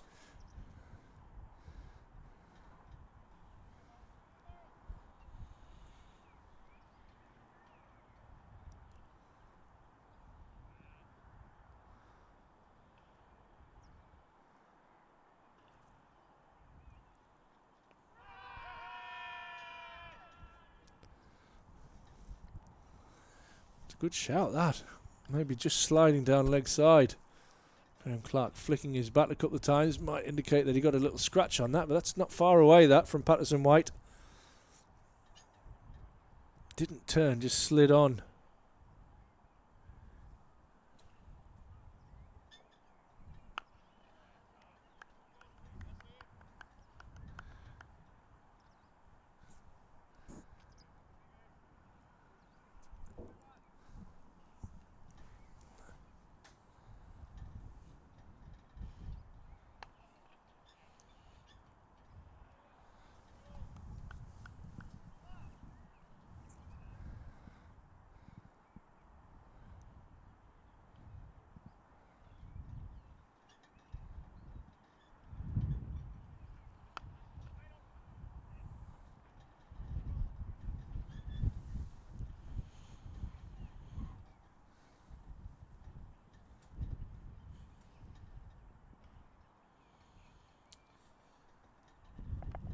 Wonder what the approach to the spin here is going to be for Cars.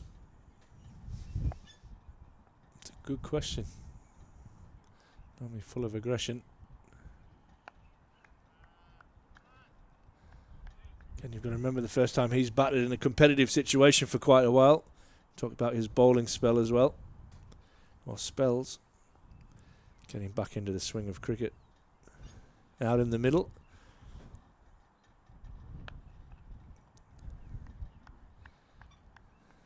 Just one from the over. 7 left. Till T. 6 left until Notts could take the third new ball, which I don't think I've ever seen in person. I've definitely took one in a game. Was on a pitch as flat as this? I don't know if it was as flat as this, but we got Belter all over down at Northants one year. Remember that?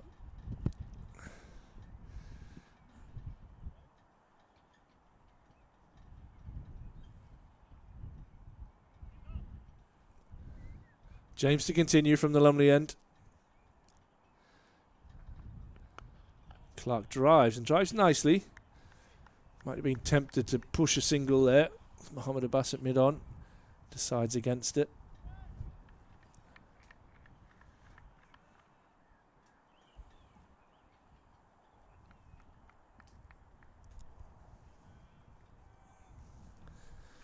Just thinking, how am I going to get pictures of my flag now?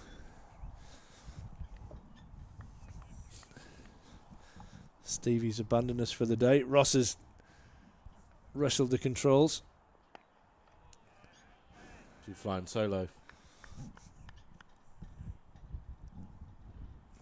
Big shoulders, the lad.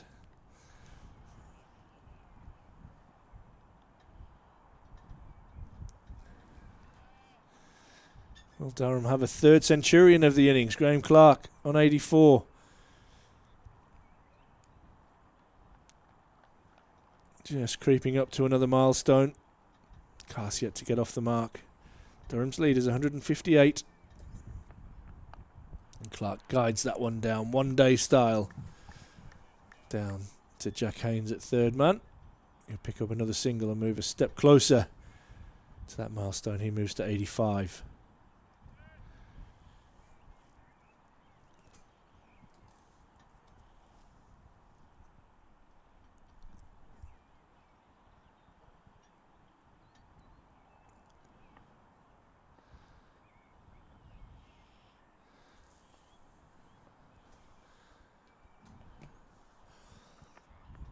Class drives and drives well, but won't beat Hamid in the covers.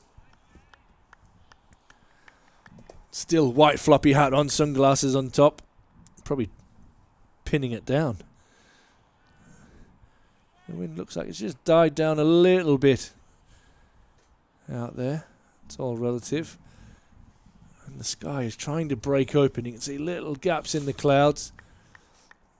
Still looks pretty grey to the north where it's all coming from. And Carter's hit on the pads. That's a good appeal. I'm just waiting to see if the umpire gives a leg by, and he does give leg by. Maybe a little bit high, that one to cast, but it was a good shout.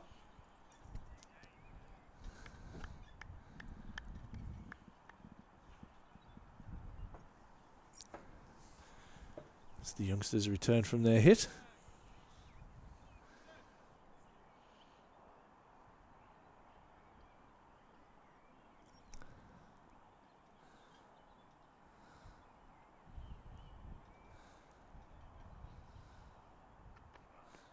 Clark drives and drives nicely, but he'll hit the sweeper out on the offside. Our man Slater out in front of the Daffabet stand.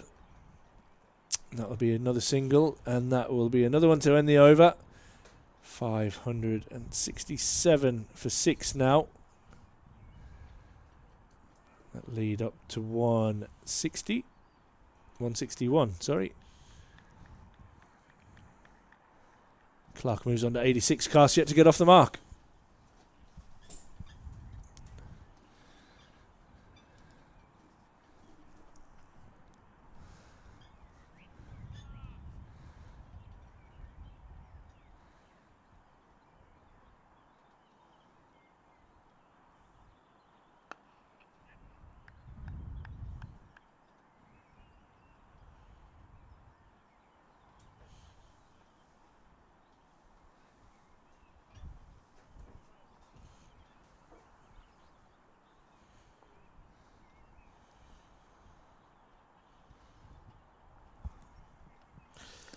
Well, Bryden Cast trying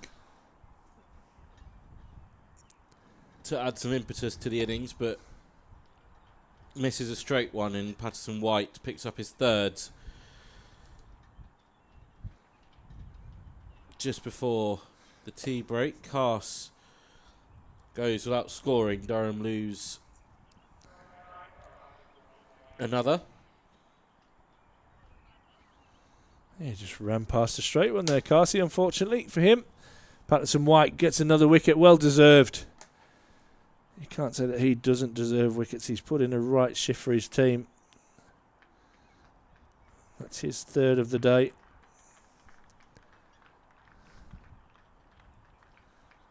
And sees the dangerous Bryden Cast depart without scoring. Brings George Drizzell into bat.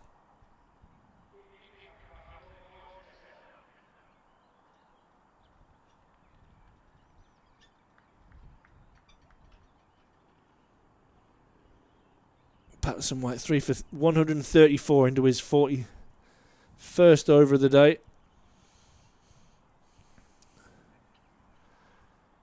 And a little bit of reward for Notts after all their hard work in this session.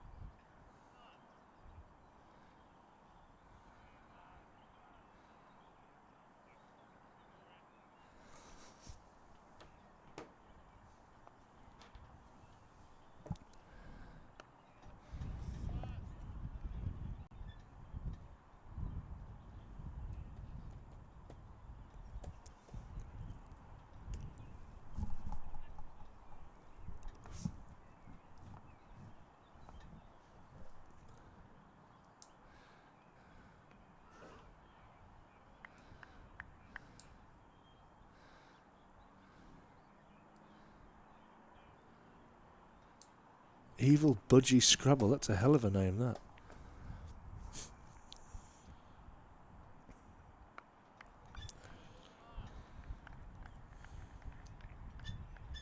saying he'd rather they lost the 4 wickets in 4 balls than patted around for another 30 minutes either side of tee. Yeah, we don't want to see the patting it. I want to see Durham trying to advance this score as much as they can.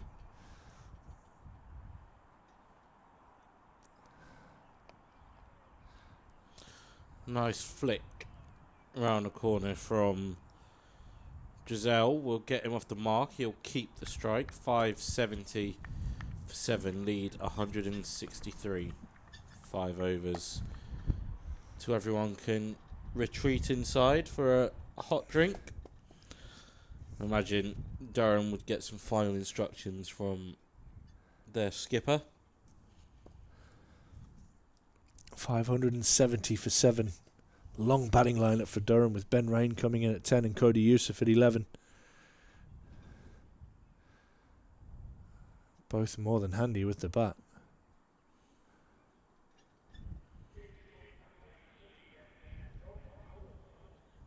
Rob Lord is going to have one last crack before tea. He's going to bowl from the Lumley end.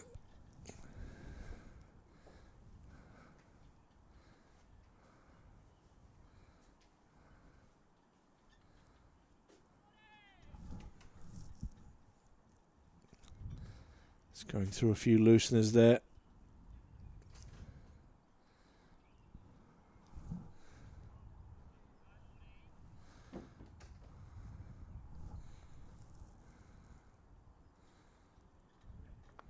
This is full and straight and drizzled. Clips it away off his toes and will pick up a single.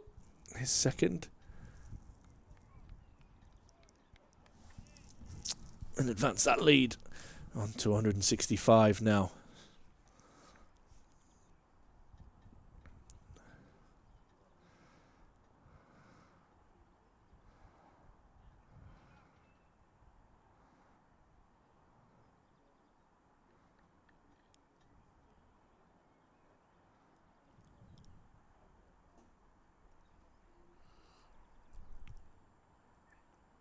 Clark tries a square drive. That one stays a little bit low on its way through to the keeper.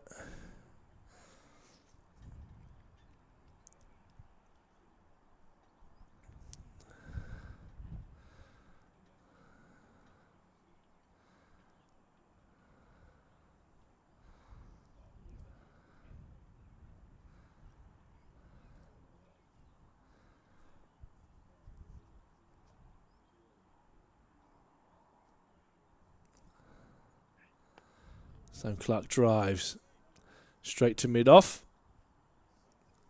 where Hutton does the fielding. Clark thought about a single briefly, then realised that that wasn't on.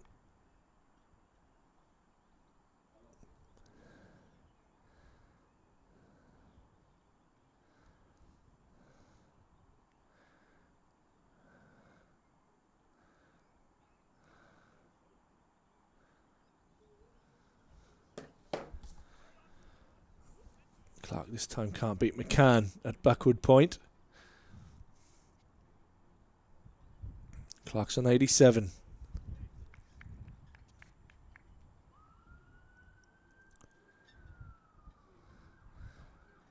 Paul McVicker says he's looking forward to a day off on Monday and a day at the Riverside. Well, if it's anything like today, mate, wrap up warm. But hopefully we get some exciting cricket tomorrow. Clark drives. It's a thickish outside edge. Out to Ben Slater in the deep. He'll pick up another single.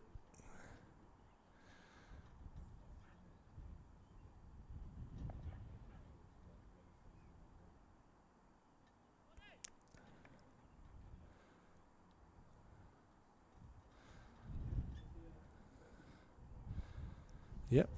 Evil Budgie saying that he should have been declaring at tea so we don't lose the 2 overs in the changeover. I see what you're thinking, mate. Not against that thought either.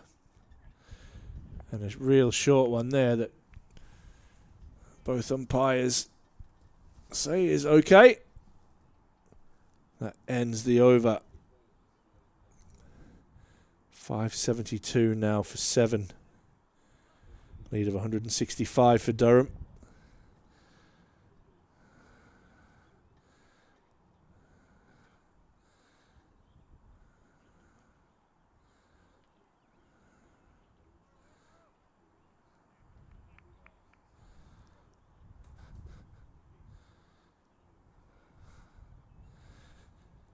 And guess who's going to continue? It'll be Patterson White.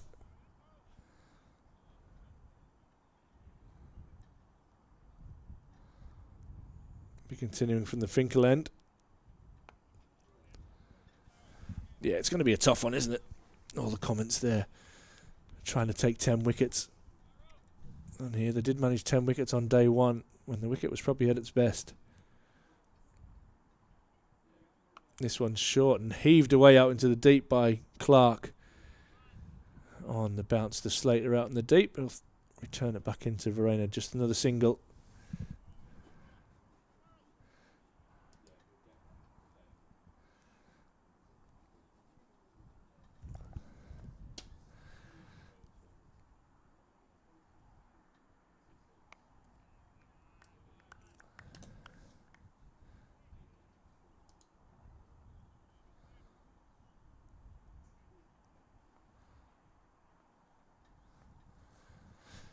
Welcome back, Boomer the Sooner. Missed a couple of wickets, mate. George Drizzle at the crease. Mr. Ollie Robinson going for 141 and Bryden Cast going without scoring while you've been away.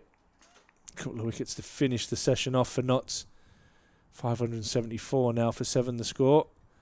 As Clark drives this back firmly to Patterson White, who does the fielding off his own bowling. There's 1 ball left in the over. And then just the 3 to the tea break.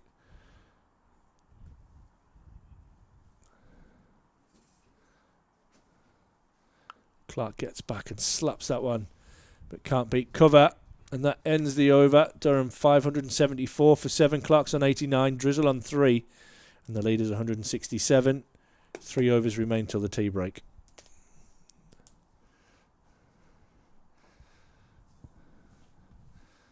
Sky just starting to break up a little bit.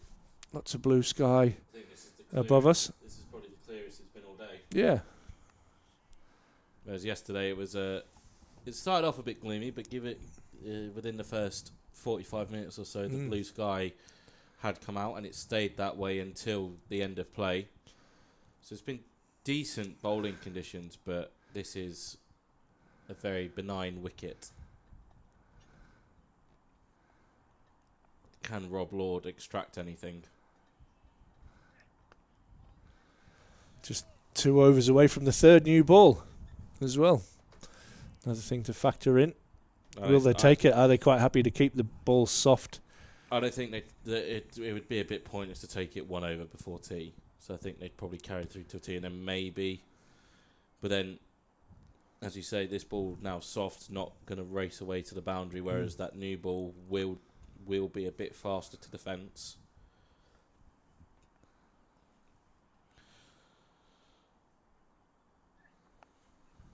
Tucked away. They're going to run the first hard, but it will just be that single. Clark moves back on strike to 89. Drizzell moves to 4 from 10. Somerset have their total to chase against Sussex. They need 150 to record a victory. Last session of the game may be coming up at Taunton. They've taken their tea. You'd imagine Somerset wouldn't need tomorrow to get that result wrapped up. Surrey and Yorkshire down at the Oval. Yorkshire 57 for 2, still trailing by 200, so their task is pretty simple, to bat as long as you can. Warwickshire have had a bit of a slip since last time we checked on them. They're now 157 for 6, but they've just passed the halfway point of their chase against Hampshire. That game very evenly poised. May creep into tomorrow. Clark digs out that Yorker. Essex looked like they're going to slip to defeat against Worcestershire. They require 259 more, but they're already 5 down after not even 30 overs at New Road. Then into Division 2, Northamptonshire are still trailing by 19 down at Cardiff. So Glamorgan will have to bat again. That's probably going to end up with some hands being shaken as Graham Clark tries to move into the 90s. Kent are going about knocking off that deficit at Bristol. Again, probably ending in a draw. Derbyshire have avoided the follow-on against Lancashire. They are all out for 314, so Lancs will pick up max bowling bonus points. They will have to bat again. They might try and set up result there, as that is swatted by Graham Clark nicely from the Cumbrian. He moves to 93 with a boundary off the last ball of the over. 5-7-9 for 7. Lead ticks over to 172. Leicestershire have their target to chase, 102 for them to acquire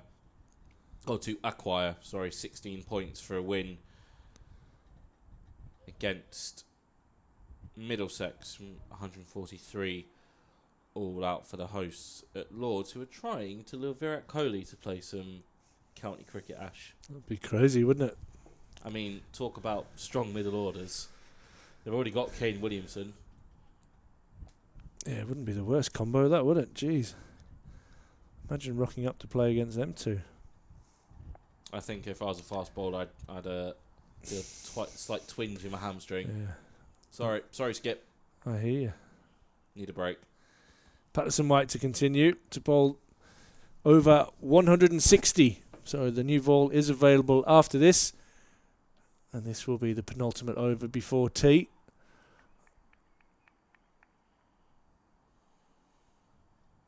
Clark into the 90s.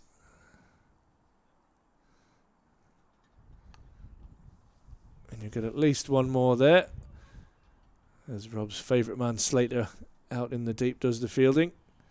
Moves on to 94 now. Durham in a pretty healthy position here. Lead of 174. Clark on 94, Drizzle on 5.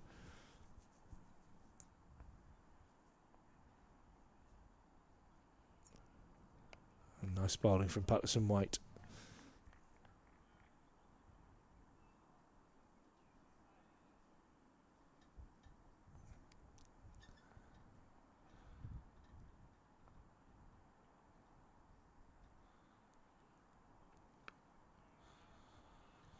Drizzle solid in defence.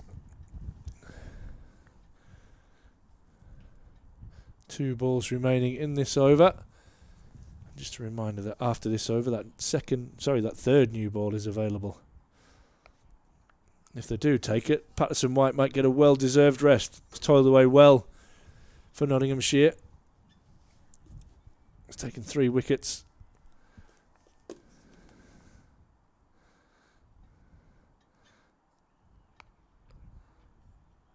And he has 3 for 140 at the end of his 43rd over.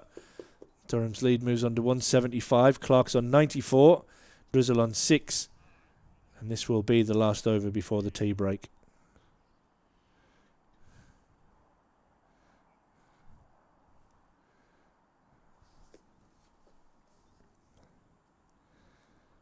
Not going to take that third new ball.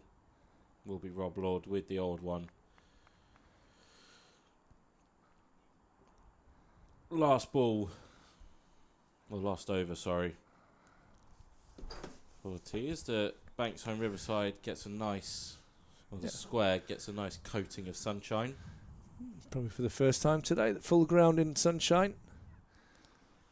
So Freddie McCann at slip, backward point, extra cover, mid-on, mid-off, mid-wicket.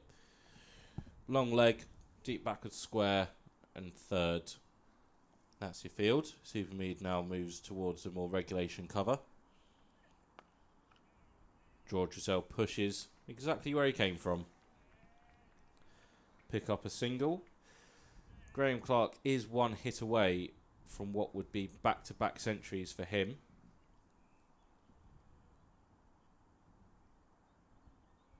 So understandably moving out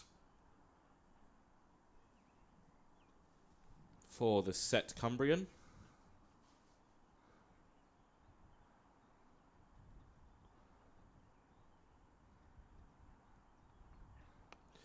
Flicked.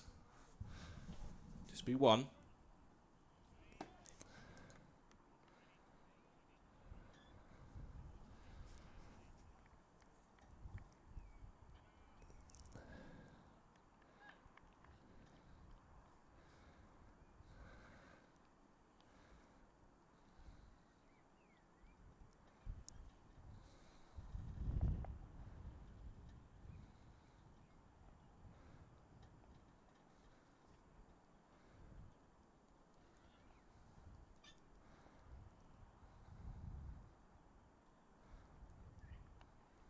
Swiveled by Giselle. He'll give Clark the strike back.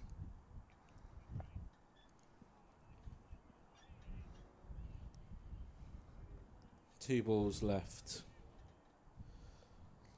of the session. Scoreboard just a ball behind.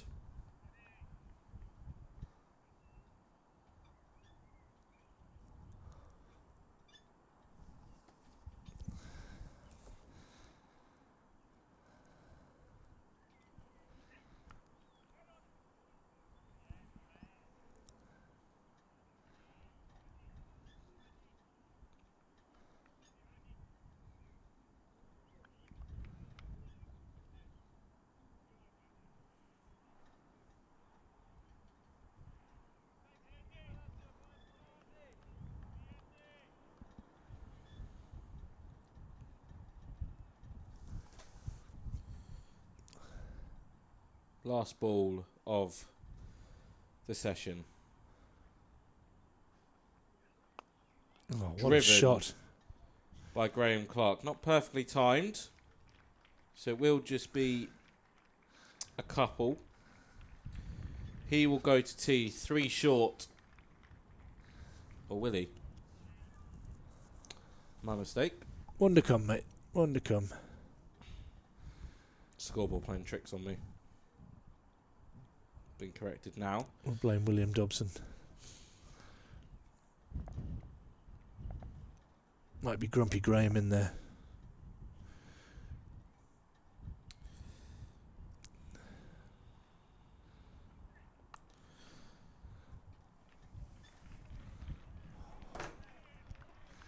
It will be 2. Graham Clark will have to return after tea. Have another over. He will go up for a drink on 99. George Giselle will go up on 8. And Durham with a lead of 182.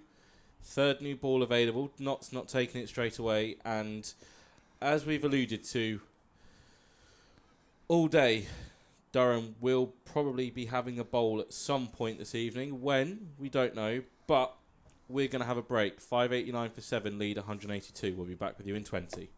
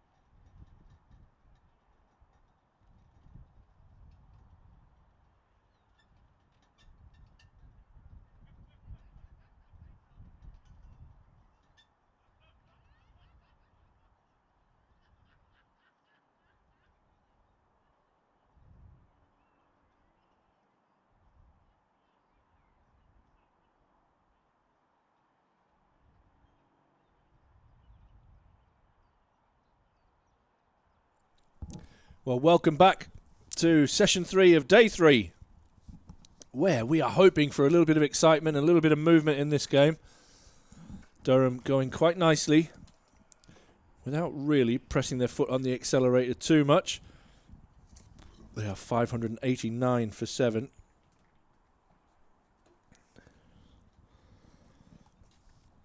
And lead by 182.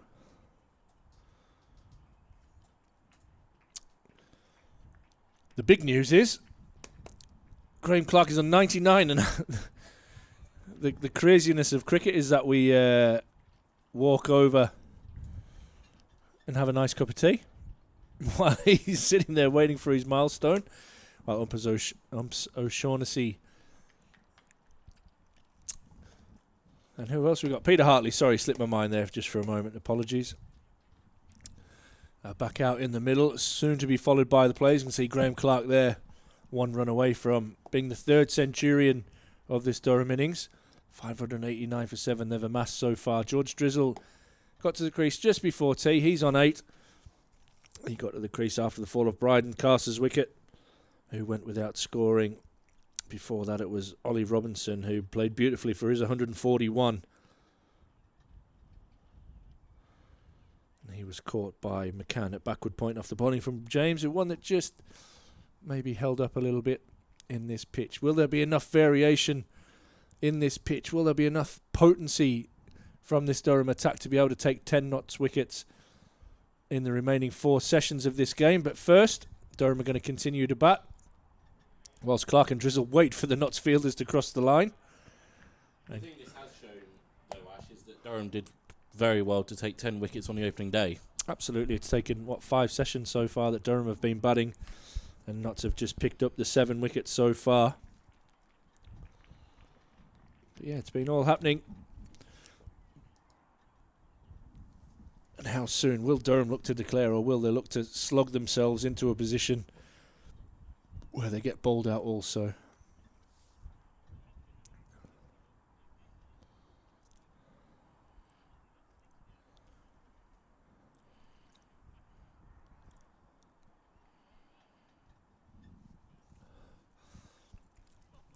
Two batters now making their way out into the middle, as I said, with the Notts fielders probably not so enthusiastically going out there, as they've spent 161 overs in the dirt.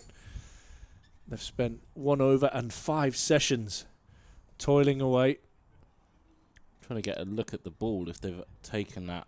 I think they're shining that one, so it doesn't look like Well, it. the And new by ball- Patterson White continuing. Let's have a look at standing umpire. I think the standing umpire's got the new ball with him for whenever Notts do decide to take it. Will Durham allow them to take it? So that could save everybody some money, I guess. Not cheap, them new cricket balls. But here we go. George Drizzle on strike.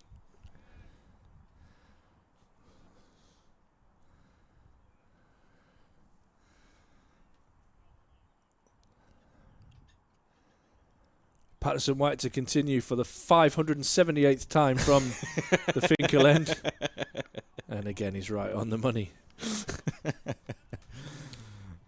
It's just waiting for the ball to come back to him as well.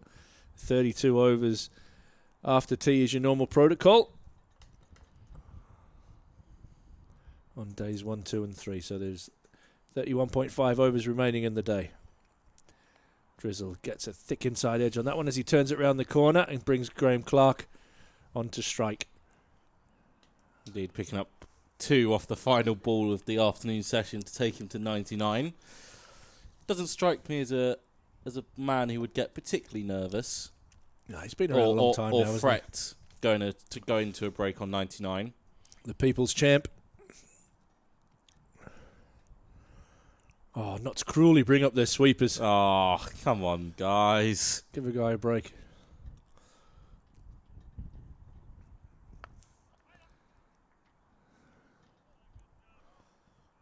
Picked up that 160 down at Southampton last time out after not being due to play originally. Last minute addition to the team. Quick single. That will be it for Graham Clark. his 6th first-class 100, back-to-back centuries for Durham. 9 fours and 1 6. The 3rd centurion of this Durham innings. And Durham creep towards a 200 lead.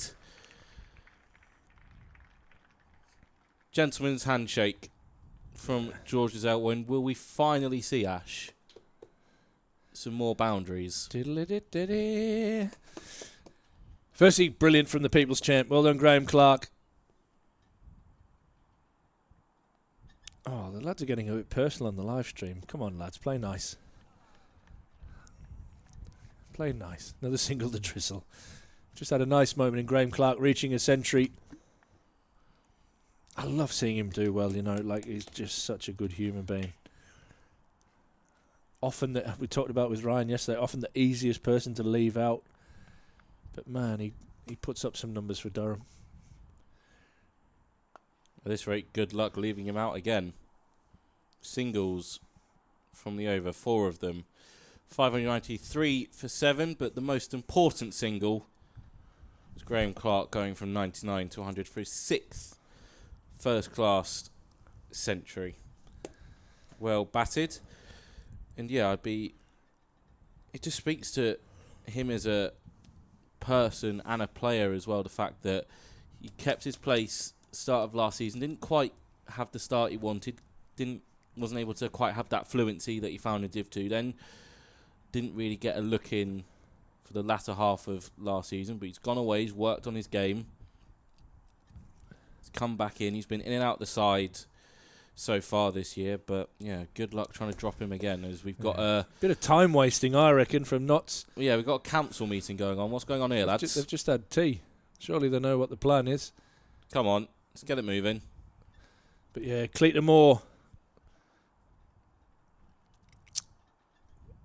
where Graham Clark hails from, over in Cumbria. I think there Paul McVicker's put on Cleator Moore's finest. Well done, Clarkie. Yeah, and I think everybody from a Durham point of view would echo those comments. Tell you what, Ash, who are we talking to at the end of the day? Oh my God, we got 3 to choose from. just line them up. As long as it's inside. Yes. Lyndon James is going to continue. Doesn't look like the new ball has been taken. Nah, I can see them throwing the old one. That might be what the conversation was. Do we take the new ball, or do we just continue with this soft ball that is? But again, though, like you say, old. you just had a 20-minute break. The new ball was available for you to take straight away. Why do you need to have a 90-second conversation after the first over of the session? Yeah. Bit of gamesmanship, I think. But at the end of the day, they've still got to be out there. Oh, let's leave this troll crack behind, lads. Let's just keep moving forward. Watch the cricket and enjoy the cricket. Enjoy each other's company on the stream. As Clark whips that one away out into the leg side. And it will run away for 4. Lovely shot by Graham Clark. Full of confidence after he's just brought up his century. Picks up another 4. And the Durham lead climbs to 190. 597 now for 7.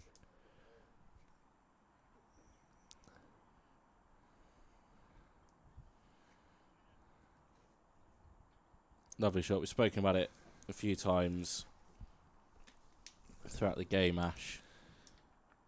Just how some batters are so still at the crease. Graham Clark, I think, may be the most stationary one of the lineup. And he'll tinker with that all the time. He'll go through So you can just watch him here. He's got his routine. I mean, the easy one, the most extravagant one is probably Steve Smith. How he goes through tapping of the bats, pads. See Clark there does something similar. Taps top of his pads, then puts his bat down. all routine. It'll just be all subconsciously done. And he subconsciously belts a short ball away. And Clark on the march, as our Durham. He moves on to 109. The lead moves to 194. Thank God. We got some runs flowing. 600 up for Durham. Just shy of that 200 lead. And I think we all know what's coming. Yeah, hopefully some more boundaries. This is where Notts will again just slow the game down. Having a check in the balcony there. What can you see? Get the rubber neck around the corner. Trying to. Yeah, I don't think there's any movement there at the moment. They're all sat on the comfy seats around the corner as well. Just trying to see if anybody's got the pads on there, but they're probably sat in the change room watching. I hope they've got us on mute. They will have.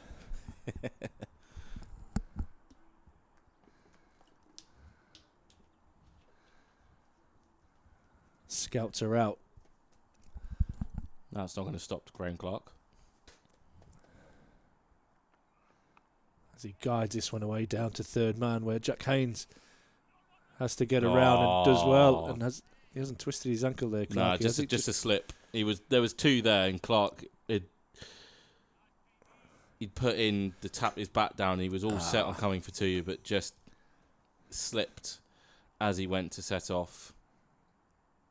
So very sensibly aborted that second run.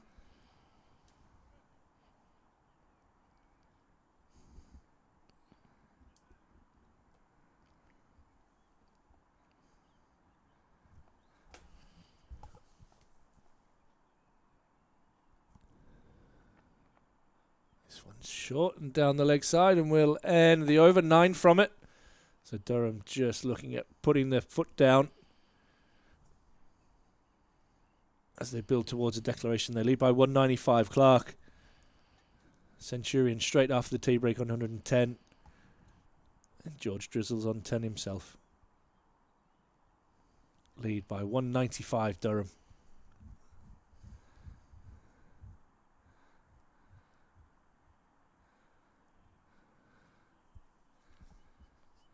Sussex aren't giving up without a fight against Somerset. Got them 2 down. Just 17 on the board down at Taunton. Somerset requiring just 150 to win.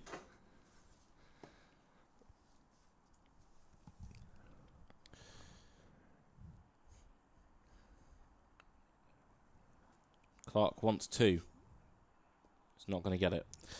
Tea at the Oval. Yorkshire 67 for 2, still trailing by 190. Warwickshire have lost to 7th as they chase 300 to beat Hampshire. 166 for 7. Essex are 6 down at tea. So Worcestershire firmly in the driving seat. Got a further 247 runs in the bank for your Division 1 scores. Northamptonshire 229 for 7. Glamorgan trying to sniff out a win down at Cardiff. Kent have lost their first wicket as they try and knock off their deficit of 92 against Gloucestershire. Clark wants 2 again. Again, he's going to be stopped. Mead with the fielding. Lancashire are batting again after Derbyshire avoided the follow-on. 21 without loss. They've got that lead up to 165. And Leicestershire setting off after 102 to win have lost an early wicket. They are 30 for 1, but just requiring a further 72 victory. And George Giselle frees the arms right down in front of us. That's the first 6 from him. Durham take the lead over 200. Not particularly bad ball from Patterson White, just right in the arc for George Giselle, who hails from Bristol originally. He picks up his first maximum. So much so now that Supermead sends long off back as well.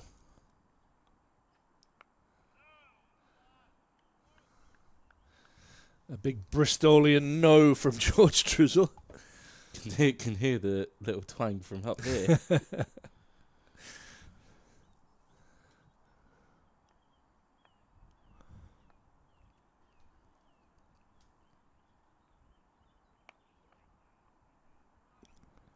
Nine off the over. Lead sits 204.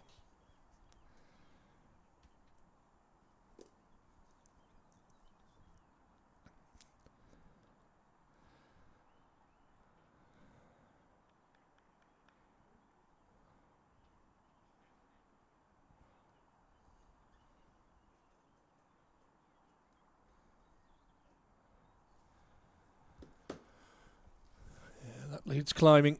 They're in a really healthy position here. The tough part of this gig will be taking the 10 wickets here on late on day 3 and into day 4. There's no doubt a declaration or Durham will be bowled out this afternoon.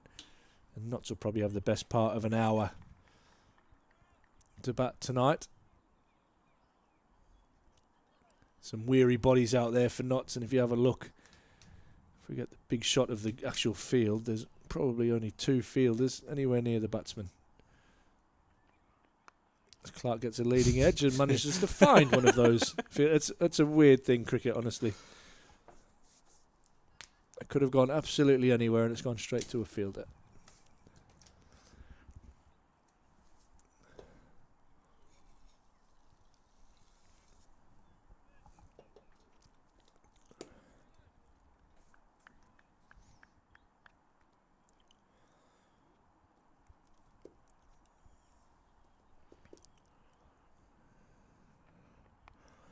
Tucked away off the hip, and we'll find it's Rob Lord out in the deep.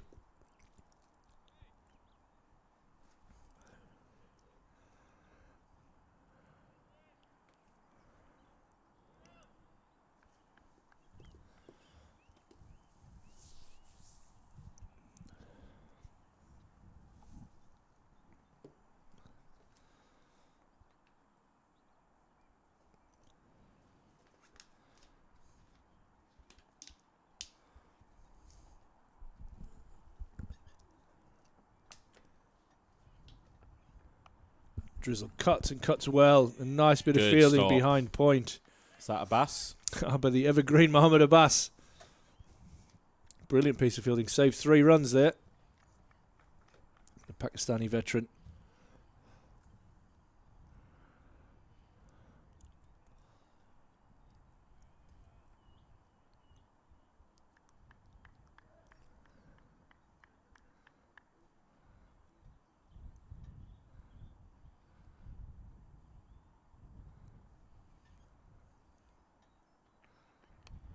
Slower Yorker.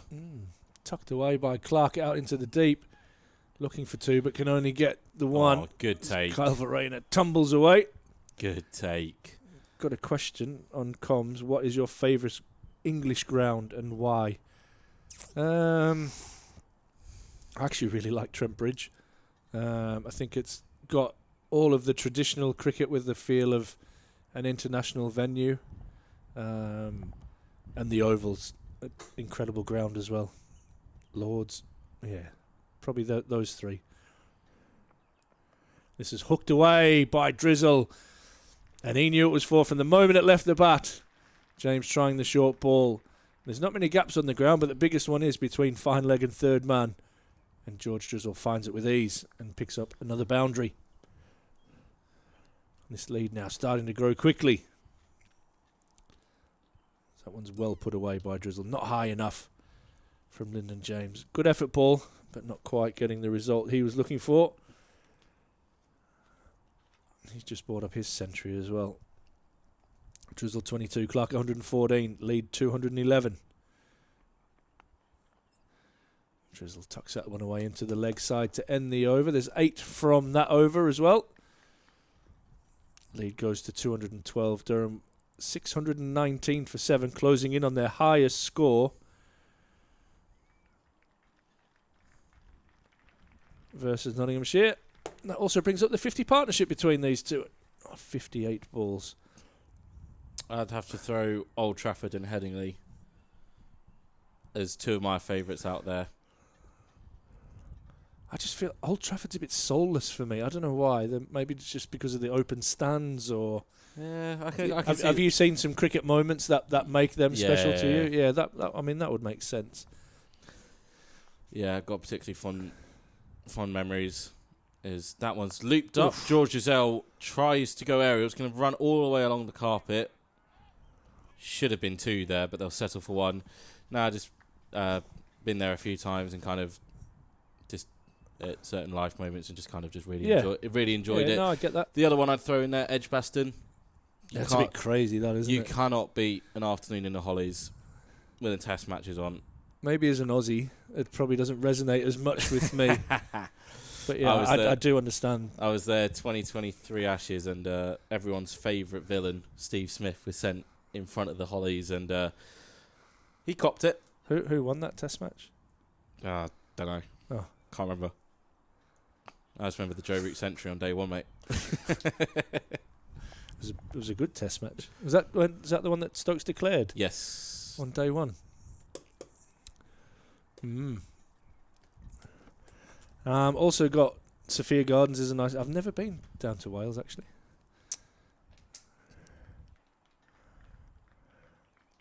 Was it Cardiff for New Zealand Sri Lanka 2019 World Cup? Right. That was a nice day out. I think New Zealand won the toss and bowled, which obviously for them it worked out. They won the game. I think everyone was kind of hoping that they would bat, because then they would get at least one full 50 overs, and unfortunately Sri Lanka not able to bat out, and New Zealand knocked it off pretty quickly as they made their way to the final.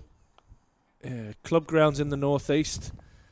I mean, I've been lucky to play at some beautiful grounds. I love my home ground at Chesley Street. That is a fantastic little ground to play on, but probably the nicest, I would say, would be Whitburn. It's probably the best beer garden in the country. Small, intimate ground surrounded by trees down near the coast. It's absolutely fantastic spot to play cricket. And honestly, I had 4 brilliant years as the overseas player there, and it was a great ground to play at. There's a lot of history in some of the grounds as well. You look at Ashbrook, and they've hosted Australian internationals. You've got Jesmond that's hosted lots of games internationally as well. Yeah, there's a lot, and you've got some of the grounds in Northumberland as well, with I think Bamburgh and Walk with like castles in the background and things like that are absolutely outstanding. We are blessed with some beautiful grounds. There are some grounds that I hope I never go back to, but I'm not going to mention those because I don't want to upset anybody. Lyndon James continues, and Clark pulls away and finds the gap in between the two, and he hustles back for 2. That's brilliant running from Clark, and I think that does indicate that these two have really put the foot down. Daniel James says, what about South Shields? That's one that I will not talk about. Probably fits into the category that I just mentioned. I think unfortunately for that ground, it's deteriorated a lot over the years. Some great people at that club, but I think that club, the ground has seen better days.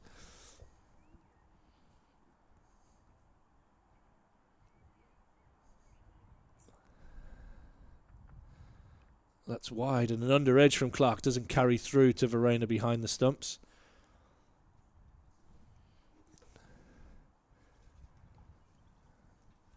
If you've got any suggestions for club grounds that you really enjoy, or your home ground.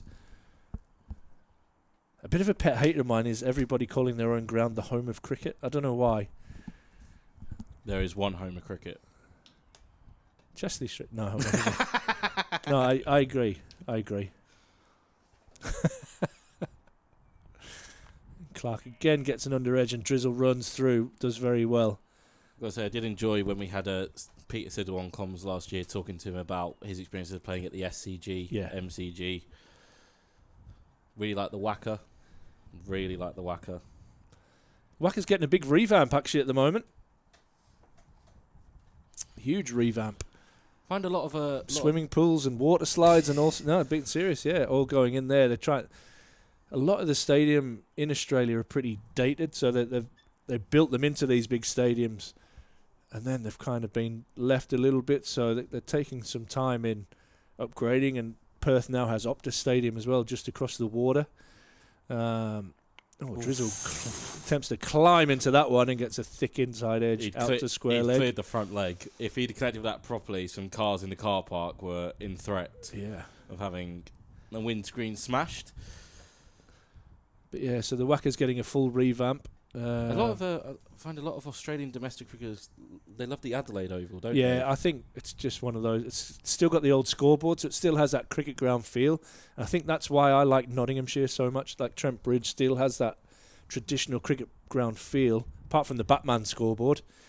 That's got to be a wide. He tried a slower ball bouncer. We're in proper white ball bowling tactics here. Trying anything to get a mistake or an edge or just something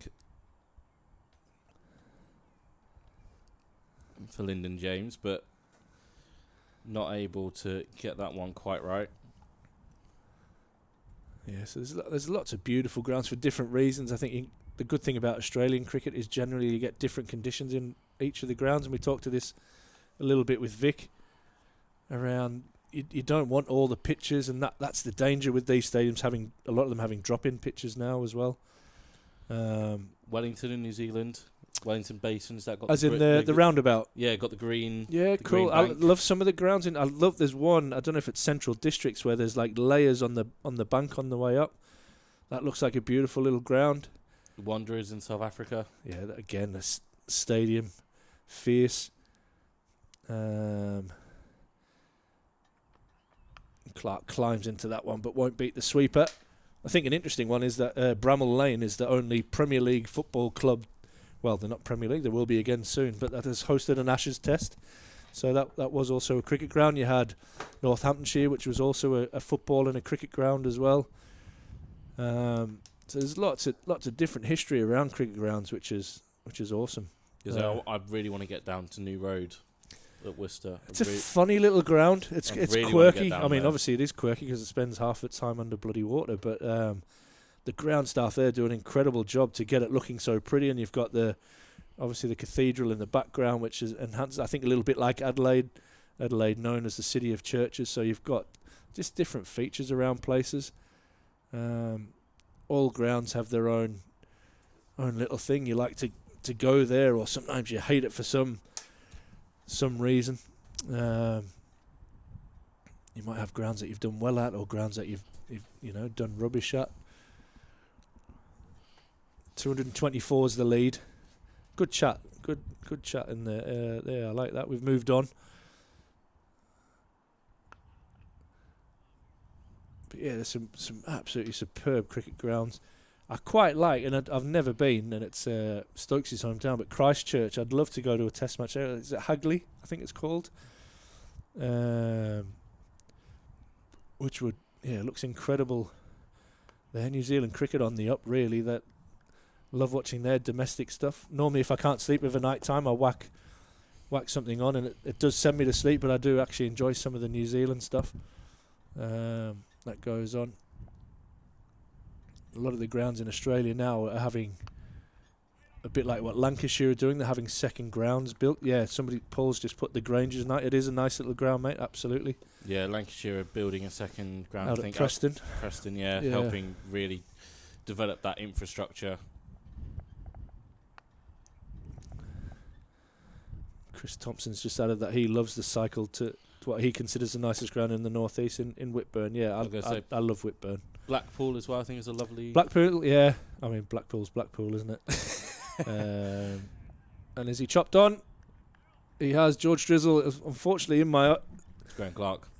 Sight, yeah. Oh, George is right in my eye line there, and I saw him rock back and cut it, but Patterson White gets his fourth wicket. Well deserved in his 47th over. And Clark goes for 121, ball by Patterson White. And he again will get an absolute brilliant round of applause. 11 fours and a 6 in his innings. He's propelled Durham to a position of real strength in this game.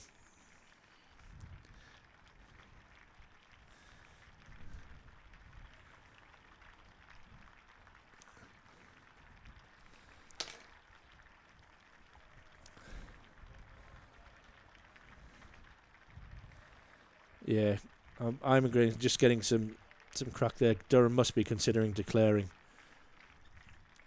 and you would think that is coming soon. I don't know if they've got a time in mind that they want to declare, a number of overs left in the game. Be interesting to see if we can get some thoughts, maybe of one of the players or one of the coaching staff at the end of the game, just to have a look at what was the thoughts in getting this game kind of moving forward into day 4 and trying Durham looking to set up a win.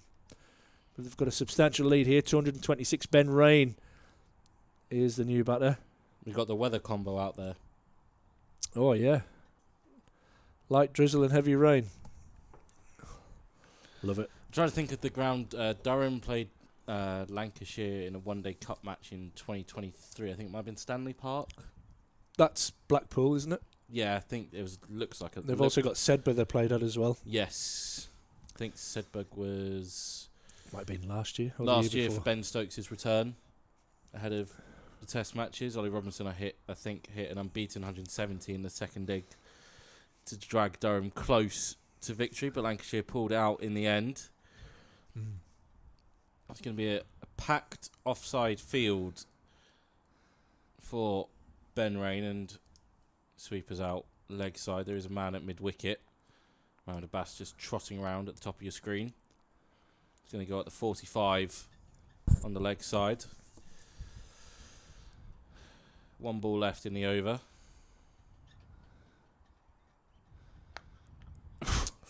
That's going to hurt. Ben Rain full of intent, running at the first ball and slapping it. Could tell from his guard he wasn't taking any sort of traditional I'll take mid and off. He stood proper T20 stance all the way over, and maybe we won't see Cody Youssef bat. I'd imagine once one of these two gets out, Alex Lees probably pulls the trigger. Yeah, you would think so. And says we'll have a bowl. They just have taken that third new ball with that last one of the over. So it will be Abbas to take over from Lyndon James. Thing is, though, if Drizzell gets an edge here, Carl Verena has to cover every single blade of grass, or is he going to get Freddie McCann to join him? I think they're going to go with a one slip. Interesting note, Alexander Isak in the Newcastle side this afternoon. Callum Wilson in replacing him. That's not doing my It's a fantasy huge game. That's not doing my fantasy any favours. Joe Rushworth listening says, I've got more clubs than Jack Nicklaus. Yeah, you're absolutely right, mate. You know it.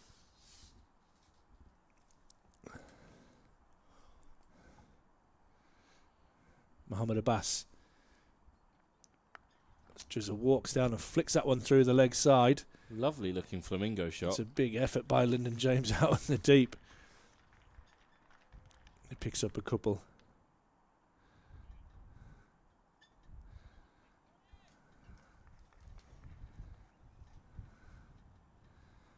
There you go. That answered that question. Thanks, Tim.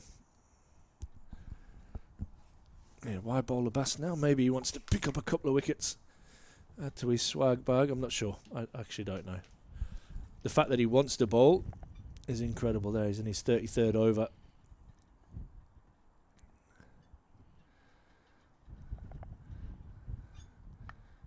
And Drizzle just knocks it into the offside. We'll pick up a single. Nicely in control. Drizzle, uncomplicated, has moved to 32 from just 35 balls. Ben Rain yet to get off the mark. I'm sure we'll see fireworks from Ben Rain. Look there at where he's setting up his power stance. Did he even take guard there? I wasn't watching.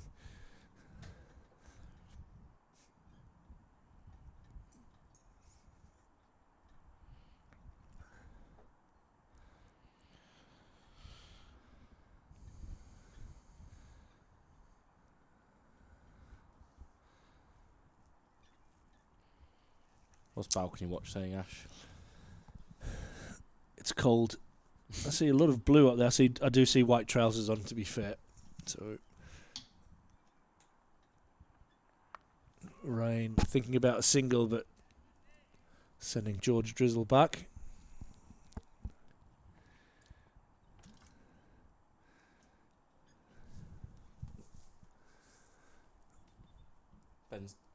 Ben Slater's finally got some sort of company. He's still a long way from anybody else, isn't he? He's mimicking his batting, mimicking his leaves. I like that. Knowing that he'll be going out to bat soon. This is the worst thing as a batter, just waiting for this last wicket or the declaration to come.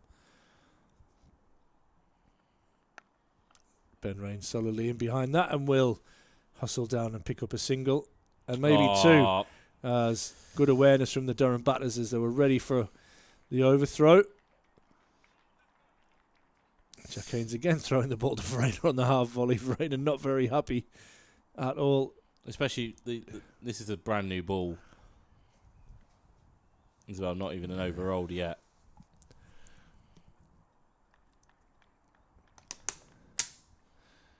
.231 now the lead. 638. I think somebody's mentioned 648 is our highest score against Nottinghamshire. And Rain cuts away and he'll beat cover. He'll get a couple. I think Should be three. They're going to look for three. It's a long boundary out there and they do turn and come back for three. Good running from this pair. And that lead continues to move forward.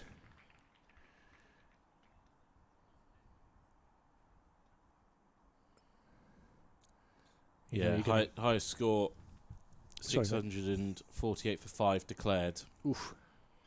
So maybe fancying a bit of club history. Already seen that yesterday. James Minto, youngest first-class half centurion, 17 years, 172 days. What were you doing at 17 years old, Ash? Or can you not say?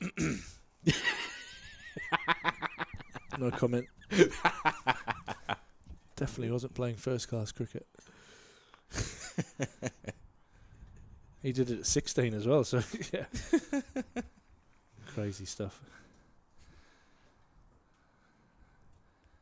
641 for 8. That lead at 234.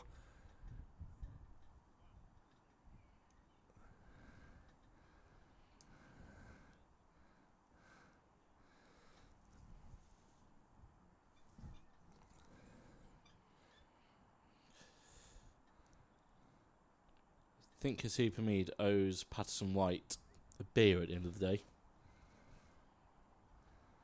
Plugged him in before lunch and has not taken him off since. So it's not just the highest score against Notts. Highest first class score? Yeah, it would be our highest score in total.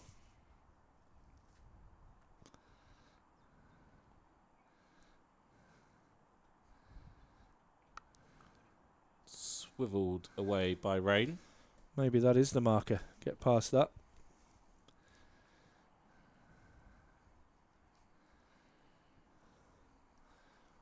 That's the thing. They've been in the field now for the best part of 2 days. Those batters are going to be tired going back in there. And the scoreboard pressure has flipped around onto them now, knowing that they really can't force a positive result for them. The best they could come up with would be a draw. As Durham squeeze another one there.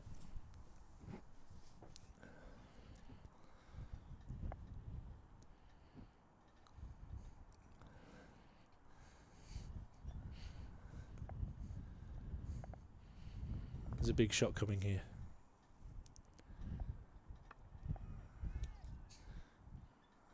Landing perfectly into no man's land. Calculated. I think White could feel that as well. He darted that one in. Ben Rain is just looking to get them arms loose and use this breeze to hit long and straight, or maybe a little bit towards the leg side. It is a big boundary out there.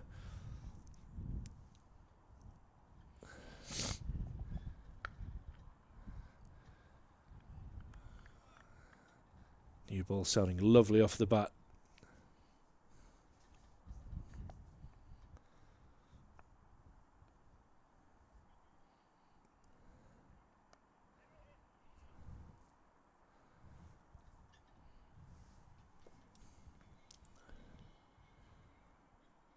Sounds like our caretaker's bins are getting emptied again.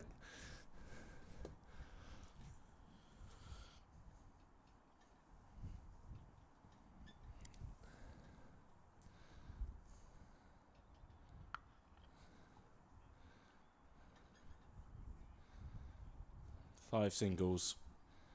Lead 239. Closing in on history here, Durham. Looking at our highest first class score.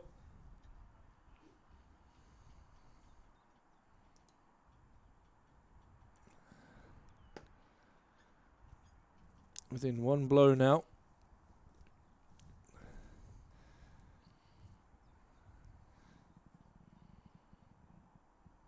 .646 for 8. That lead is up to 239. There's still 23 overs that are remaining in the day. You can take 2 off that at the change of innings.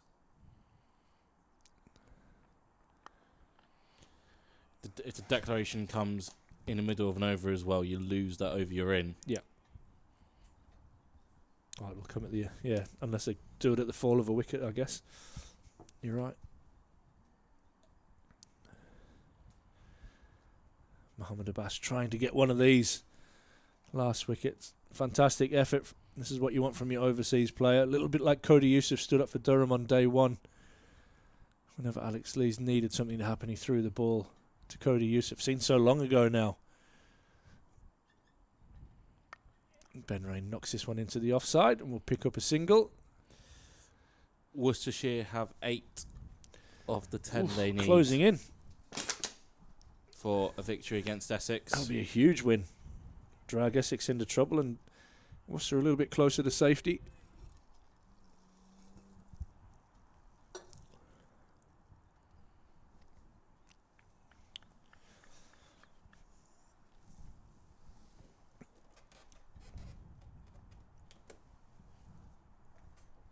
Ash is firmly on balcony watch. Yeah, I'm standing up for the good of my health as well at the moment. Totally seized up. Drizzle on strike. Tucks it away into the leg side. They'll just get one. Club record matched. Yeah, equalled. 1 run away.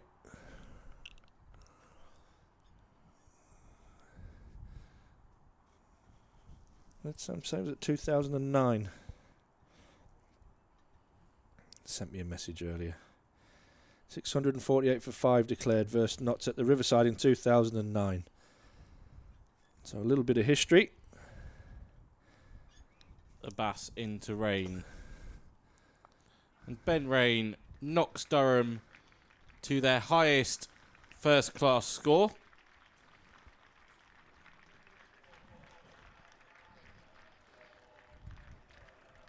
Lead 242. Records have I bet the tumbled. Notts fielders are thrilled at hearing that over the tannoy. Hearty applause from the Durham faithful in the crowd. It's not they deserve it as well today because it's freezing and there's a load of them still in watching.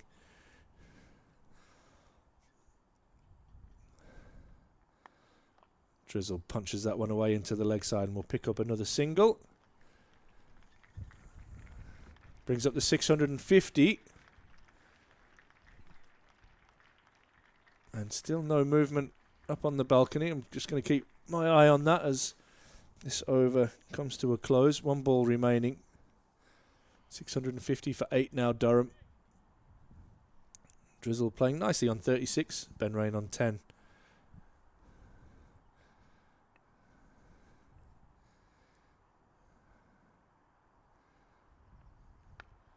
Ben Rain solidly defends that last ball of the over. They obviously have a number of overs in mind that they want to have at Notts tonight because there is absolutely zero movement on that balcony. A few lads there with their whites on and their blue training tops, keeping warm. You can definitely see the red glow of the heater that is on the Durham balcony, not on the Nottinghamshire balcony. But there you see the record as on your screens. 650 for 8. Guess who's going to continue bowling? Is it a man who has the initials LPW? Oh, I reckon it could be.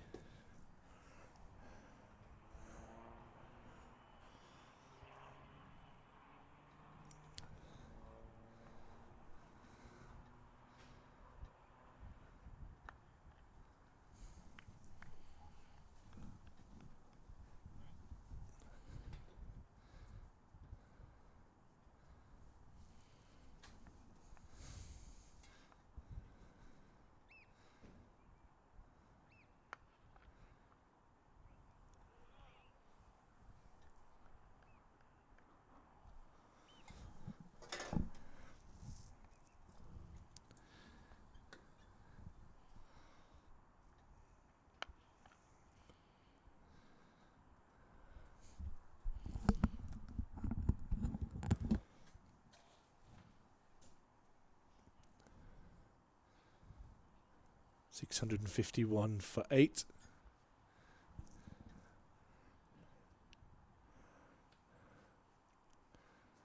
And Ben Rain top edges that one in the air. And he's out caught in the deep. And George Drizzle doesn't look like he's going anywhere. Looks like we are going to see Cody Youssef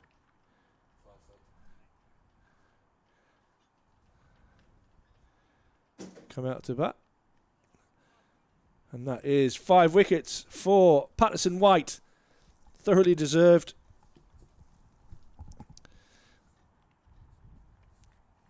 As Ben Rain goes in the pursuit of quick runs, out for 10. Caught by Lord out in the deep. Well judged catch.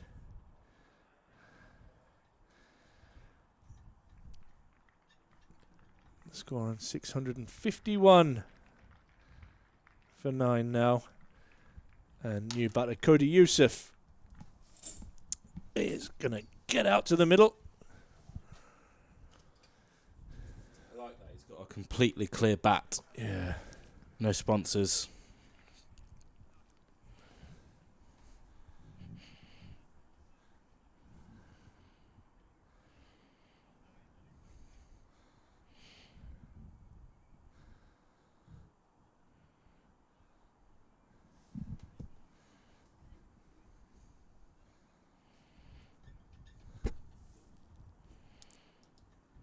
Yeah, like you say, Ash, Durham obviously have an overs target in mind rather than runs on the board. Evie says as well, back in your theory, yeah, nice clean bat.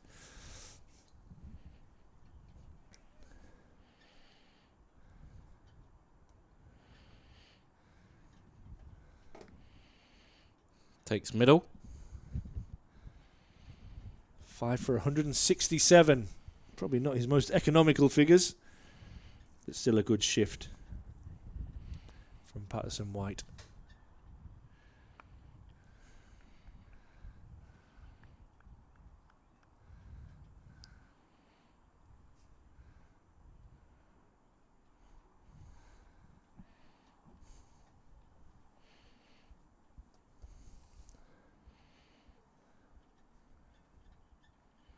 Genuine edge. For Youssef is going to get him off the mark. Oh, sure that ball had almost stopped. They'll pick up 3. Youssef will keep the strike. Who's that down there doing the fielding? I think it was Lyndon James. It is. 654 for 9. Lead is 247. Mohammed Abbas is going to truck in again.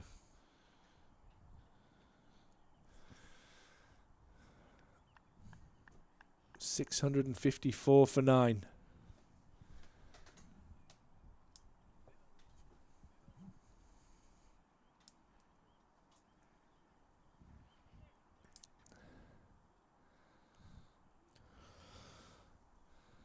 $247 the lead. There is a slip, a mid-wicket cover, and long off has just trotted up to deep mid-off, and so has long on. Everyone else is on the fence. Here we go, Mohammed Abbas into Cody Youssef. Youssef is beaten outside the off stump.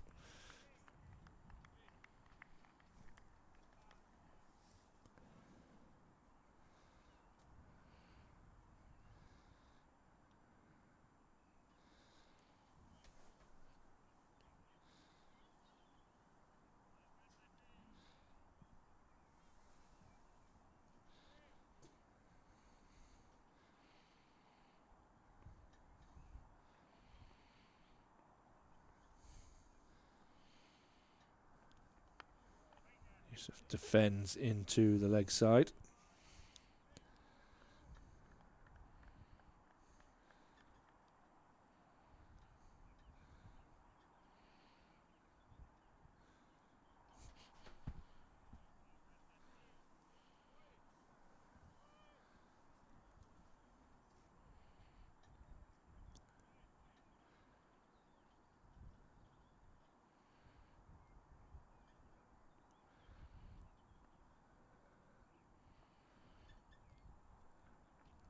This one down the leg side.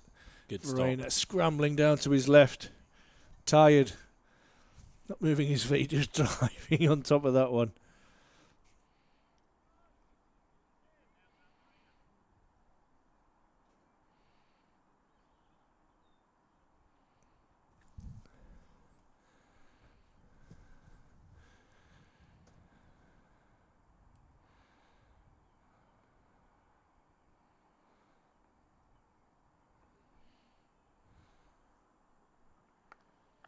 Yusuf defending, yeah, I'm not sure.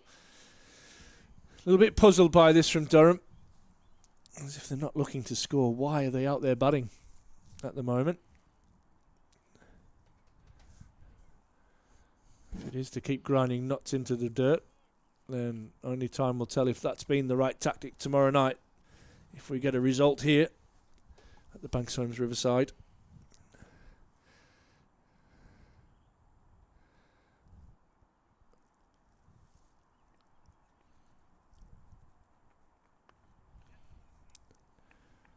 It's interesting, Eddie. I think Graham Clark is our leading run scorer, isn't he, for the season? Is indeed. So that comment is pretty inaccurate. Something Ryan Campbell has mentioned is that the batting group so far this season hadn't. Oh, he's gone for Joe Clark. Apologies from Notts. My bad. My bad. I'll take your word for it. But yeah, the only sort of blemish on the record for Durham was that the batting group hadn't quite got clicking all together. So that's a big swing across the line from George Giselle, but I think maybe an inside edge. It's miles outside the line there. Walked across his stumps trying to work that into the leg side. But that blemish can be put to bed during this game. Everyone's contributed. Can they now kick on in the upcoming game against Somerset before this opening block of Red Bull cricket will take a break? And we'll switch to some T20 Blast. Yeah. 655 for 9. I'm with you, Ash. Why are Durham still out there? If they aren't looking to slog every ball and try and put more runs on the board, it doesn't really add up, especially if you get to a point where Notts are 9 down tomorrow and you run out of overs. I could understand this if this was setting up the fourth innings of the game. But yeah, a little bit perplexed at the moment.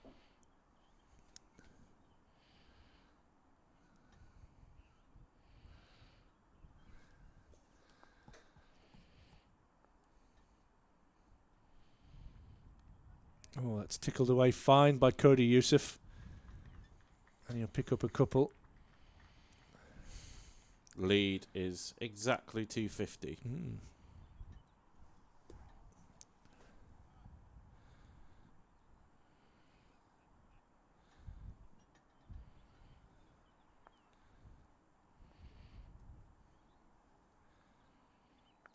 A little bit of turn there for Patterson White, so some good signs for Durham.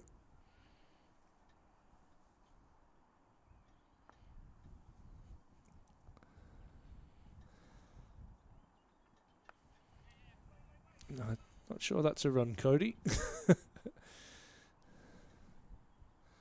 George Drizzle sends him back.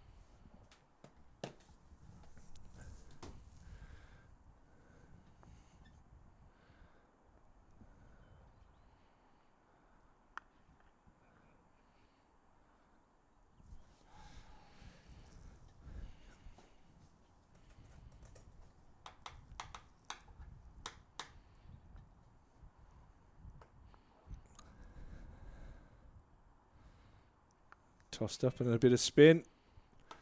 And a quick single from Drizzle.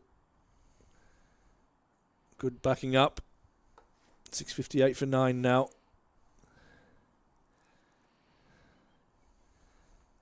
It's got to happen. What have we got left? What's left in the day, mate?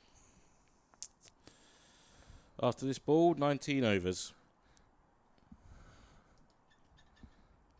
Whoosh. Thank you, George Giselle. That's in the stand. LNER stand, look out. Ooh. Just avoiding a couple of spectators. That's landed That's about... a monster from Drizzle. That's landed about 8 rows deep into the LNER stand. A perfect use of the feet and freeing the arms from George Giselle. He moves to 43.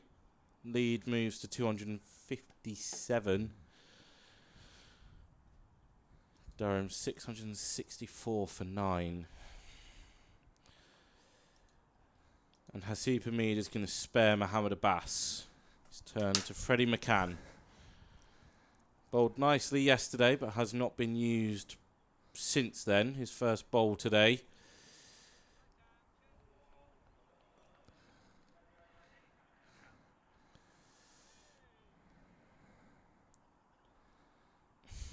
Big hit that from Drizzle, using his feet, using his long levers and launching that high and long. 6 from the moment it left the bat into the LNER stand. A couple of the fans casually just ducking out of the way as that headed in their direction. McCann. In. Oh, here's a run out for sure. Absolute barbecue. And I think possibly the best thing for the game is a little mix-up and a run out. Yusuf's gone as he hit that straight to mid-wicket. Set off to run, and Drizzle kind of said, no, I'm not making that. So that ends the innings on 664. Cody Yusuf, the man gone run out.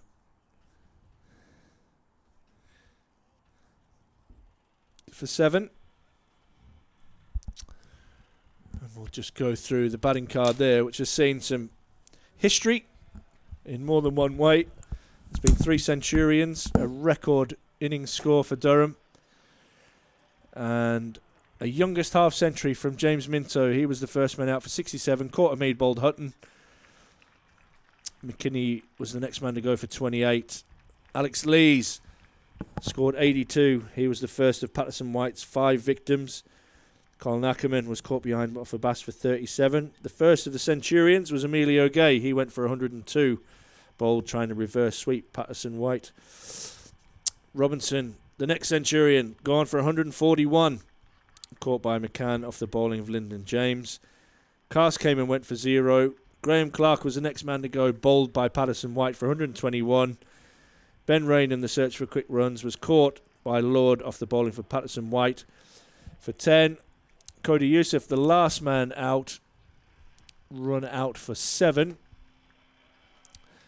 And Durham are all out for 664. Mohammed Abbas, 35 overs, 2 for 129. Ben Hutton, 1 for 111 from 27. Lyndon James, 1 for 111 off 25. Rob Lord, wicketless, but I thought bowled really well. None for 87 off 23. Freddie McCann, none for 33 from 14. And Patterson White did all the hard work into the wind, bowled for most of today. Bowled 50 overs, 4 maidens, 5 for 179. So Durham have a first innings lead of 257, and Notts will have to defend and bat. You pretty much think all the way through the rest of this session and all day tomorrow. And we'll be back in around 5 minutes. We're going to have a little break, and we'll be back with you for the third innings of the game.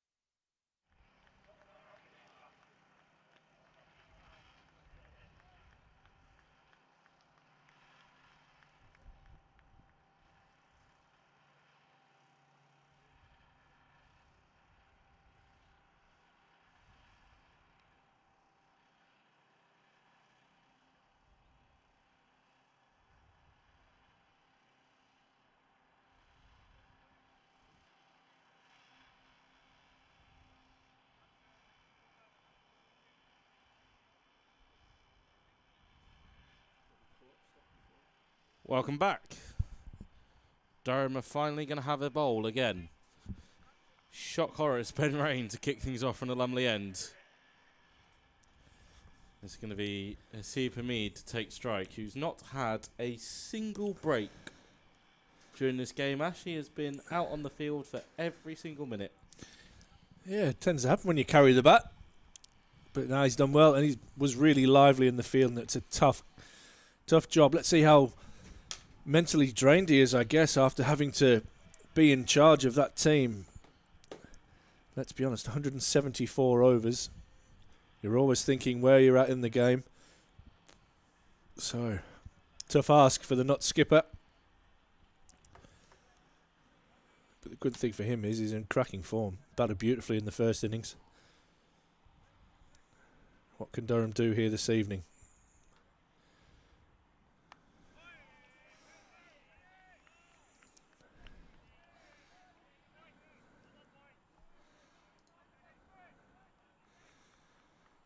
Durham have 16 overs.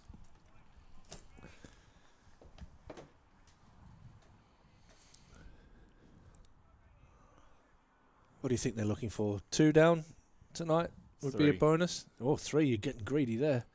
Not to have just took 170 overs to bowl Durham out. See, Hamid is he's not going to hang around. Looks like bit of a back of a length from Rain and dispatched through mid-wicket. First runs of the second innings. That impressed me in that first innings, that he got them off to an absolute flyer, didn't he? By being really positive, didn't take many risks.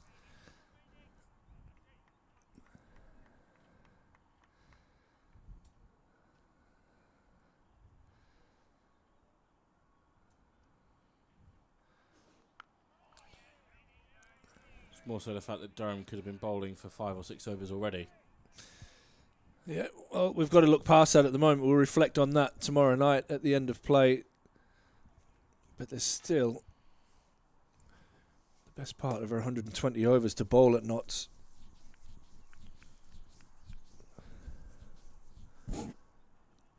On a wicket that does have a little bit of variable bounce. So a couple leap off a length and a couple stay low. There's that one right on cue. Bit of extra bounce from Ben Rain. Hasib Hamid just ripping the bottom hand off the bat.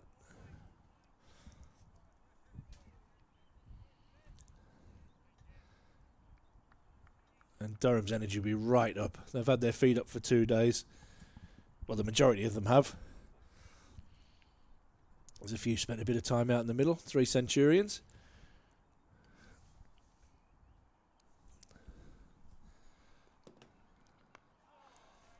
Half time at the Emirates, it's 0-0.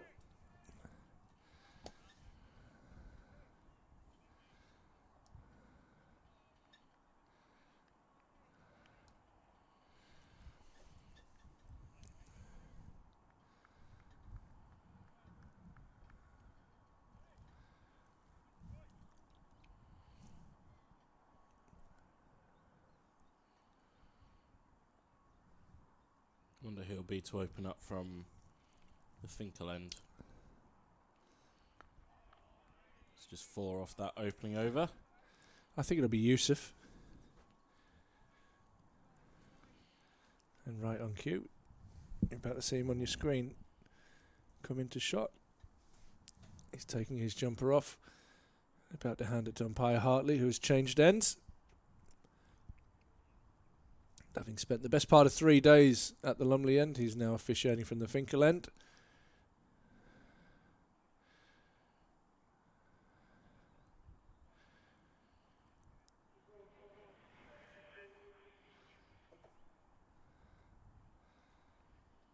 As Colin said there, 112 overs. To attempt, 112 overs left in the game. Can Durham bowl? Knots out is the $1 million question. Cody Yusuf has ball in hand. 2 slips and a gully in place.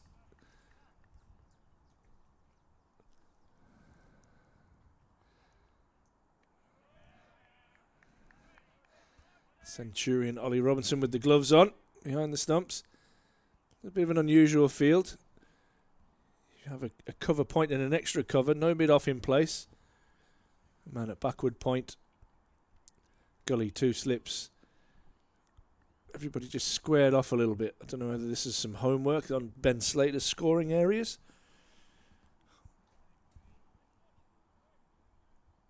But there's a very big V that is vacant at the moment for Slater. It's nice areas and a nice leave. Had plenty of time to do their homework, obviously. Yeah. So best part of 2 days that some of the lads have spent up in the changing room. Lovely feeling this as a fielding unit. You're right on top. You know you can't lose the game. Immediately, young Minto is sent out in the deep by Alex Lees.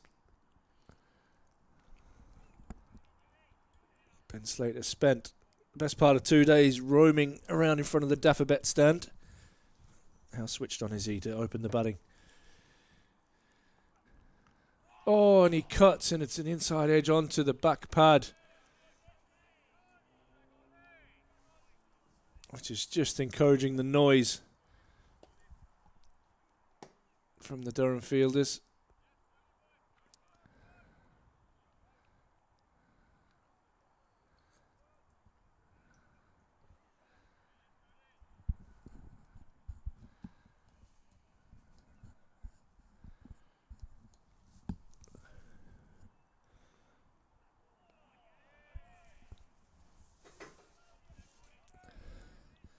Lots of bluff and lots of noise from the fielding unit. Not going to lie, at the end of day one, when Cody Youssef was holding the back of his hamstring, I feared the worst, but he assured me after the day's play that it was just a little bit of cramp.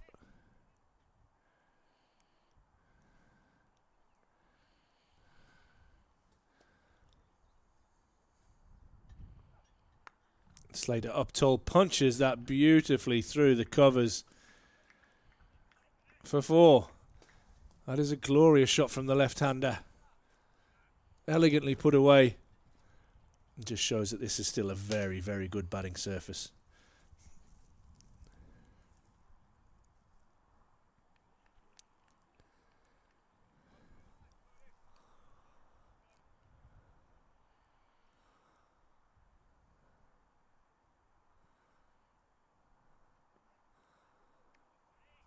It's a nice solid start from Ben Slater. Lots of balls to leave from Cody Youssef as he isn't quite zoned in on that off stump from round the wicket.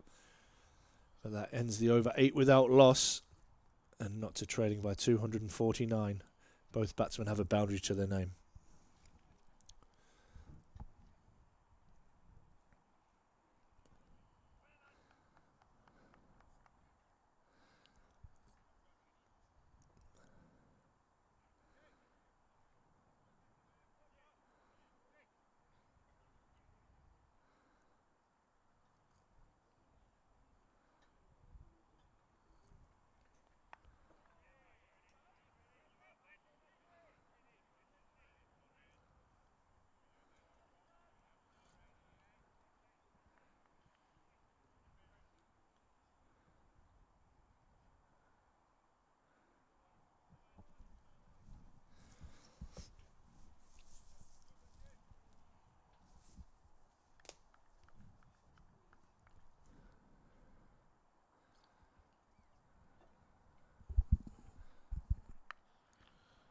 Second lovely pull in front of square by Asib Hamid. Minto is the only fielder sweeping on the boundary and he's behind square. So nicely timed by the not skipper who looks in imperious form. You can see him there on your screen. He's batting again outside of his crease like he was for much of the first.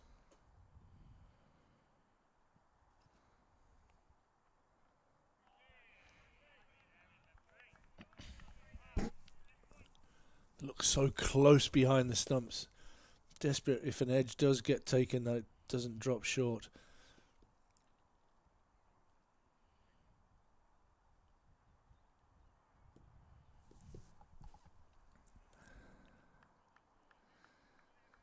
It's going to take a lot of hard work from this Durham unit. 10 wickets required against top of the table Notts.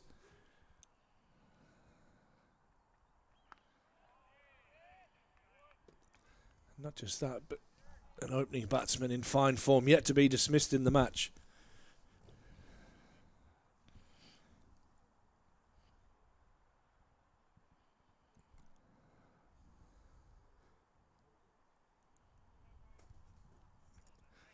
Is there a magical spell here for one of the Durham bowlers? Dan Hogg did it against them here last year, where he picked up 7 wickets.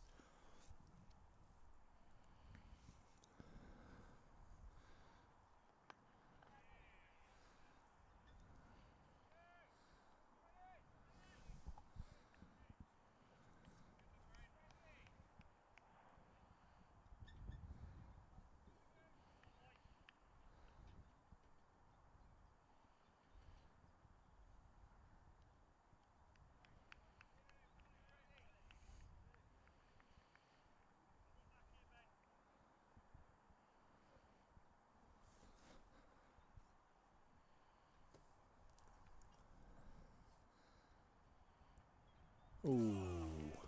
Just caught in 2 minds.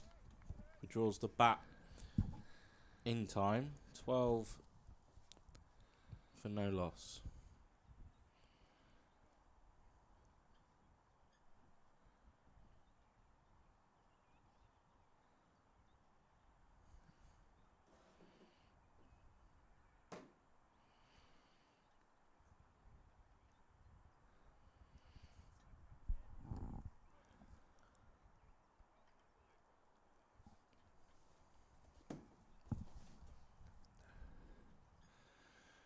Lees and Yusuf just having a chat here about where to best place this field. Really strengthening up that offside square of the wicket. Slater was really strong in the first innings.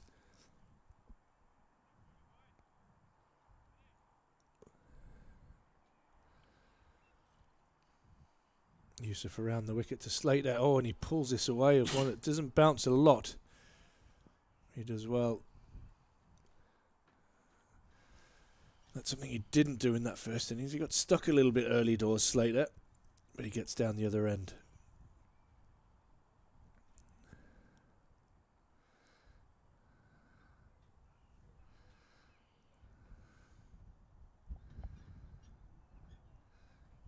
Yusuf was the man in the first innings.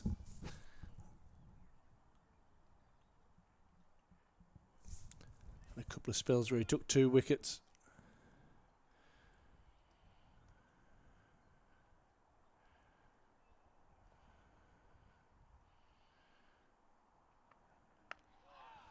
He's right on the money there.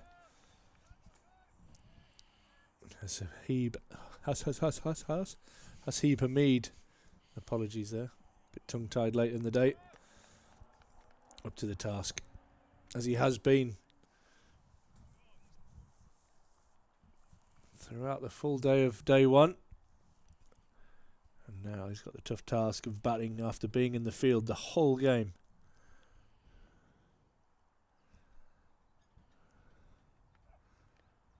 A little edge and a little tickle that goes away fine. And we'll go away for 4. So Hamid gets his 3rd boundary, moves on to 12. Not 17 without loss, trailed by 240.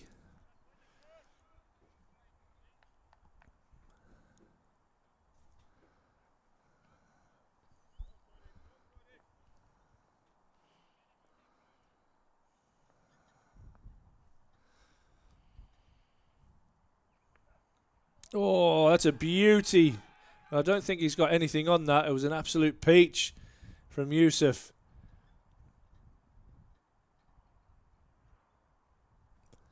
There was more than half an appeal from behind the wicket. I'm not sure Yusuf was that convinced. In the end, I'm not sure that the Durham fielders were that convinced.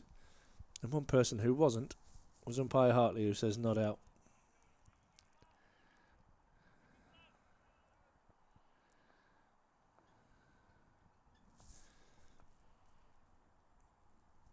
Can he back it up? It's short and wide and nearly chopped on. We've seen Hamid do that a number of times in this match so far. But that will be an issue. You might get the odd drag on.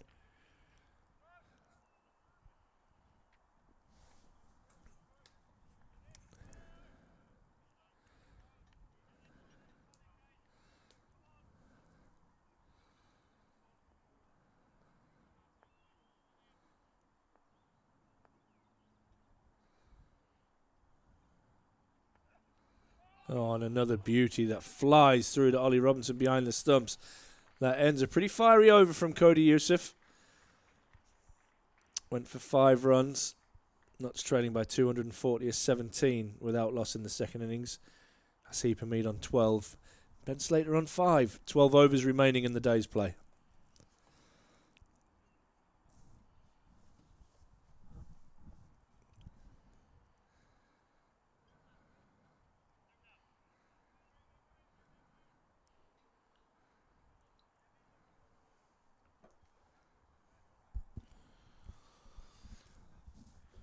More tinkering in the field. George Rozelle's getting moved away from the fence.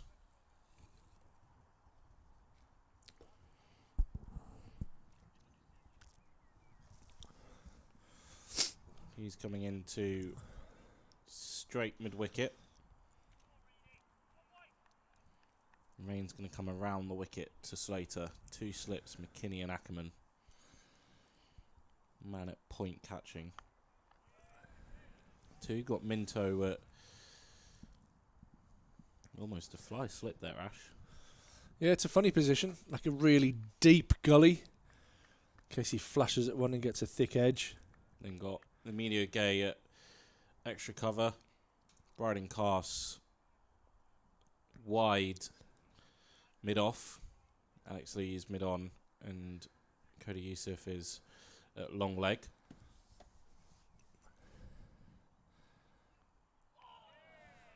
Tight leave.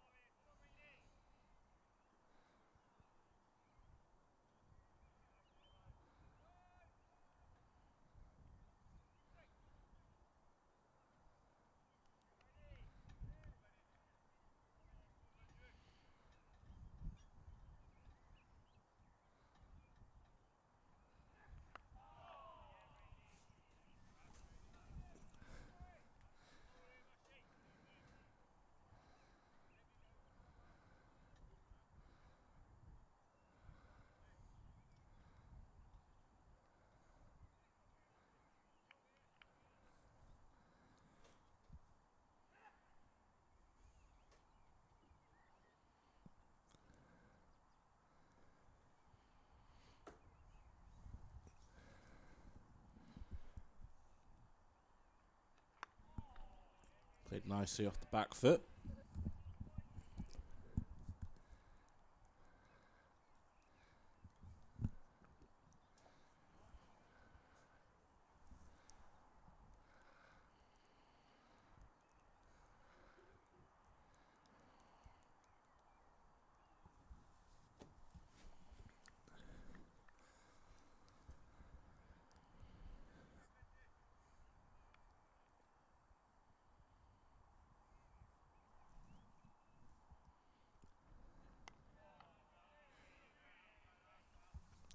Lots of energy in the field here from Durham.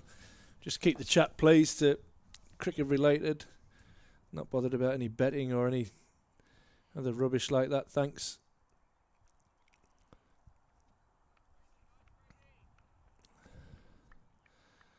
You got something to say that's interesting?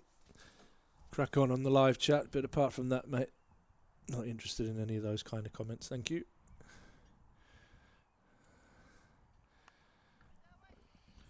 Maiden from Rain, 17 without loss, have got a couple of results. As you mentioned, Worcestershire have picked up their first win of the season, wrapping up victory by 225 runs against Essex, just did not get any runs with the bat whatsoever. 157 all out on the first innings where the damage was done.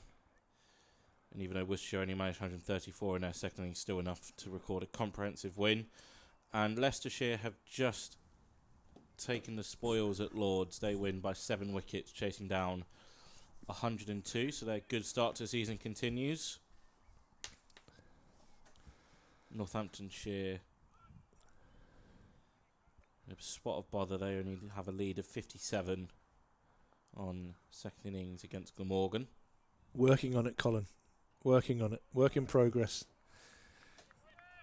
Hampshire are close as well. They require just one more for victory against Warwickshire. Ethan Bamber looked like he was going to try and pull off another successful run chase, but he fell for 43, and Warwickshire have lost a further couple in quick succession. Somerset got their target down below 70.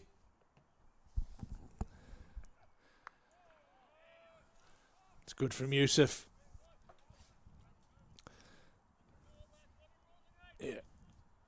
You may have noticed if the comments aren't kind of the way we got. We don't mind a little bit of humour and a bit of randomness in the comments, but as soon as you start talking about any kind of betting or getting a little bit off track, you'll be blocked, and your comments will, as you've discovered, disappear.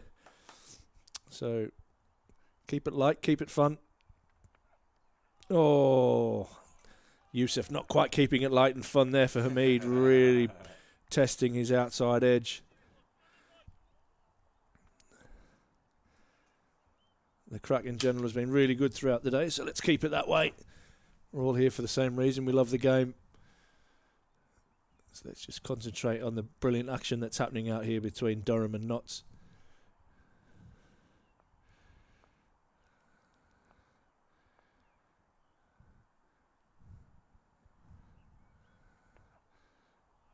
Yusuf just building up a little head of steam here into the breeze. Has dropped a little bit. Welcome, Paul. You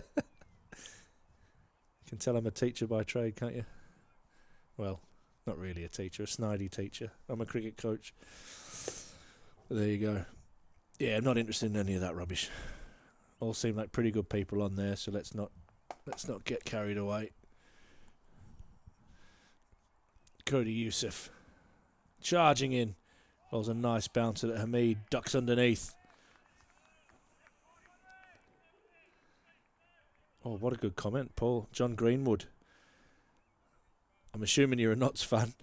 He says he doesn't want to put the mockers on Hamid, but who was the last person to spend every minute of the game on the field? It's a great shout. Alistair Cook's a good shout too.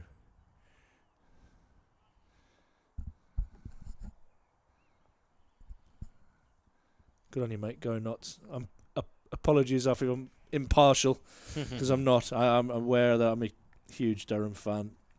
So I'm trying my best. I'm trying to see the best from both sides. Just hope you're enjoying the coverage here. Up in the northeast, your top of the table Notts taking on Al Durham. Another maiden over there from Yusuf. He has none for 9 from 3.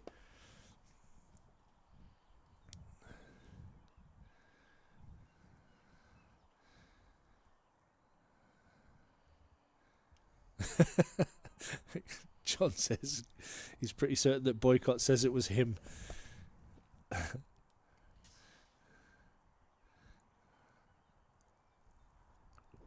Early change.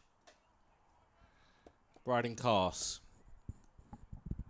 is going to get a shot with the ball. Just 3 over opening spell for Ben Rain. Maybe seeing that the extra pace from Yusuf is getting a bit of extra chat from the pitch, and Alex Lees wants to try capitalise on that. Yeah, short spell as well. Might just seem ball from this end. Let's see what Carse gets out of this pitch.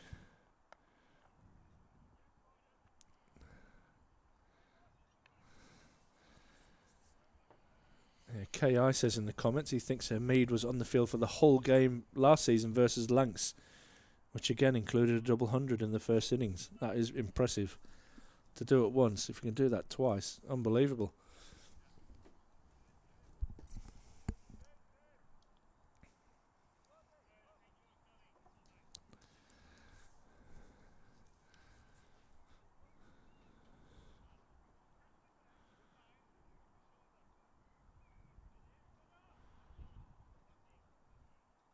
Can Bryden Cast inspire his team here?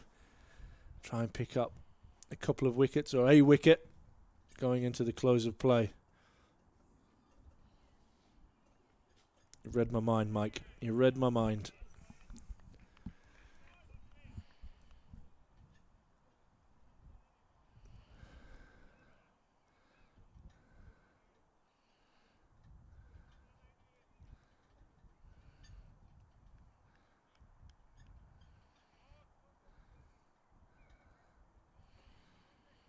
It's going to be tough. It's been a great wicket to bat on throughout this whole game. Durham have decided the exact amount of overs they need, they think they need, to bowl here. Get 2 cracks with this new ball tonight and tomorrow morning, and that's a snorter from Cast.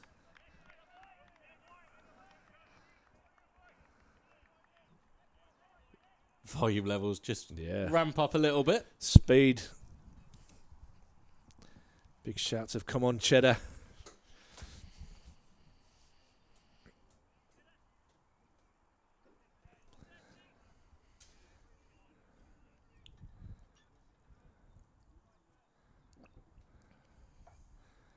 Thanks, Tim, for whacking a couple of stats in there, with 664 being the highest score. Oh, and a flirt.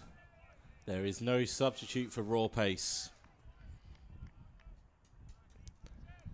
He also says that 174.1 overs is their longest innings. I'd get a third slip in. Runs aren't an issue. You don't want to miss a chance. Exactly. There are only 2 results really from this point. It's Durham win or a draw.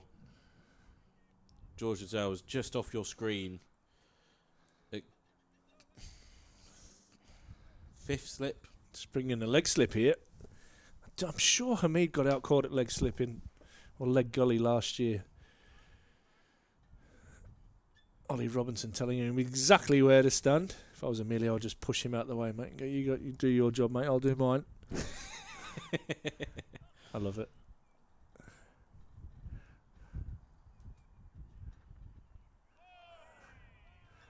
Cast has some real rhythm here early doors, which is nice to see. That hit out on day one would have done him the world of good.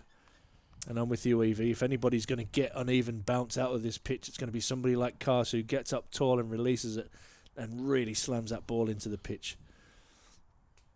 The second result in Division 1. Hampshire have defeated Warwickshire at Edgbaston.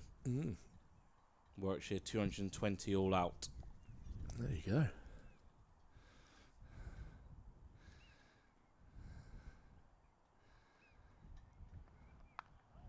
Bit of movement there for Cast as well. Just one off the over, but some very intriguing deliveries there as well. It's just ramped it all up a little bit, hasn't it, when pace comes in? I think I mentioned about maybe a bit of ECB propaganda when Mark Wood comes on to bowl at the test matches. All of a sudden, the speed goes onto the screen when it goes kind of 148, 150, 155, and the crowd get really engaged, as do the players. And no doubt, the batters just kind of look up at that as well on the scoreboard and go, oh God, what's coming?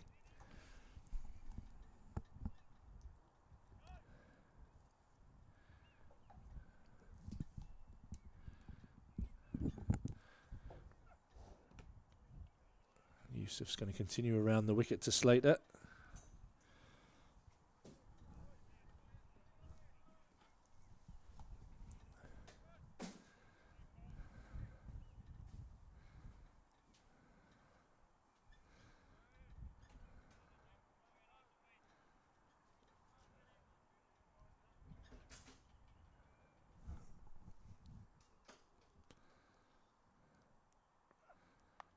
Oh, and Slater tries to ride the bounce on that one from Yusuf and does well, staying in control.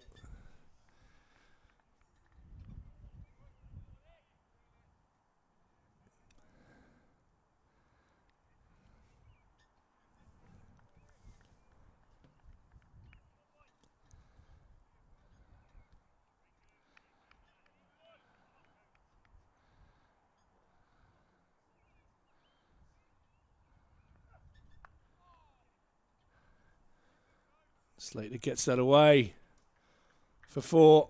Really strong through the offside, Slater. And he peppers the boundary that he's ridden for most of the 2 days out there.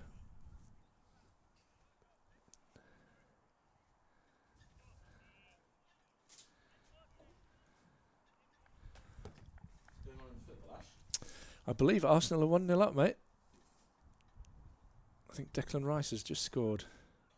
Oh, down the leg side, and Robinson flies away to his right and does brilliantly to prevent that from going for buys.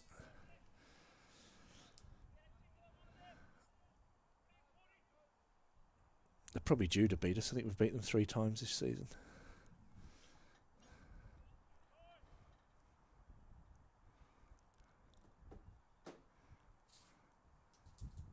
Eddie Howe's going to blame the ball that they're using, I think.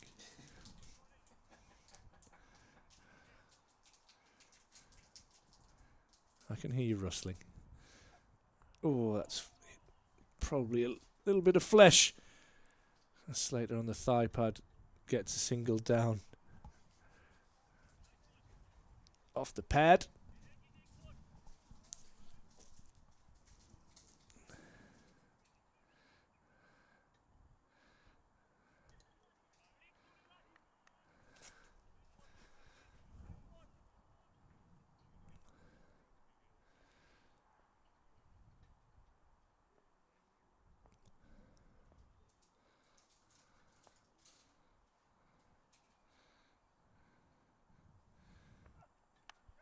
Oh, one that just bounces a little bit more than Hamid was expecting. But not to negotiate another over. There's 8 overs remaining in the day's play.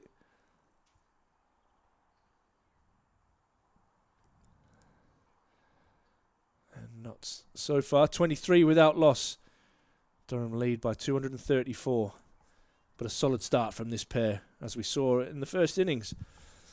They put on 104 in the first innings before Minto got the breakthrough. There's a few cries and calls for Minto on the live stream to come on. I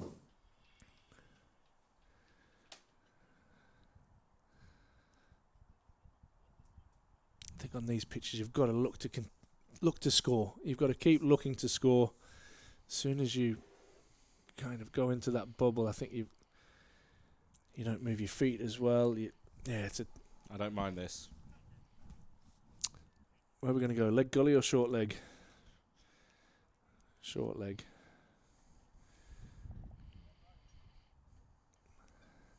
Sun doing its very best to break through here.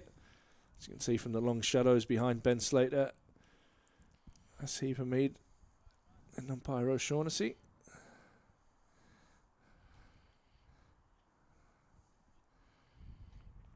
That is a bouncer and it's very high and will be a wide, I would have thought.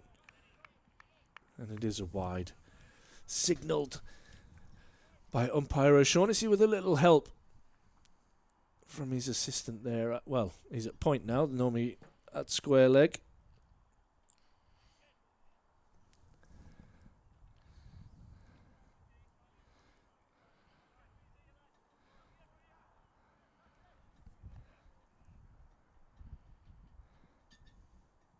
Some hit from Declan Rice as well for that goal, by the way. This one's defended nicely out into the offside off the back foot by Slater.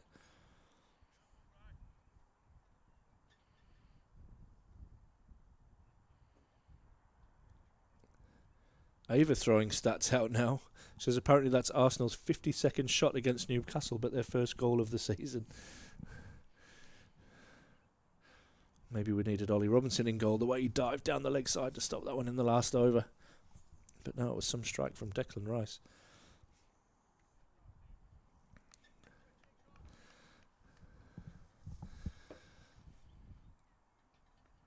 Oh, that's nasty from Cars. Get off me, says Ben Slater.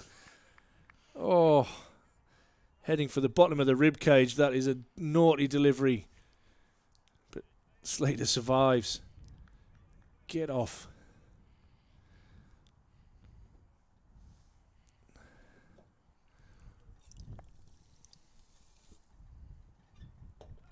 Building up some good pace here, Cast.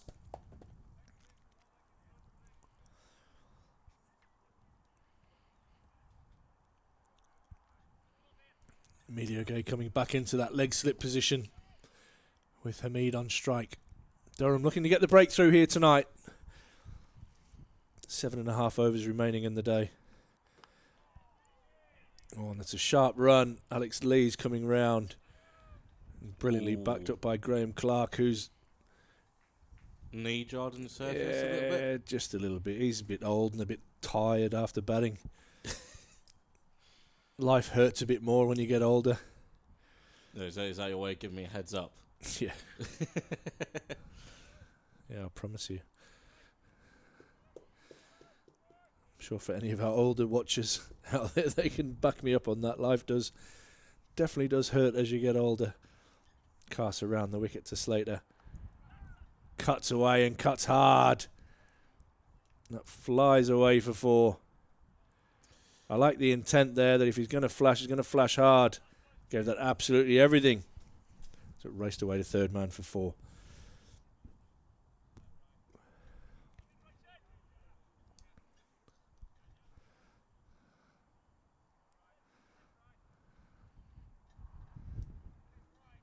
Good evening, Beast. Thanks for joining us. Somerset just wobbling a little bit. 4 wickets down. Mm. Not yet past 100. Oh, now that so many times the inside edge has gone flashing past the stumps. Hamid had about 5 of them all Yeah, against he did. Minto on day 1. He's already had one today. That one is going to get harder and harder to play those square of the wicket shots, you would think. And mate, Durham might just need that little bit of luck with one of those inside edges going back onto the stumps. For all our Notts viewers out there, they'll be desperate that that doesn't come true. But Cast bowling with good pace late here on day 3. Oh, and it's a no ball. And it's hooked around the corner. Down to Cody Youssef. Will they get a leg slip in place again? What's the matter with you? Dancing away. Let's just send if Arsenal had scored again. Trying to dance a wicket, mate. Dancing a wicket. Trying to. The wicket jig. The wicket jive. I'm not sure what that was. Boogie, mate. I ain't got any good dance moves, so Ross, Me either. don't you dare flick that camera on. Me either. Oh, right on the money and beautifully defended by Hamid, who looks in such good form. Got some hand warmers. Sunnies for George Giselle. Just in case it breaks open, I guess. Fielding on the eastern side of the ground, looking into the sun.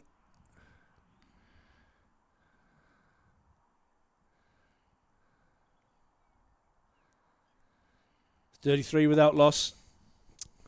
Durham lead by 224, and there's 7 overs remaining in the day's play. It's probably, in all honesty, been the most interesting passage of the day here.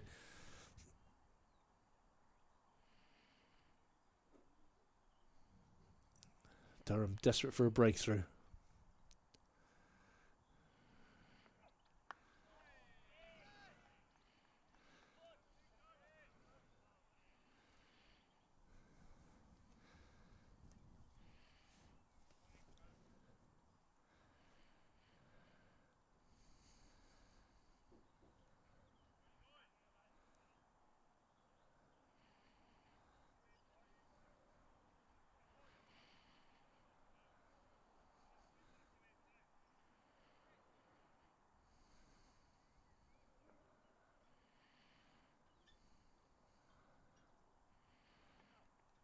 Oh, another one. Oh my goodness. Cast as well to cut off the boundary.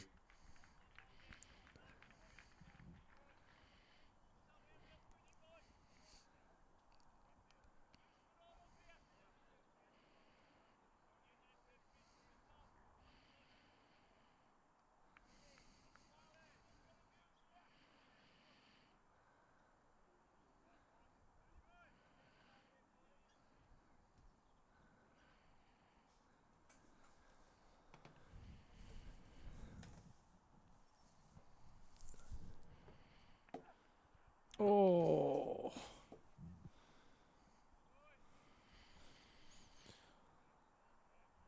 These two looking to play their shots and not just going to allow Durham to bowl to them. As we've mentioned, this pitch is still fairly benign. Good surface for batting. You can see there on your screen some footholes outside Ben Slater's off stump. So maybe if the cards fall for Alex Lees, maybe could see something from Drizzell tonight. Although the way Cody Yusuf and Brian Castle bowling, good luck taking the ball away from them. Yeah, Yusuf steaming in his 5th over. Will we see Minto tonight? Minto was the one who got that ball to swing in the first innings and picked up the breakthrough. It was a little bit erratic, but I'm sure they would giving away a couple of boundaries for an early wicket here. But a nice start from Notts, 39 without loss.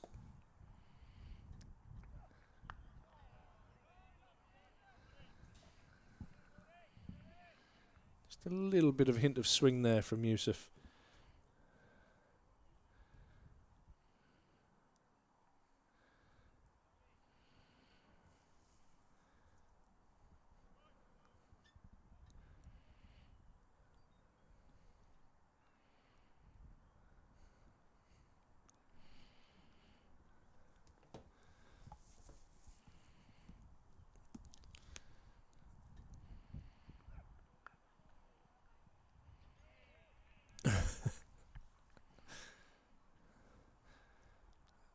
Clark doing the fielding there to finish the over. 6 overs remain in the day. Notts 39 without loss. After 10, Hamid's on 13. Slater been busy on 22. Durham still lead by 218, and Durham is still searching for wicket number 1. Carter's going to continue from the Lumley end.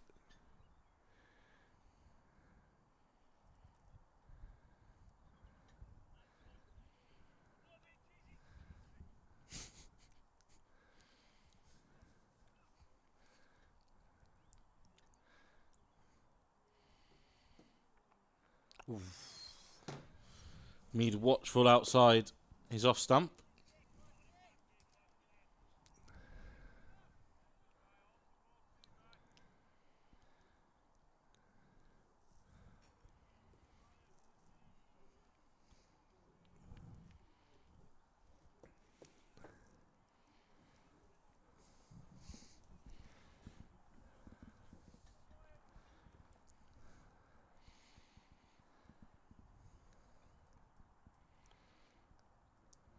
Cars again overstepping on his first ball. I didn't even notice a signal there.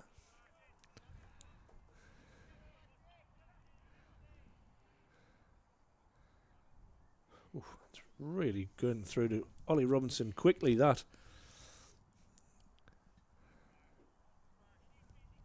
Cars building up a good head of steam here.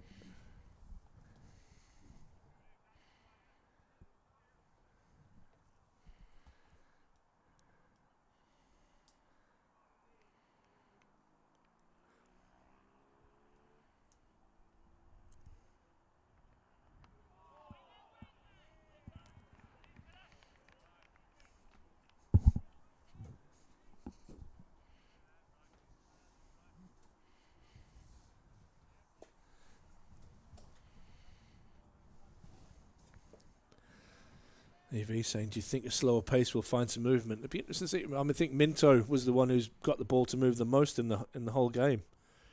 So it'd be interesting to see if he gets a little spell here. Maybe a couple of overs before stumps. But Carter's bowling really nicely here. Hitting the bat hard, and good fielding by Drizzell.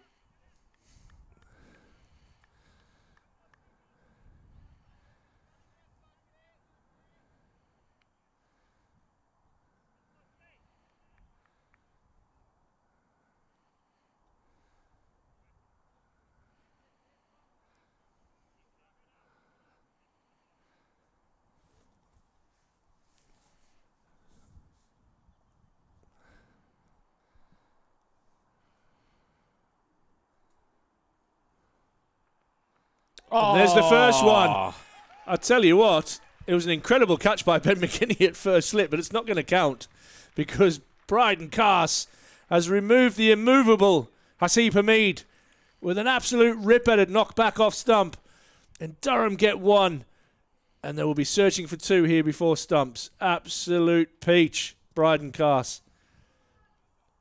Hamid goes bowled by Cass for 13. Not a 41 for 1. We've said it all along. There's no substitute for raw pace. You could see Hamid had been hurried and harried by Cass before.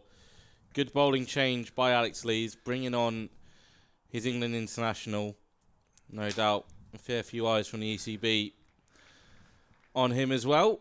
But he's doing a shift for his side. That's the first strike for Durham. 9 more for victory and absolute ripper from the big lad. He'll be feeling pretty good about himself. That's his 4th in the game. Interesting to see if they send out a night watchman themselves here. Doesn't look like McCann. Coming into bat. Just waiting for a number on the back. It is.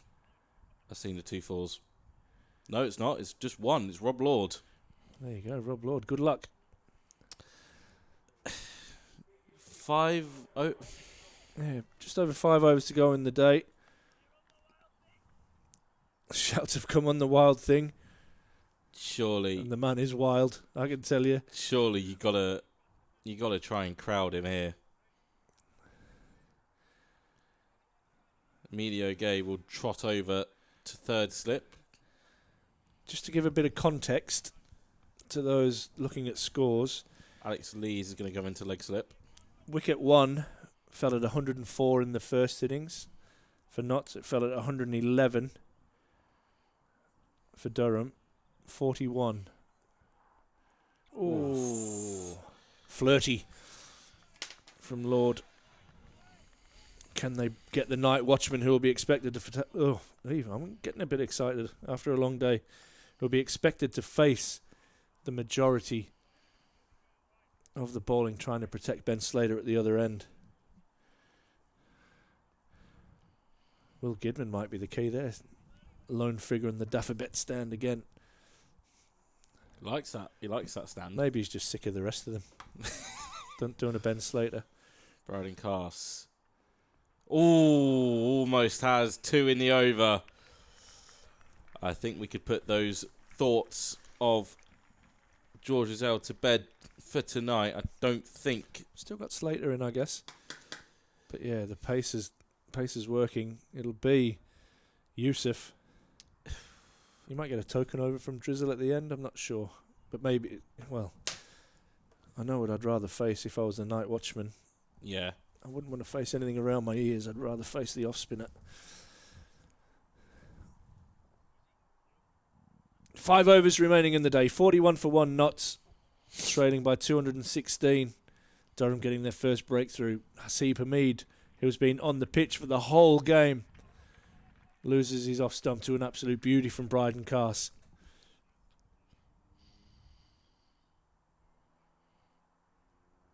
Durham now with a sweeper in place for Slater, who definitely favours that cover point region.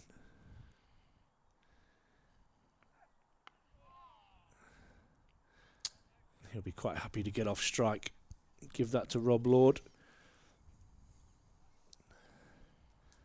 And I agree, Evie. I think Bryden Cass has looked. This is the best spell I think he's bowled of the game so far, rhythm-wise. Just been on it from ball 1. Has overstepped a couple times, maybe a little bit overzealous, but been on it since ball 1. Whereas, as we mentioned on day 1, kind of took him to that midway through that 3rd over on both occasions before kind of really hit his straps. What might help is he knows he's only going to bowl 1 spell tonight and then get a rest. Whereas on day 1 he knew he was probably in for 3 or 4 spells, so probably just a little bit of a sense check on the body. He might feel that the body feels really good after day 1 as well. He's had a couple of days rest. He's ready to rip in. Oi! Wow! Really? Was he given wides? Given wides, yeah. ball absolutely hooped off the surface from Cody Youssef, and if you watch the screen there, you'd have seen him rubbing his hands with glee. Rob Lord does not look comfortable facing anything, as you mentioned, Ash, up around his head. Nor should he. No. It's not his job. He's trucked in for 2 days in the field. Oh, squares him up. Youssef in the contest as well. This with a bit of attitude. I like it.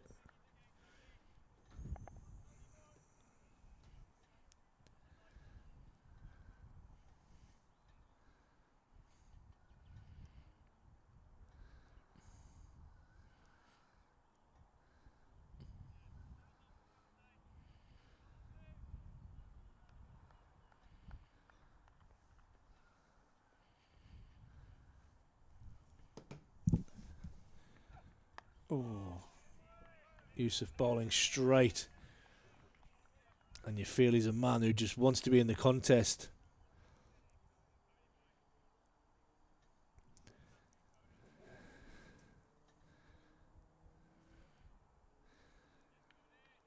Yeah, Colin, I agree, mate. I've been called inside, let alone being in that wind, mate. I respect anybody who stayed here all day, or even lasted 2 sessions in that wind. It's been a cold one up in Chesley Street today. Lord playing that one nicely. Ben Rain was the man who knocked over Lord in the first innings with the fall of his wicket, 275 for 8. You felt that Durham were about to rip through knots. That's proper moved back from class as well. Oh, it's special. At pace. And it's taken something special to get rid of Hamid, who can now put his feet up and just switch off a little bit. Oh, that's a leave and a half. That is a leave and a half, Lord. Not covering his stumps at all.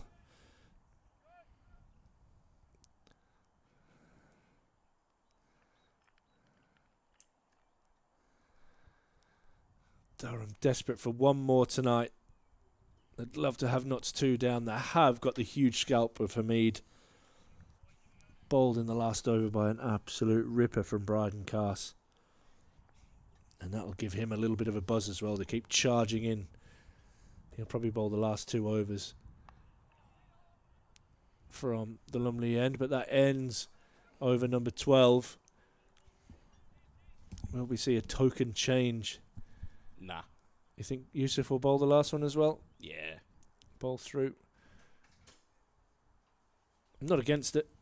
It'd be a long opening spell, 8 overs for Youssef, but he's used to it. He's more than willing to do it. And he's these two, more importantly, are the most threatening bowlers Durham have right now. While this ball is still relatively new, you need to strike while the iron's hot. It's definitely the quickest. Minto might have a little grudge at that comment, but they've got Slater on strike, which is exactly where they want him. They won't mind that either. Almost gifted him the single. Now they'll get 5 cracks at Rob Lord.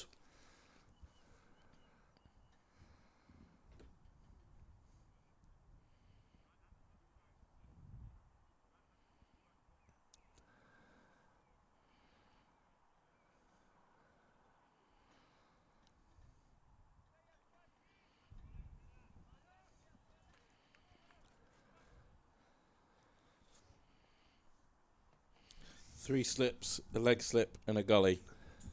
And a short leg. Well played by Lord.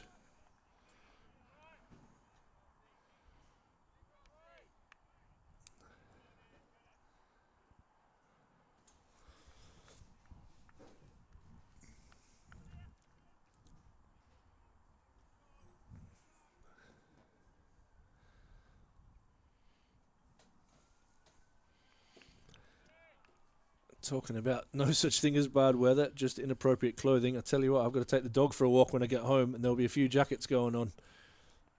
Oh, he's nearly ducked into that, Lord. Good Lord. Is Media Gay calling for a helmet? He is indeed. Wonder if that's for him personally or if it's for someone else. Probably is for Emilio, thinking about everyone else. I don't think Ben McKinney's going to be going in close under the lid.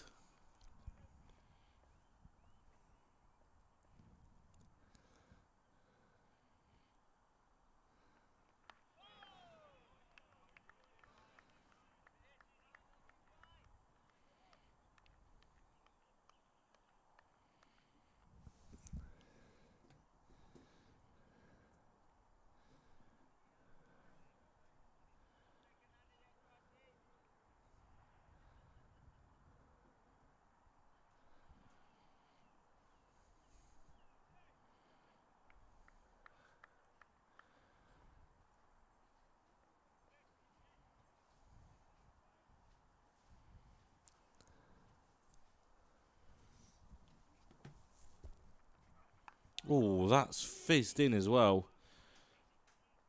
From Carr says the lights just flicker into action for the first time this game. 2 overs remaining in the day after this. Oh, 3, sorry.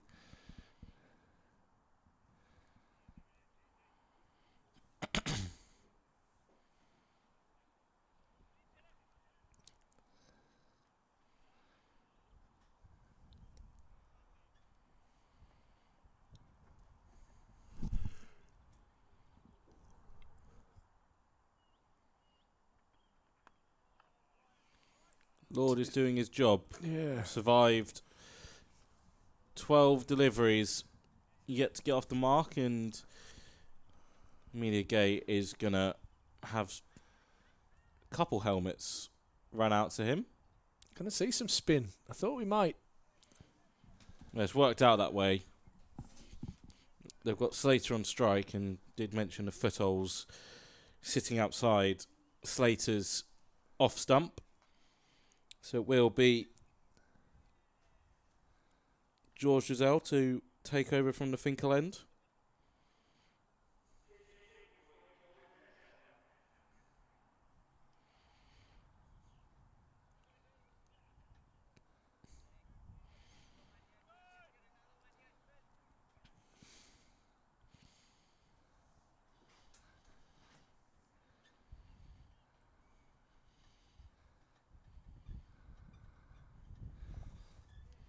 Your knee's going again, mate. Yeah. It will be later, that is for sure.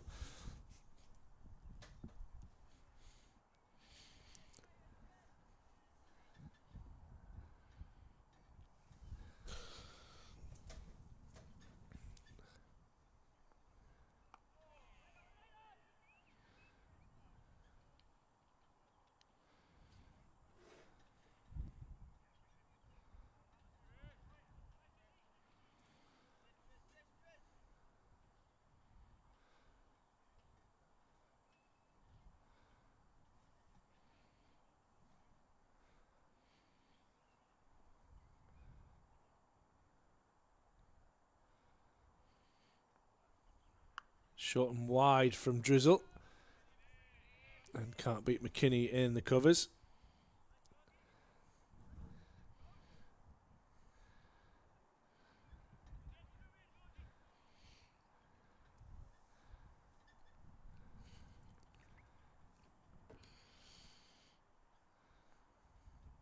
Oof, and that one really bites from Drizzle. Kicking out of the footmarks. Good take as well. Yeah, it was nicely ridden, opening up the hips as he's just having a little jig behind. It's all in the hips. Alex Lees likes to look at that and thinks, let's have a second slip. Just sliding down the leg side.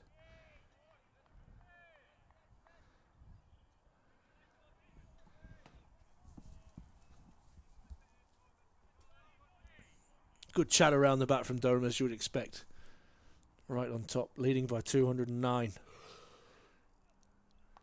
That one short and cut away for 4. Slater so strong in that area. Reminds me a bit of Michael Lum, the way he's cut that away.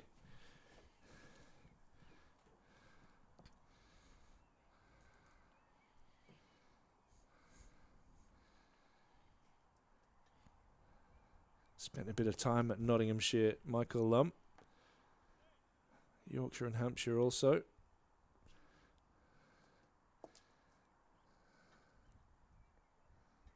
Oh, that's a better length, and Drizzle nearly breaks through, but Slater gets an inside edge into his pad.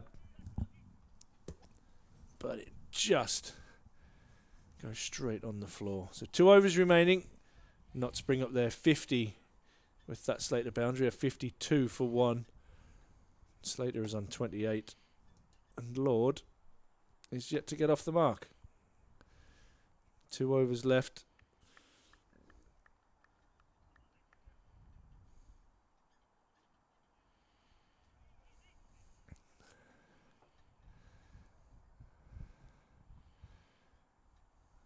It will be cast. Have one last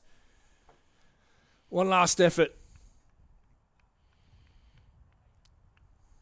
from the Lumley end. 3 slips of gully and a leg slip in place. Ooh. Oh, that one gets past Clark at bat pad. Should be 2. They don't They'll want. take 2. They don't want. I'm They will surprised run they've 3. come back for 3.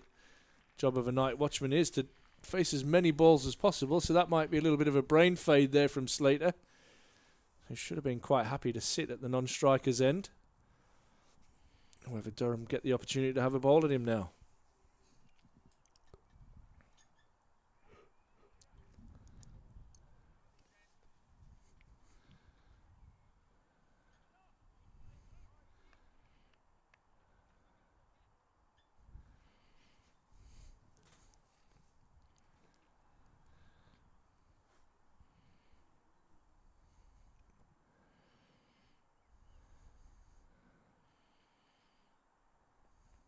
Oh my goodness Flirt. me. Outside off stump.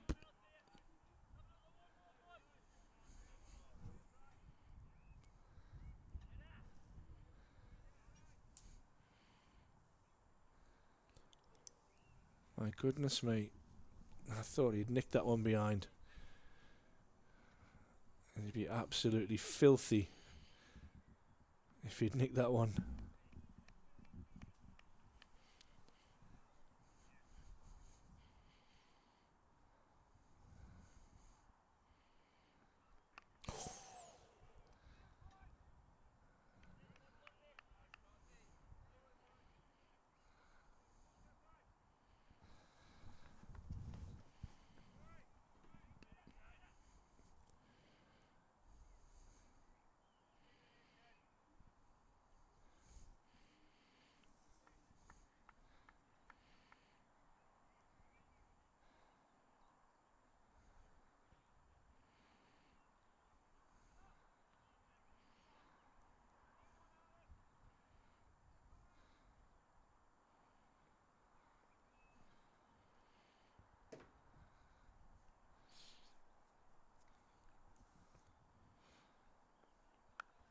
Oh, Get after that. crunched away.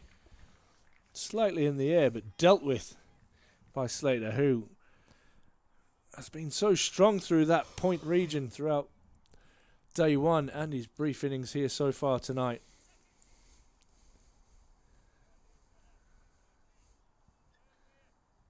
It's overstepped again. It's another opportunity for him to take a wicket.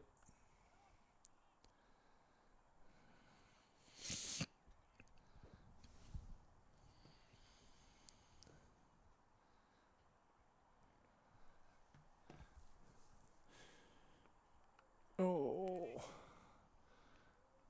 Wow, that's flown away down to third man off the edge for 4. Minto unable to get there. Slater has moved on to 36 from 42. And this is one way to stop Durham winning the game as well, is to make sure that you get past that deficit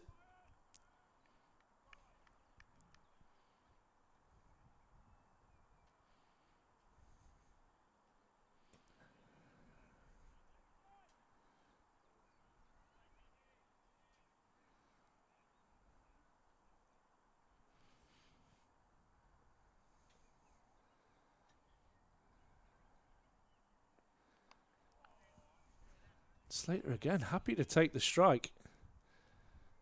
There's still one remaining in the over. Apologies. Oh, there was a no ball, wasn't there?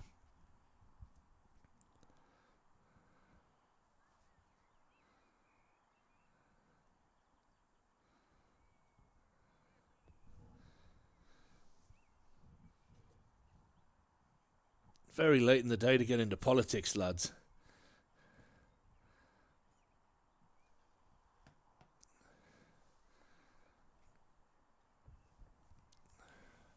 Last ball of Cass's over and last ball of his spell. And this is, was it bat onto pad? It's a leg by. It lobbed into safety anyway. And Slater rushes through for the single to get him off strike for the last over.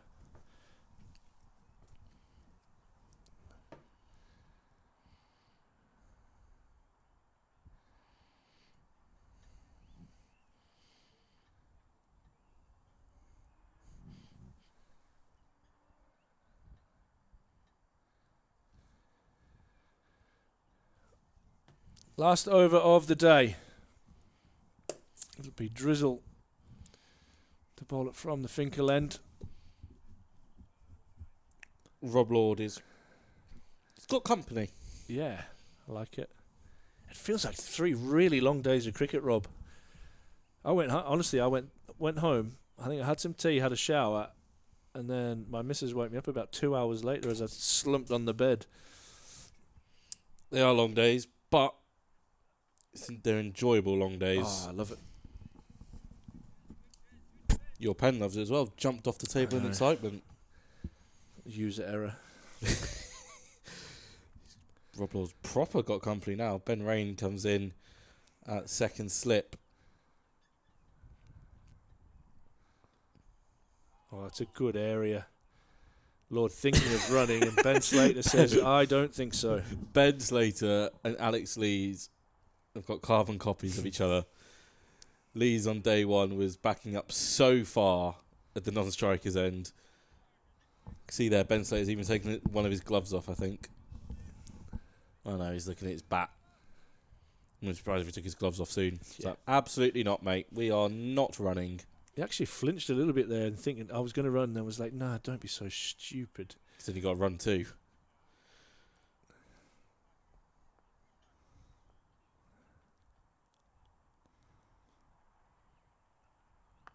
That's a lovely loop that from Drizzle, but nicely played from Lord.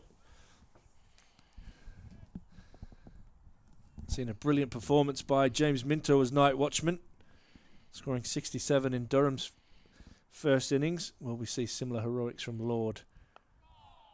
It's got 2 balls left to play out.